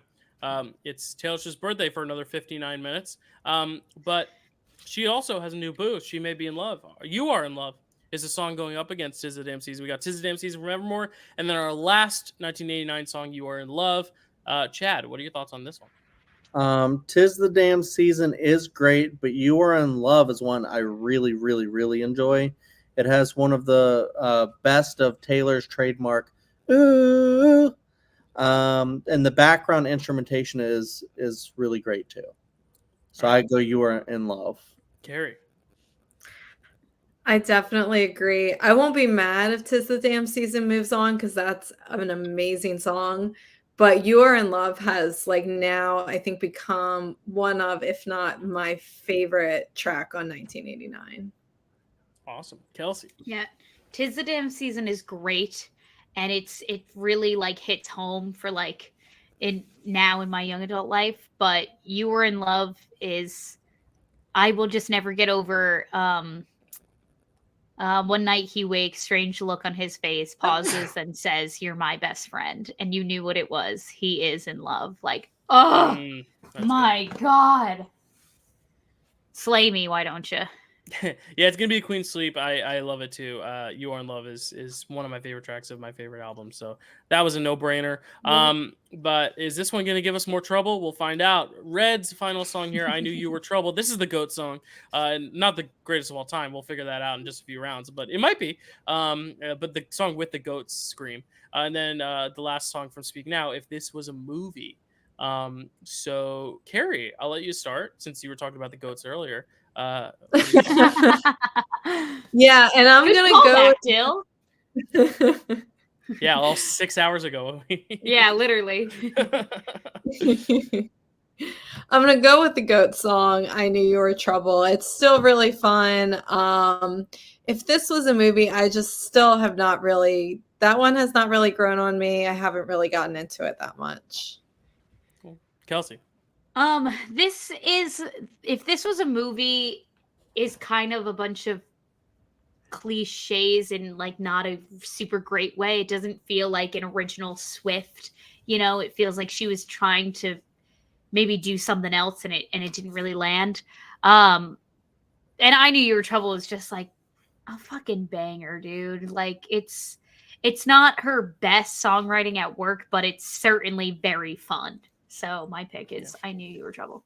Yeah, it's interesting. We talked about this earlier with We Are Never Getting Back Together. It's like, it's so overplayed at the time that you almost kind of are like, But then when you hear it after a long time of not hearing it, like when she hits that note, the yeah, and she like holds it out and everyone, the chorus comes back in, that moment still gives me goosebumps every time I listen to it. It is freaking awesome. So yeah, if I Knew You Were Trouble is going through, so I'm gonna start typing it. But Chad, give us your thoughts. Were you also gonna go there?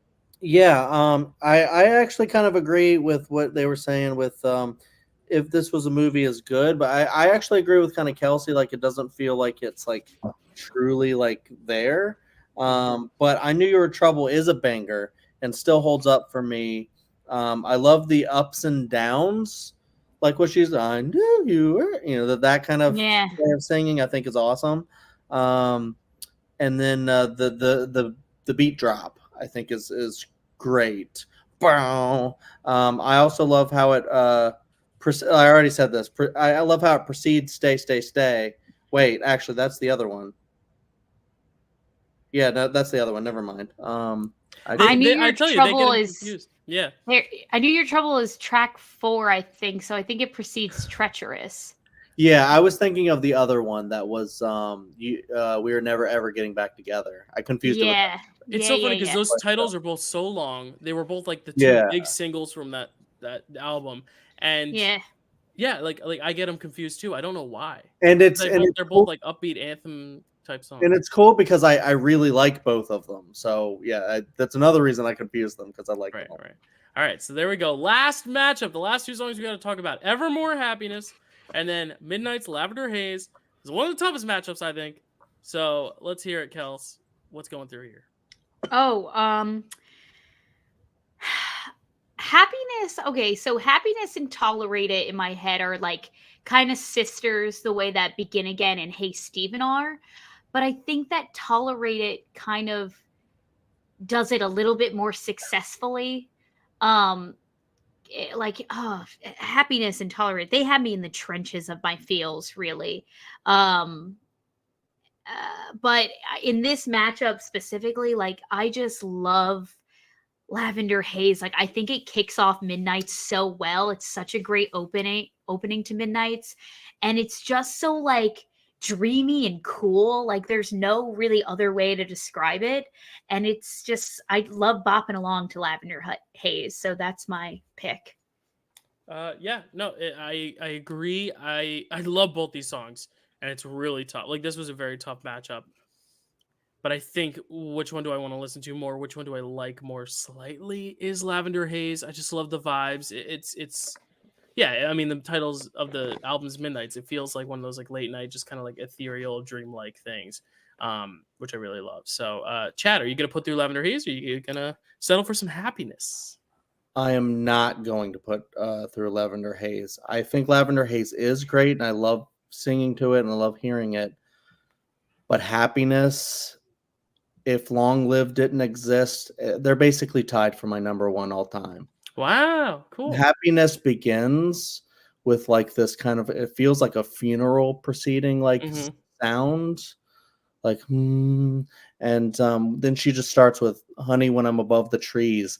That just the way she says that and sings that, it just has always just given me goosebumps. And then the rest of the song, I just think is so incredible. I say it's might be my favorite Taylor Swift song. It's so soft and slow, but so deep. And I love how it talks about the ending of a relationship and what two people can mean to each other and how a person can move on from the relationship, become new and happy again, but remember the happiness they had in the relationship. Taylor takes responsibility for part of the hurt that was caused instead of just placing blame, which he has done a lot in previous songs, showing growth and maturity. And then I said it sucks because I do really like Lavender Haze, so it's a sucky matchup for me. But happiness is just, I don't know, it's just one of those just really freaking speaks to me. Like there was happiness there's happiness after you, but there's happiness because of you. I don't know. I love that line. Yeah. Yeah.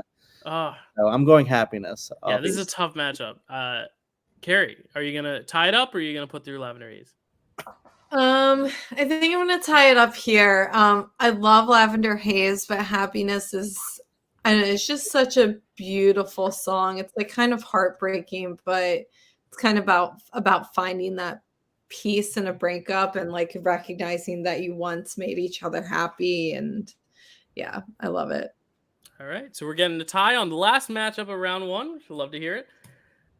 Right on the 4-hour mark too. We did an hour per quadrant. That's good. And then we'll finish it up in like 20 to 30 minutes. I promise. All right, here we go. Yeah, let's finish it before her birthday's over. Right. Yeah. Okay. So our happiness is 2 votes, and Lavender Haze is 8 votes. Lavender Haze is a little more popular. I'm sorry, Chad. That's my hits different. Tolerate it, or yeah, your hits different. Yeah, hits different. Yeah. Okay. I'm sorry, Chad. That is our first round. Let's go back up here now. Remember these songs? Back to our first quadrant. We're gonna go speedy through these because we've talked about all these songs. Unless there's something you really want to say, like in depth, I think we could just kind of say which one we prefer. Blank space in mine. I'm going blank space. Chad. Mine. Kerri. Mine. Kelsey. Blank space. All right, we got another tie. Boom. Blank space is going to win that one. We will see. We will find out. Why is this going slow? I know Blank Space got a shit ton of votes, but I just want to make sure mine has a chance. I don't want to lie. It's loading. I promise. Oh, there we go. All right. I didn't mean to think. Mine has 10 votes. Blank Space has 16 votes. Yeah. So Blank Space is going to go through here. That's bullshit, but go ahead. Okay. Listen, blame the fans, not me. Mine rules. Okay. Mine is Mine great. does No, rule. They both made it Mine a whole does other rule. round. Yeah. Keep in mind, as Kerri said, Hannah had you're on your own kid winning the whole thing, and that That's lost true. to mine the first round. So Yeah. all right. Last Great American Dynasty versus ours. Chad. Last Great American Dynasty. Kerri. Ours. Kelsey. The Last Great American Dynasty. I am also going Last Great American Dynasty. So that is going to be in the next round. All right. You All Over Me and Getaway Car. Kerri. Getaway car. Kelsey. Getaway Car. I'm also going to Getaway Car. Chad, what Getaway would you Car. have said? All right. So it's Queen Sweep right there. All right. Long Story Short and Bejeweled. Kelsey. Bejeweled. I am also going Bejeweled. Chad. Bejeweled. Kerri. Bejeweled. All right, so another clean sweep. So the second round is proven to be a little bit easier, maybe. Yeah. All right, speak Yeah, now. we'll see. Speak now, and our song. I'm gonna go our song because I'm mad about New Romantics. Chad, Speak now.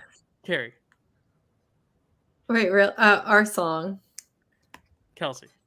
Our song. All right, our song is gonna make it. Debut lives on in the second round, and next, The Way I Loved You from Fearless, and then Safe and Sound. Chad, I'll go Safe and Sound here. Kerri, Safe and Sound. Kelsey. The Way I Loved You. I'm gonna go Safe and Sound. So, Okay, fine. Kelsey, it's my I'm top sorry. three, Kelsey. No, it's fine. It's fine. It's fine. All right. Enchanted God. and Champagne Problems. Oh We're gonna my start with God. Kerri here. Champagne Problems. Kelsey. Enchanted. I'm gonna go Champagne Problems. Chad. Enchanted. Oh, we got a tie. We're going with a tiebreaker. We're fresh. And You just want to see me suffer, Chad? Enchanted has 16 votes, and Champagne Problems has 8 votes. So Enchanted is gonna make Wow. it through. Amy Adams in that blue dress. Wrong movie. All right. Cardigan and Mr. Perfectly Fine. Kelsey. Cardigan. Oh, it's me. Sorry. Mr. Perfectly Fine. Chad. Mr. Perfectly Fine. Carrie. Mr. Perfectly Fine. Oh, Ooh, fuck you guys. Another Sorry. Kelsey. I'm sorry. Kelsey. Any other match? Sorry. We're doing this because of you, Kelsey. I'm getting cranky. I'm sorry. It's okay. No, So there's sorry. there's the second round for our first quadrant. Let's move over here now. You Belong With Me and The Man. I'm gonna go You Belong With Me. Chad. You belong with me. Carrie. The Man. Kelsey. You belong with me. All right. You Belong With Me is gonna go forward. Mm. All right. Okay. Everything Has Changed. Welcome to New York. Chad. Everything has changed. Carrie. Welcome to New York. Kelsey. Welcome to New York. I'm going to side with Chad here. I'm going Everything Has Changed. What? Still, after all of that nostalgia talk about listening to it in the tunnel, Oh. Yes, but I Sorry. also love Everything Has Changed. yeah, everything has changed. Everything has changed. This friendship, this channel, Oh, okay. this Everything Has Changed. bracket. All right, Kels. Everything Has Changed has 6 votes. Welcome to New York has No, don't double 10 back. votes. Okay. What? Oh. So on. Oh, sorry. What were you going to say? I don't know. What were you going to say, Kels? Because you're being rude. All right. I love you. You're my sister, but stop. All right. Willow and Begin Again. Carrie, go ahead. Begin Again. Kelsey. Kelsey. Kiki. I'm sorry. I was told to stop. I'm sorry, Kels. I apologize. Yeah. We're all a little cranky here. Are you going to go Willow or Begin Again, Kels?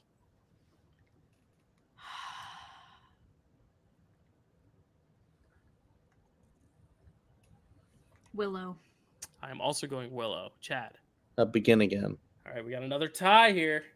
This is fun. I'm having fun. Begin Again, 6 votes. Willow, 6 votes, which means Begin Again is one that I'd be happy if it won the whole thing. That's Siri, flip a coin. That's a really hot take. Heads, which means Willow is going to go through here to the next round. Begin Again ruling is a hot take. No, like you said, because you wanted it to win the whole thing. Yeah. Yeah, I could see that. But All right, not so now. Style and hits. Style and the one. Kelsey. This is. I tough. just went. It's your turn, Dyl.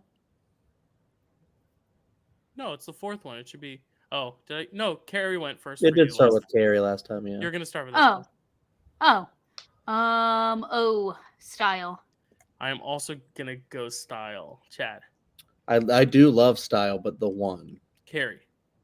The one. All right, another tiebreaker. This is fun. Now I feel bad for scolding you earlier, Kelsey. It's all in good fun. I feel bad now. 14. Style is 14. The one It's not gonna win has then. 8. Yeah. 8. So Style All right. is going on to the next round. The one's right. just for me then. Paper Rings versus Fearless. I am hands down Paper Rings here. Chad.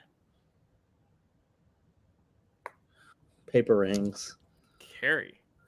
Fearless. Kelsey. Fearless. Oh, another tie. I like that it tied. Fearless has 6 votes. Paper Rings has, what album is that? Lover? Lover. 8 votes. So Paper Rings is Wow. gonna go. That's forward. crazy, That's- dude. It's That's the people. wild. It's the people. They voted. I They spoke. don't know how. Okay, I sorry. could have asked Siri, but all right. Never Grow Up and Sparks. Sorry, don't blame me. Chad, Never Grow Up. Kerri, Never grow up. Kelsey. Don't blame me. I'm going. Don't blame me as well. Another I tiebreaker. do though. Another tiebreaker here. Never Grow Up has 4 votes, and what album is Don't? Oh, it's Reputation. Has Reputation. 10 votes. 10 votes for Wow. Don't Blame Me. So Don't Blame Me. People have spoken.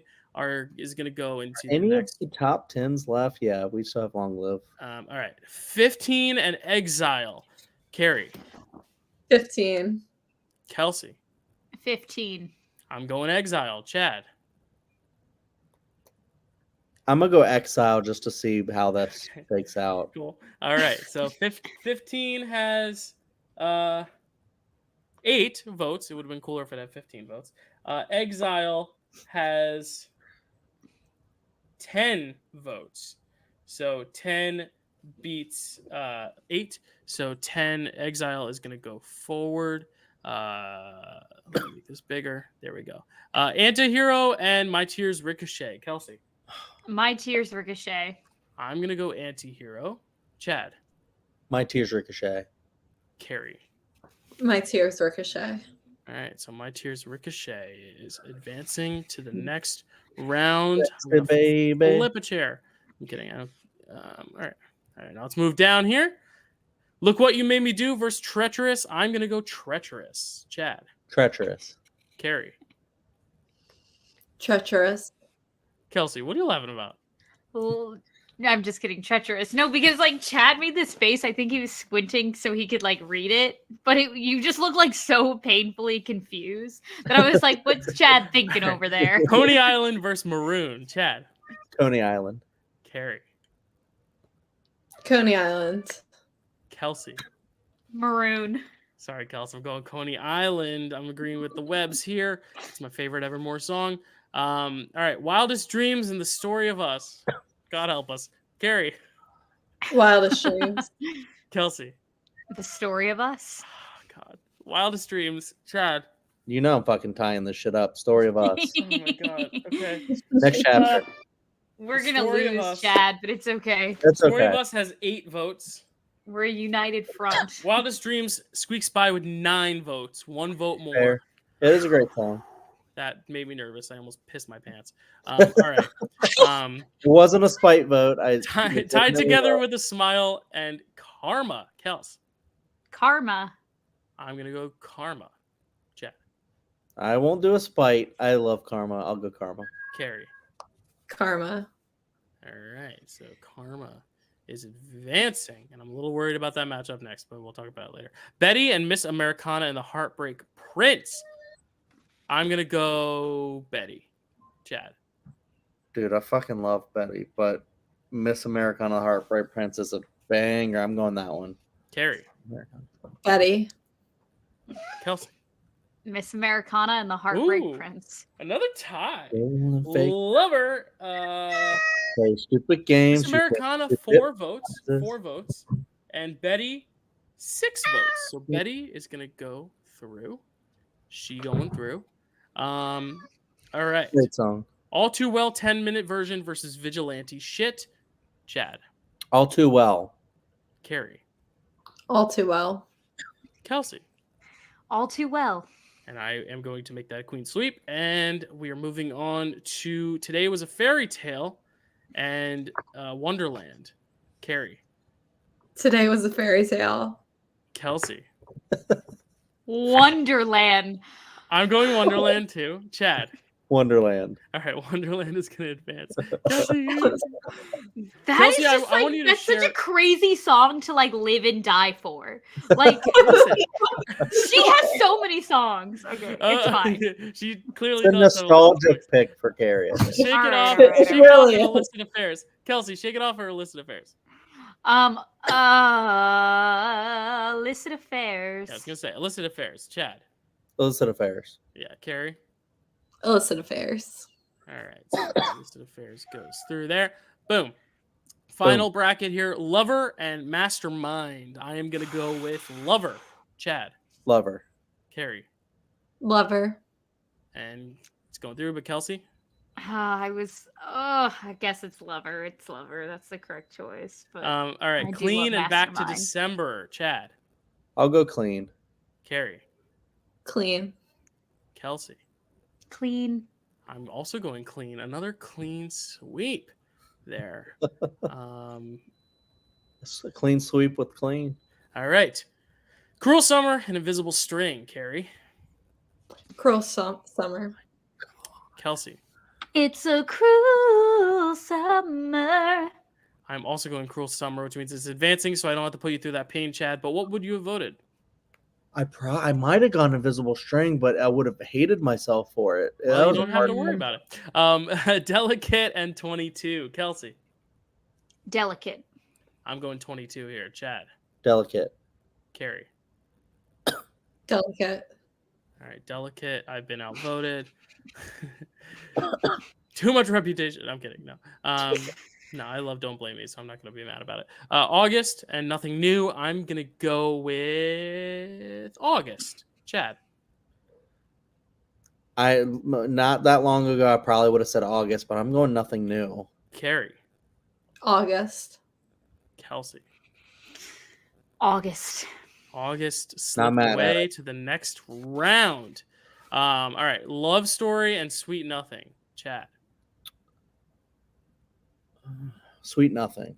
Carrie. Sweet Nothing. Okay, Kelsey. Sweet Nothing. Oh, y'all, you killing me. Alright. Love Story would have been my pick. Oh, that's my chair moment right there. Love Story out in the Do center. it. I'm gonna cry. No, I'm not. I'm too tired.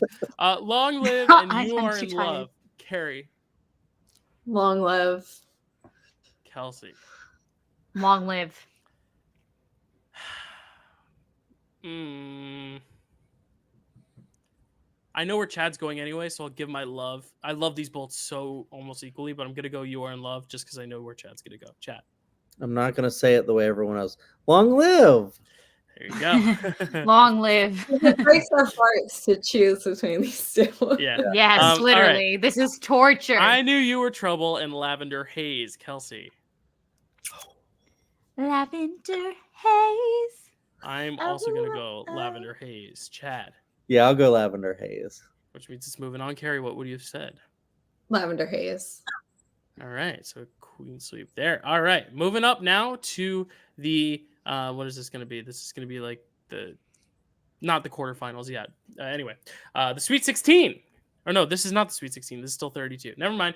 Blank space, Last Great American Dynasty. I'm going to go blank space. Chad.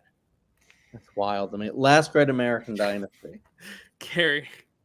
Blank space. Kelsey. Blank space. I can't blank believe this space. shit. Are you guys serious? See? Chad, Taylor welcome Swift to my world. Guys, we should advance Bad Blood to the finals because that's what this bracket's bringing out for everyone. All right, Getaway Car, and Bejeweled, Chad. Bejeweled. Kerri. Bejeweled. Kelsey. Getaway car. I am also going to go Getaway Car, which means we are resulting the Not poll bad again. about it. Yeah, no, this is a tough one. You guys are underestimating my love for Bejeweled. Nice. Clearly. All right. Getaway Car is in reputation. Getaway Car is getting 6 votes. Bejeweled is getting a whopping 12 votes, double that. Nice. So Bejeweled is going on to the next People round. love the shimmer. The Getaway Car has gotten out of this tournament. Our Song and Safe and Sound, Kerri. Our Song. That hurts Kelsey. me so much. Our Song, but my heart just broke for Getaway Car. It's okay. Okay. My heart is about to break unless Chad helps me out here, but I'm going to go Safe and Sound easily. Chad. I'll throw it to the poll. Safe and Sound. Okay. Here we go. Our Song, 12 votes. Safe and Sound, 14 votes. There you go. Safe and Sound is a poll favorite. I will share at the end what got the most votes on the poll because it may surprise y'all because it was out in the first round and we never even needed to look for it. All right. Because I keep scrolling past it. I'm like, that is 32 votes. That's crazy. All right. Enchanted, Mr. Perfectly Fine. Kelsey. Enchanted. I'm going Mr. Perfectly Fine. Chad. Mr. Perfectly Fine. Kerri. Enchanted. All right. We're tied up again. And this is where I think my luck Hello. here. Enchanted got 16 votes, and Mr. Perfectly Fine got 10 votes. Okay, Mr. Perfectly Fine got a lot of votes, but Enchanted is going to move on here and saving Kelsey's aneurysm or whatever she's about to have. All right. You Belong With Me and Welcome to New York. This is fun, guys. This is where I will go You Belong With Me. Chad.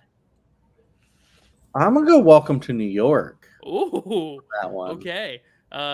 Interesting, because you went Everything Has Changed. Okay. Kerri.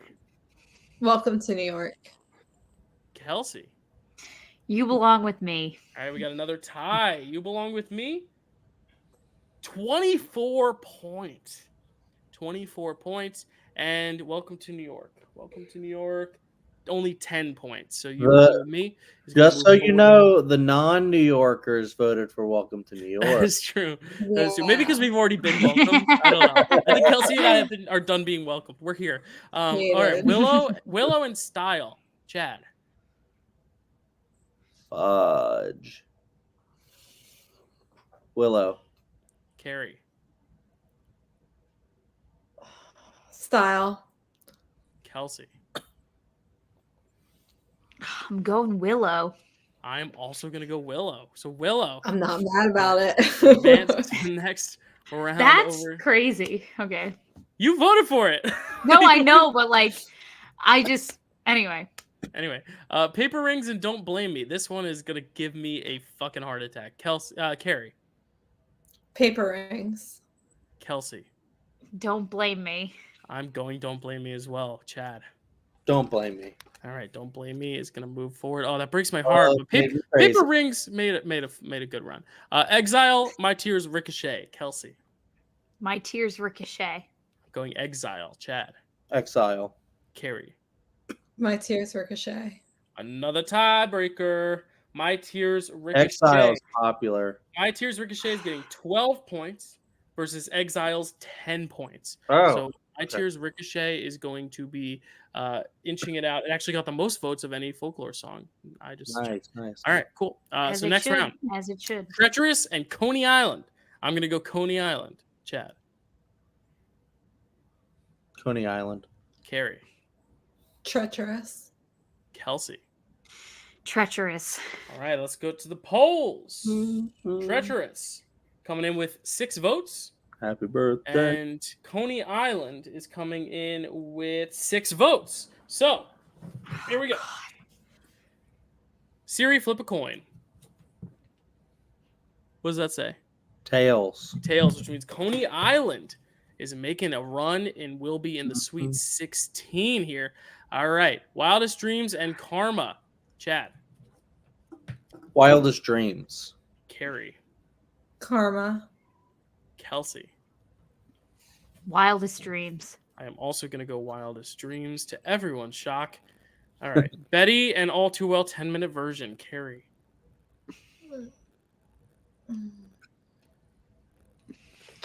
I don't know what to do Oh, here. shit. Betty. Oh, Okay. Kelsey. All Too Well. I'm also going All Too Well. Chad. Betty. All right. We're tied up again. All Too Well 10-minute version is getting 10 points. Oh, Betty is getting 6 points. So All Too Well I will thought it be- would be defeated here, but will not. be advanced. All right. Wonderland and Illicit Affairs. Kelsey. Wait, what the fuck does she do here? Wonderland. Okay. I am also going to go Wonderland. Chad. Who are you talking about, Chad? Wonderland. Well, I thought you really liked Illicit Affairs. So I was like, what does she do? And, Oh, okay. Wonderland. Kerri, The way you said it, I you were, wouldn't like, settle us asking, with theirs. okay. So 3-1, Wonderland advances. All right. Lover and Clean. I am going to go Lover. I'm going to go Lover. Chad. Lover. Kerri. Lover. Kelsey. Clean. Kerri said it the way Taylor would say it. Lover. That was devastating. Okay. That Cruel was Summer, horrible. Cruel Summer and Delicate. Chad. Cruel Summer. Kerri. Delicate. Kelsey. Cruel Summer. I'm also going to go Cruel Summer. So Cruel Summer will advance. And now August and Sweet Nothing. Kerri. August. Kelsey. August. I'm also going August. And August. Vengeance for Love Story. Chad, you said August? Mhm. All right. And Long Live and Lavender Haze. Kelsey. Long Live. I will also go Long Live here. Chad. Long live. Heck Carrie. yeah. Long live. Cool. All right. So we're on to the Sweet 16. 16 songs remain. Just going to give a recap really quick. We got Blank Space, Bejeweled, Safe and Sound, Enchanted, You Belong With Me, Willow, Don't Blame Me, My Tears Ricochet, Coney Island, Wildest Dreams, All Too Well 10-minute version, Wonderland, Lover, Cruel Summer, August, and Long Live. Blank Space versus Bejeweled. I am going to go Blank Space. Chad. Bejeweled. Kerri. Blank space. Kelsey. Sorry, Chad. Blank Space. Blank Space. What the fuck Continues. is going on? That song is not that good, guys. You serious? Chad's turn red. Speaking of red, Safe and Sound versus Enchanted. Chad, you'll start this one. Safe and Sound. I am. Oh, sorry, Kelsey. Kerri. Sorry, Kerri. Safe and sound. Kelsey. Enchanted. I'm also going Safe and Sound. So Safe and Sound will be Safe and Sound in the Elite Eight here. Moving on. You Belong With Me and Willow. Kerri. Willow. Kelsey. Fuck. That's not an option. Slut was on the bracket, but fuck is not.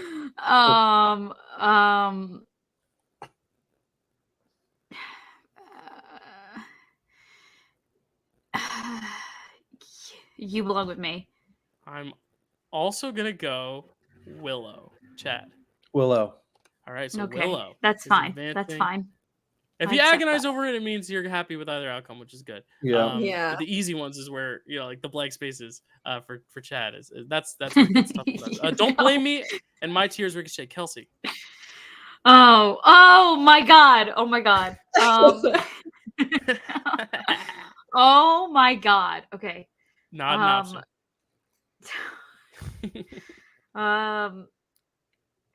My Tears Ricochet. I'm going Don't Blame Me. Chad. Next time I listen to Blank Space, I'm gonna be like, "What is the sorcery you have over it?" Don't blame me. If it helps, when I average everything together, it was the number one overall by every other outlet too. That's So insane. it's just how it rolls. You went Don't Blame Me as well, Chad? Yeah. All right, Kerri. My tears ricochet. Oh, we got another tie. So Mm. Don't Blame Me is going to get 10 points. And My Tears Ricochet is getting 12 points. So My Tears Ricochet, my tears are about to start ricocheting down my cheeks because I am sad. Don't blame me. It was so fun while it lasted. Coney Island and Wildest Dreams. I am going with Wildest Dreams. Chad. This is freaking tough, actually. Probably because it'll lose Coney Island. Kerri. Wildest Dreams. Kelsey. Wildest Dreams. All right, Wildest Dreams is going to Uh? move on. All Too Well, 10-minute version, and Wonderland. Chad. I don't want to see it win the whole thing, but it probably will. Wonderland.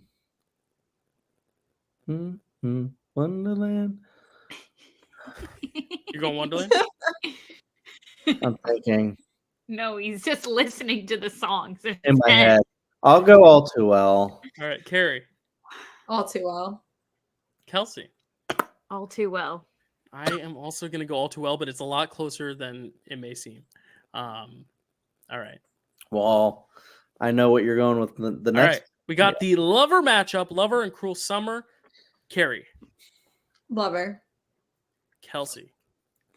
Cruel Summer. I am also going Cruel Summer. Chad. Lover. All right, we're tied up. Lover and Cruel Summer. Ooh, one of these has 12 votes. One of these has 14 votes. Lover has 14 votes. It'll be advancing. August and Criminal. Long Live. Criminal. Kelsey. August and Long Live. Long Live. I am going to go August. Chad. Long Live. Kerri. Long Live. All right. So, damn. All right. I love Long Live, but yo, this is my blank space. I'm like, I get it. Right. But I don't get it. All right. We're in the Elite Eight. I'm just going to recap. We have Blank Space, Safe and Sound, Willow, My Tears Ricochet, Wildest Dreams, All Too Well, Lover, and Long Live. What's been eliminated? So we have no more Fearless, no more Debut, and no more Reputation, it seems. All right. So Blank Space. Oh, no more Midnights either, right? Yeah, Right. no more Midnights. All right, cool. Blank Space and Safe and Sound. I'm going to go with Safe and Sound. Chad. Yes. Now you think about it? Yes. Safe and No, Sound. I know. The big it took me off guard. Kerri. Blank Space. Kelsey. Blank Space. Hell gonna All right. win because So, of the poll. Blank Space got 16 votes. Safe and Sound got 14 votes. It was so close, but Blank Space will Very be in our close. final four. All right, Willow and My Tears Ricochet. Chad. Willow. Kerri. Willow. Kelsey. My Tears Ricochet. I'm also going to go Willow, which means Willow is in our final four as well. So that ends Folklore's run here. All right, Wildest Dreams and All Too Well. Kerri. All Too Well. Kelsey. All Too Well. I'm going Wildest Dreams. Chad. Wildest Dreams. Oh, thank you, Chad. Wildest Dreams has 10 votes. All Too Well has 10 votes. Fuck. All right. Whoa. Wow. Shit. Game Siri, changer. flip a coin. Heads. Heads, There which we means go. Wildest Dreams is on top. Wildest Dreams is That's advancing wild. to the final four. So we have 289 songs, one Evermore, and we're gonna round it out with either a Lover or a Speak Now. Lover versus yeah. Long Live. Kelsey, what are you going with? Long Live. I'm going Lover. Chad. Long Live. Kerri. Long Live.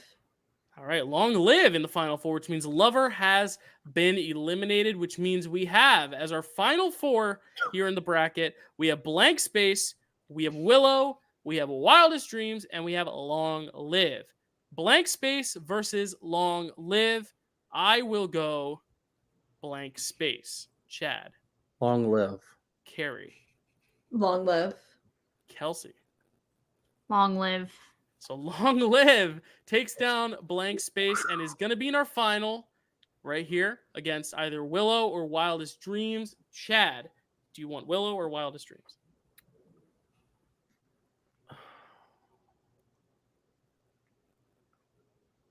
Willow. Kerri. Willow. Kelsey. Willow. Doesn't matter what I think. I was going to go Wildest Dreams, but Willow will advance. So both 89 songs are taken out. We have a Speak Now versus Evermore final. That's not how I thought it was going to go, but this is going to be very interesting. Long Live and Willow. We're going to start with you, Kerri. Which one is going to get your victory right now? Long Live. Kelsey. Long Live.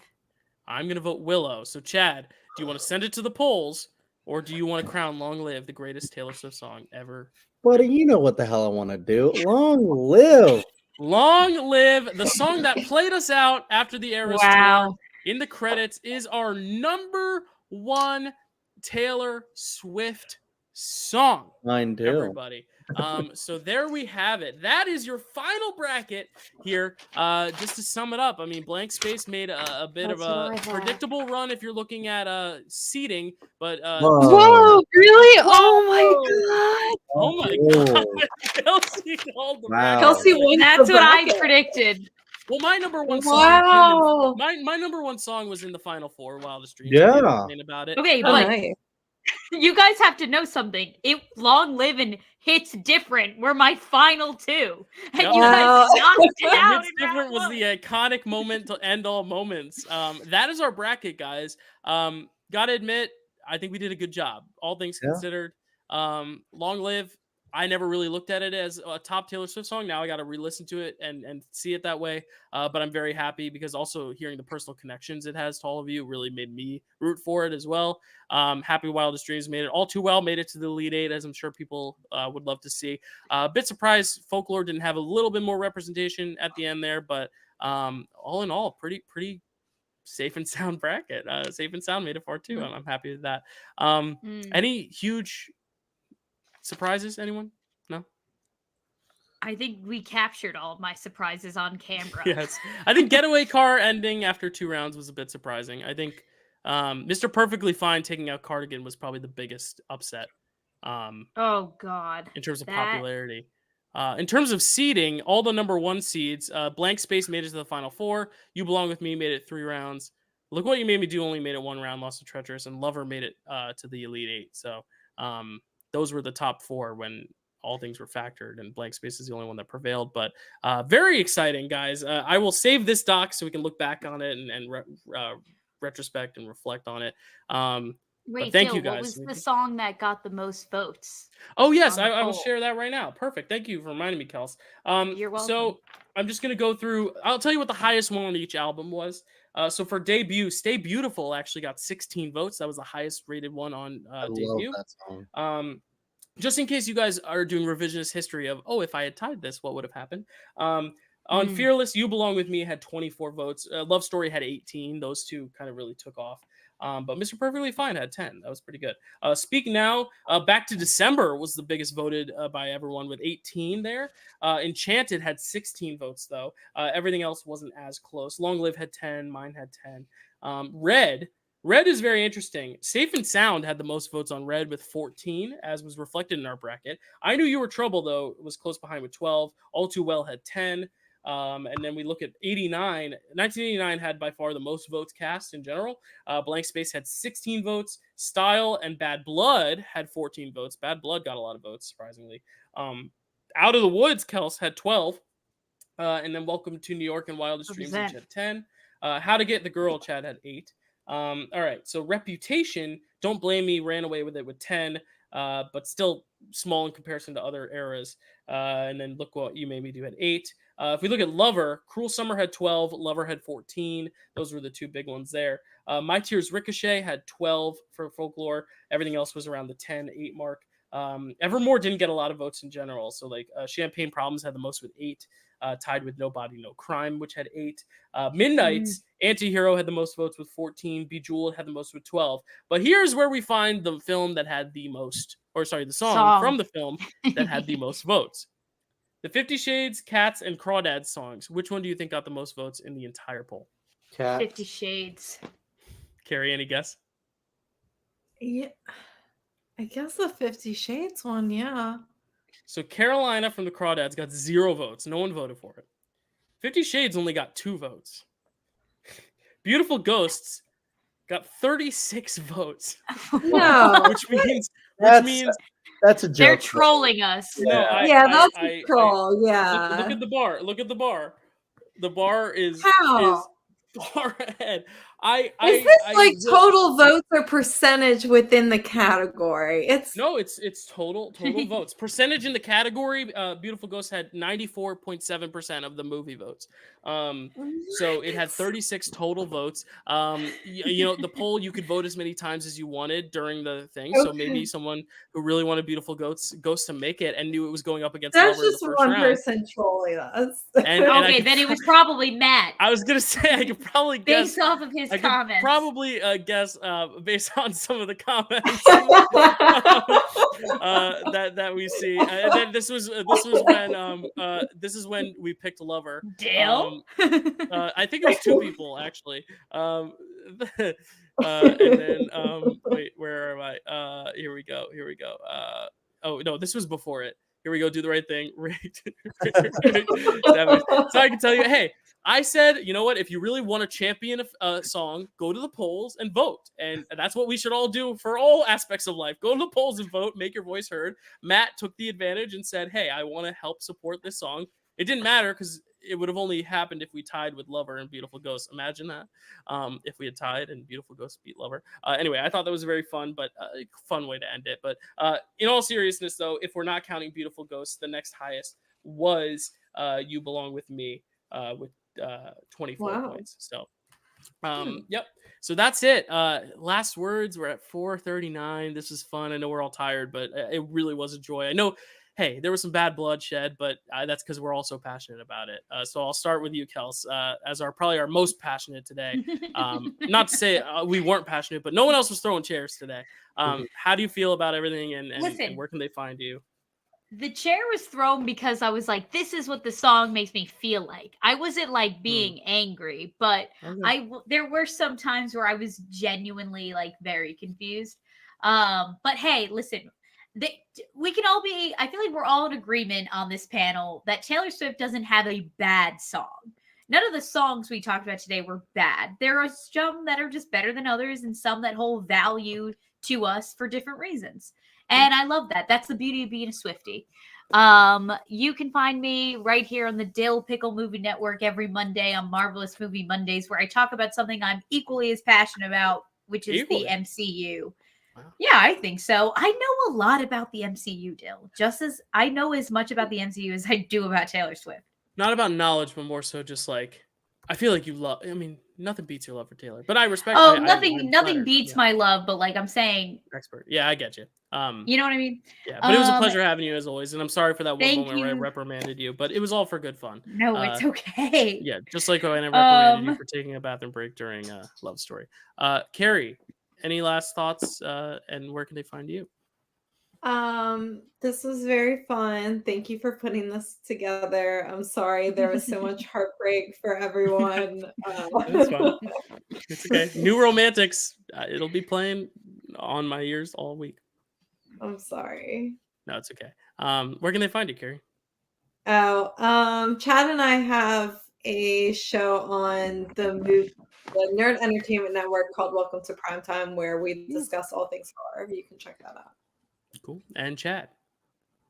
Yeah, definitely check out that, but also check out my channel, Chadwick Webb, where Dylan and I was legitimately like watching the Eras tour in the theater, and I was just kind of messaging Dylan at the same time, and then I was like, why don't we do a ranking of like the albums or something like that? And he was like, let's do all the songs. I was like, Jesus Christ. And then you asked me, you were like, how many songs are there? And I was like, oh, probably maybe 80. And then I looked and I was like, there was like 400 or whatever. 200. Do something. But I was like, okay, so maybe we'll do a bracket. And then we did 64. And I was like, there's so many songs we're going to omit. We need to do the full 128. But it all worked out. So, and I thought the bracket was a brilliant idea. And I think it really worked out.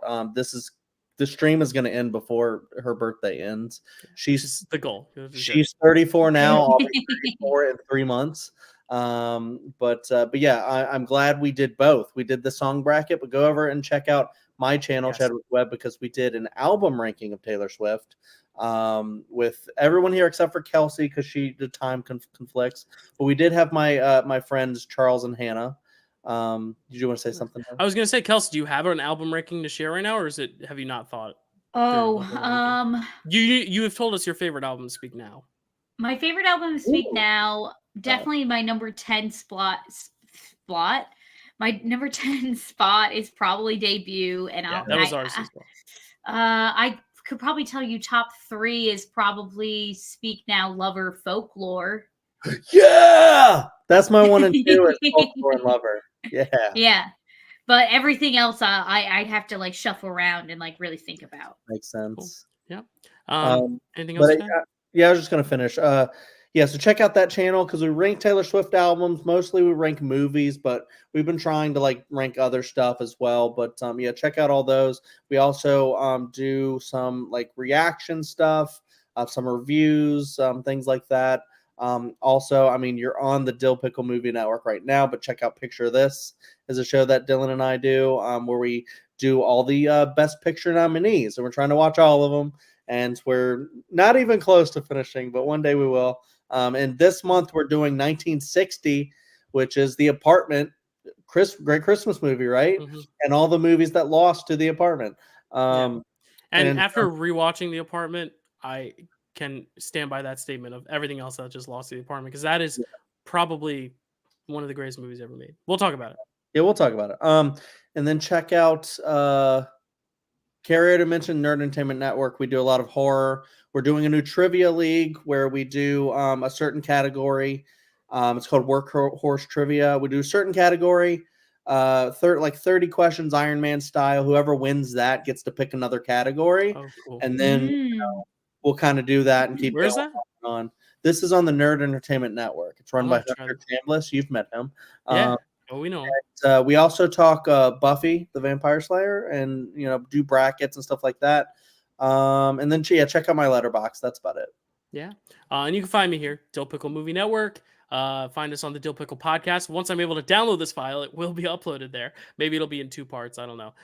But this was really a blast. And thank you guys for bearing with us. I mean, we're getting done before midnight, which was my goal. Once we hit the 4-hour mark and we had just finished round 1, I was like, oh shit. But it was cool that y'all were like willing to just kind of rattle it off afterwards, because we really said everything in that first round. But and it was great that we did have so much to say, and we took up 4 hours though, because it really is a personal thing for all of us.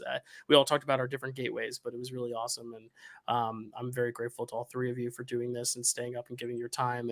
And Elliot, thank you for letting your parents rank some stuff and be a little hands free right now, which is tough too, because you also are dealing with parenthood. So and Kelsey, thank you for finding time to fit in a meal during the bracket, which was pretty epic, as I munched on my Swedish fish. But I Uber Eats the diner as soon as our bracket just wrapped, so I'm gonna go eat that food now soon. But happy birthday, T Swift. We hope you felt honored by this. Long live you.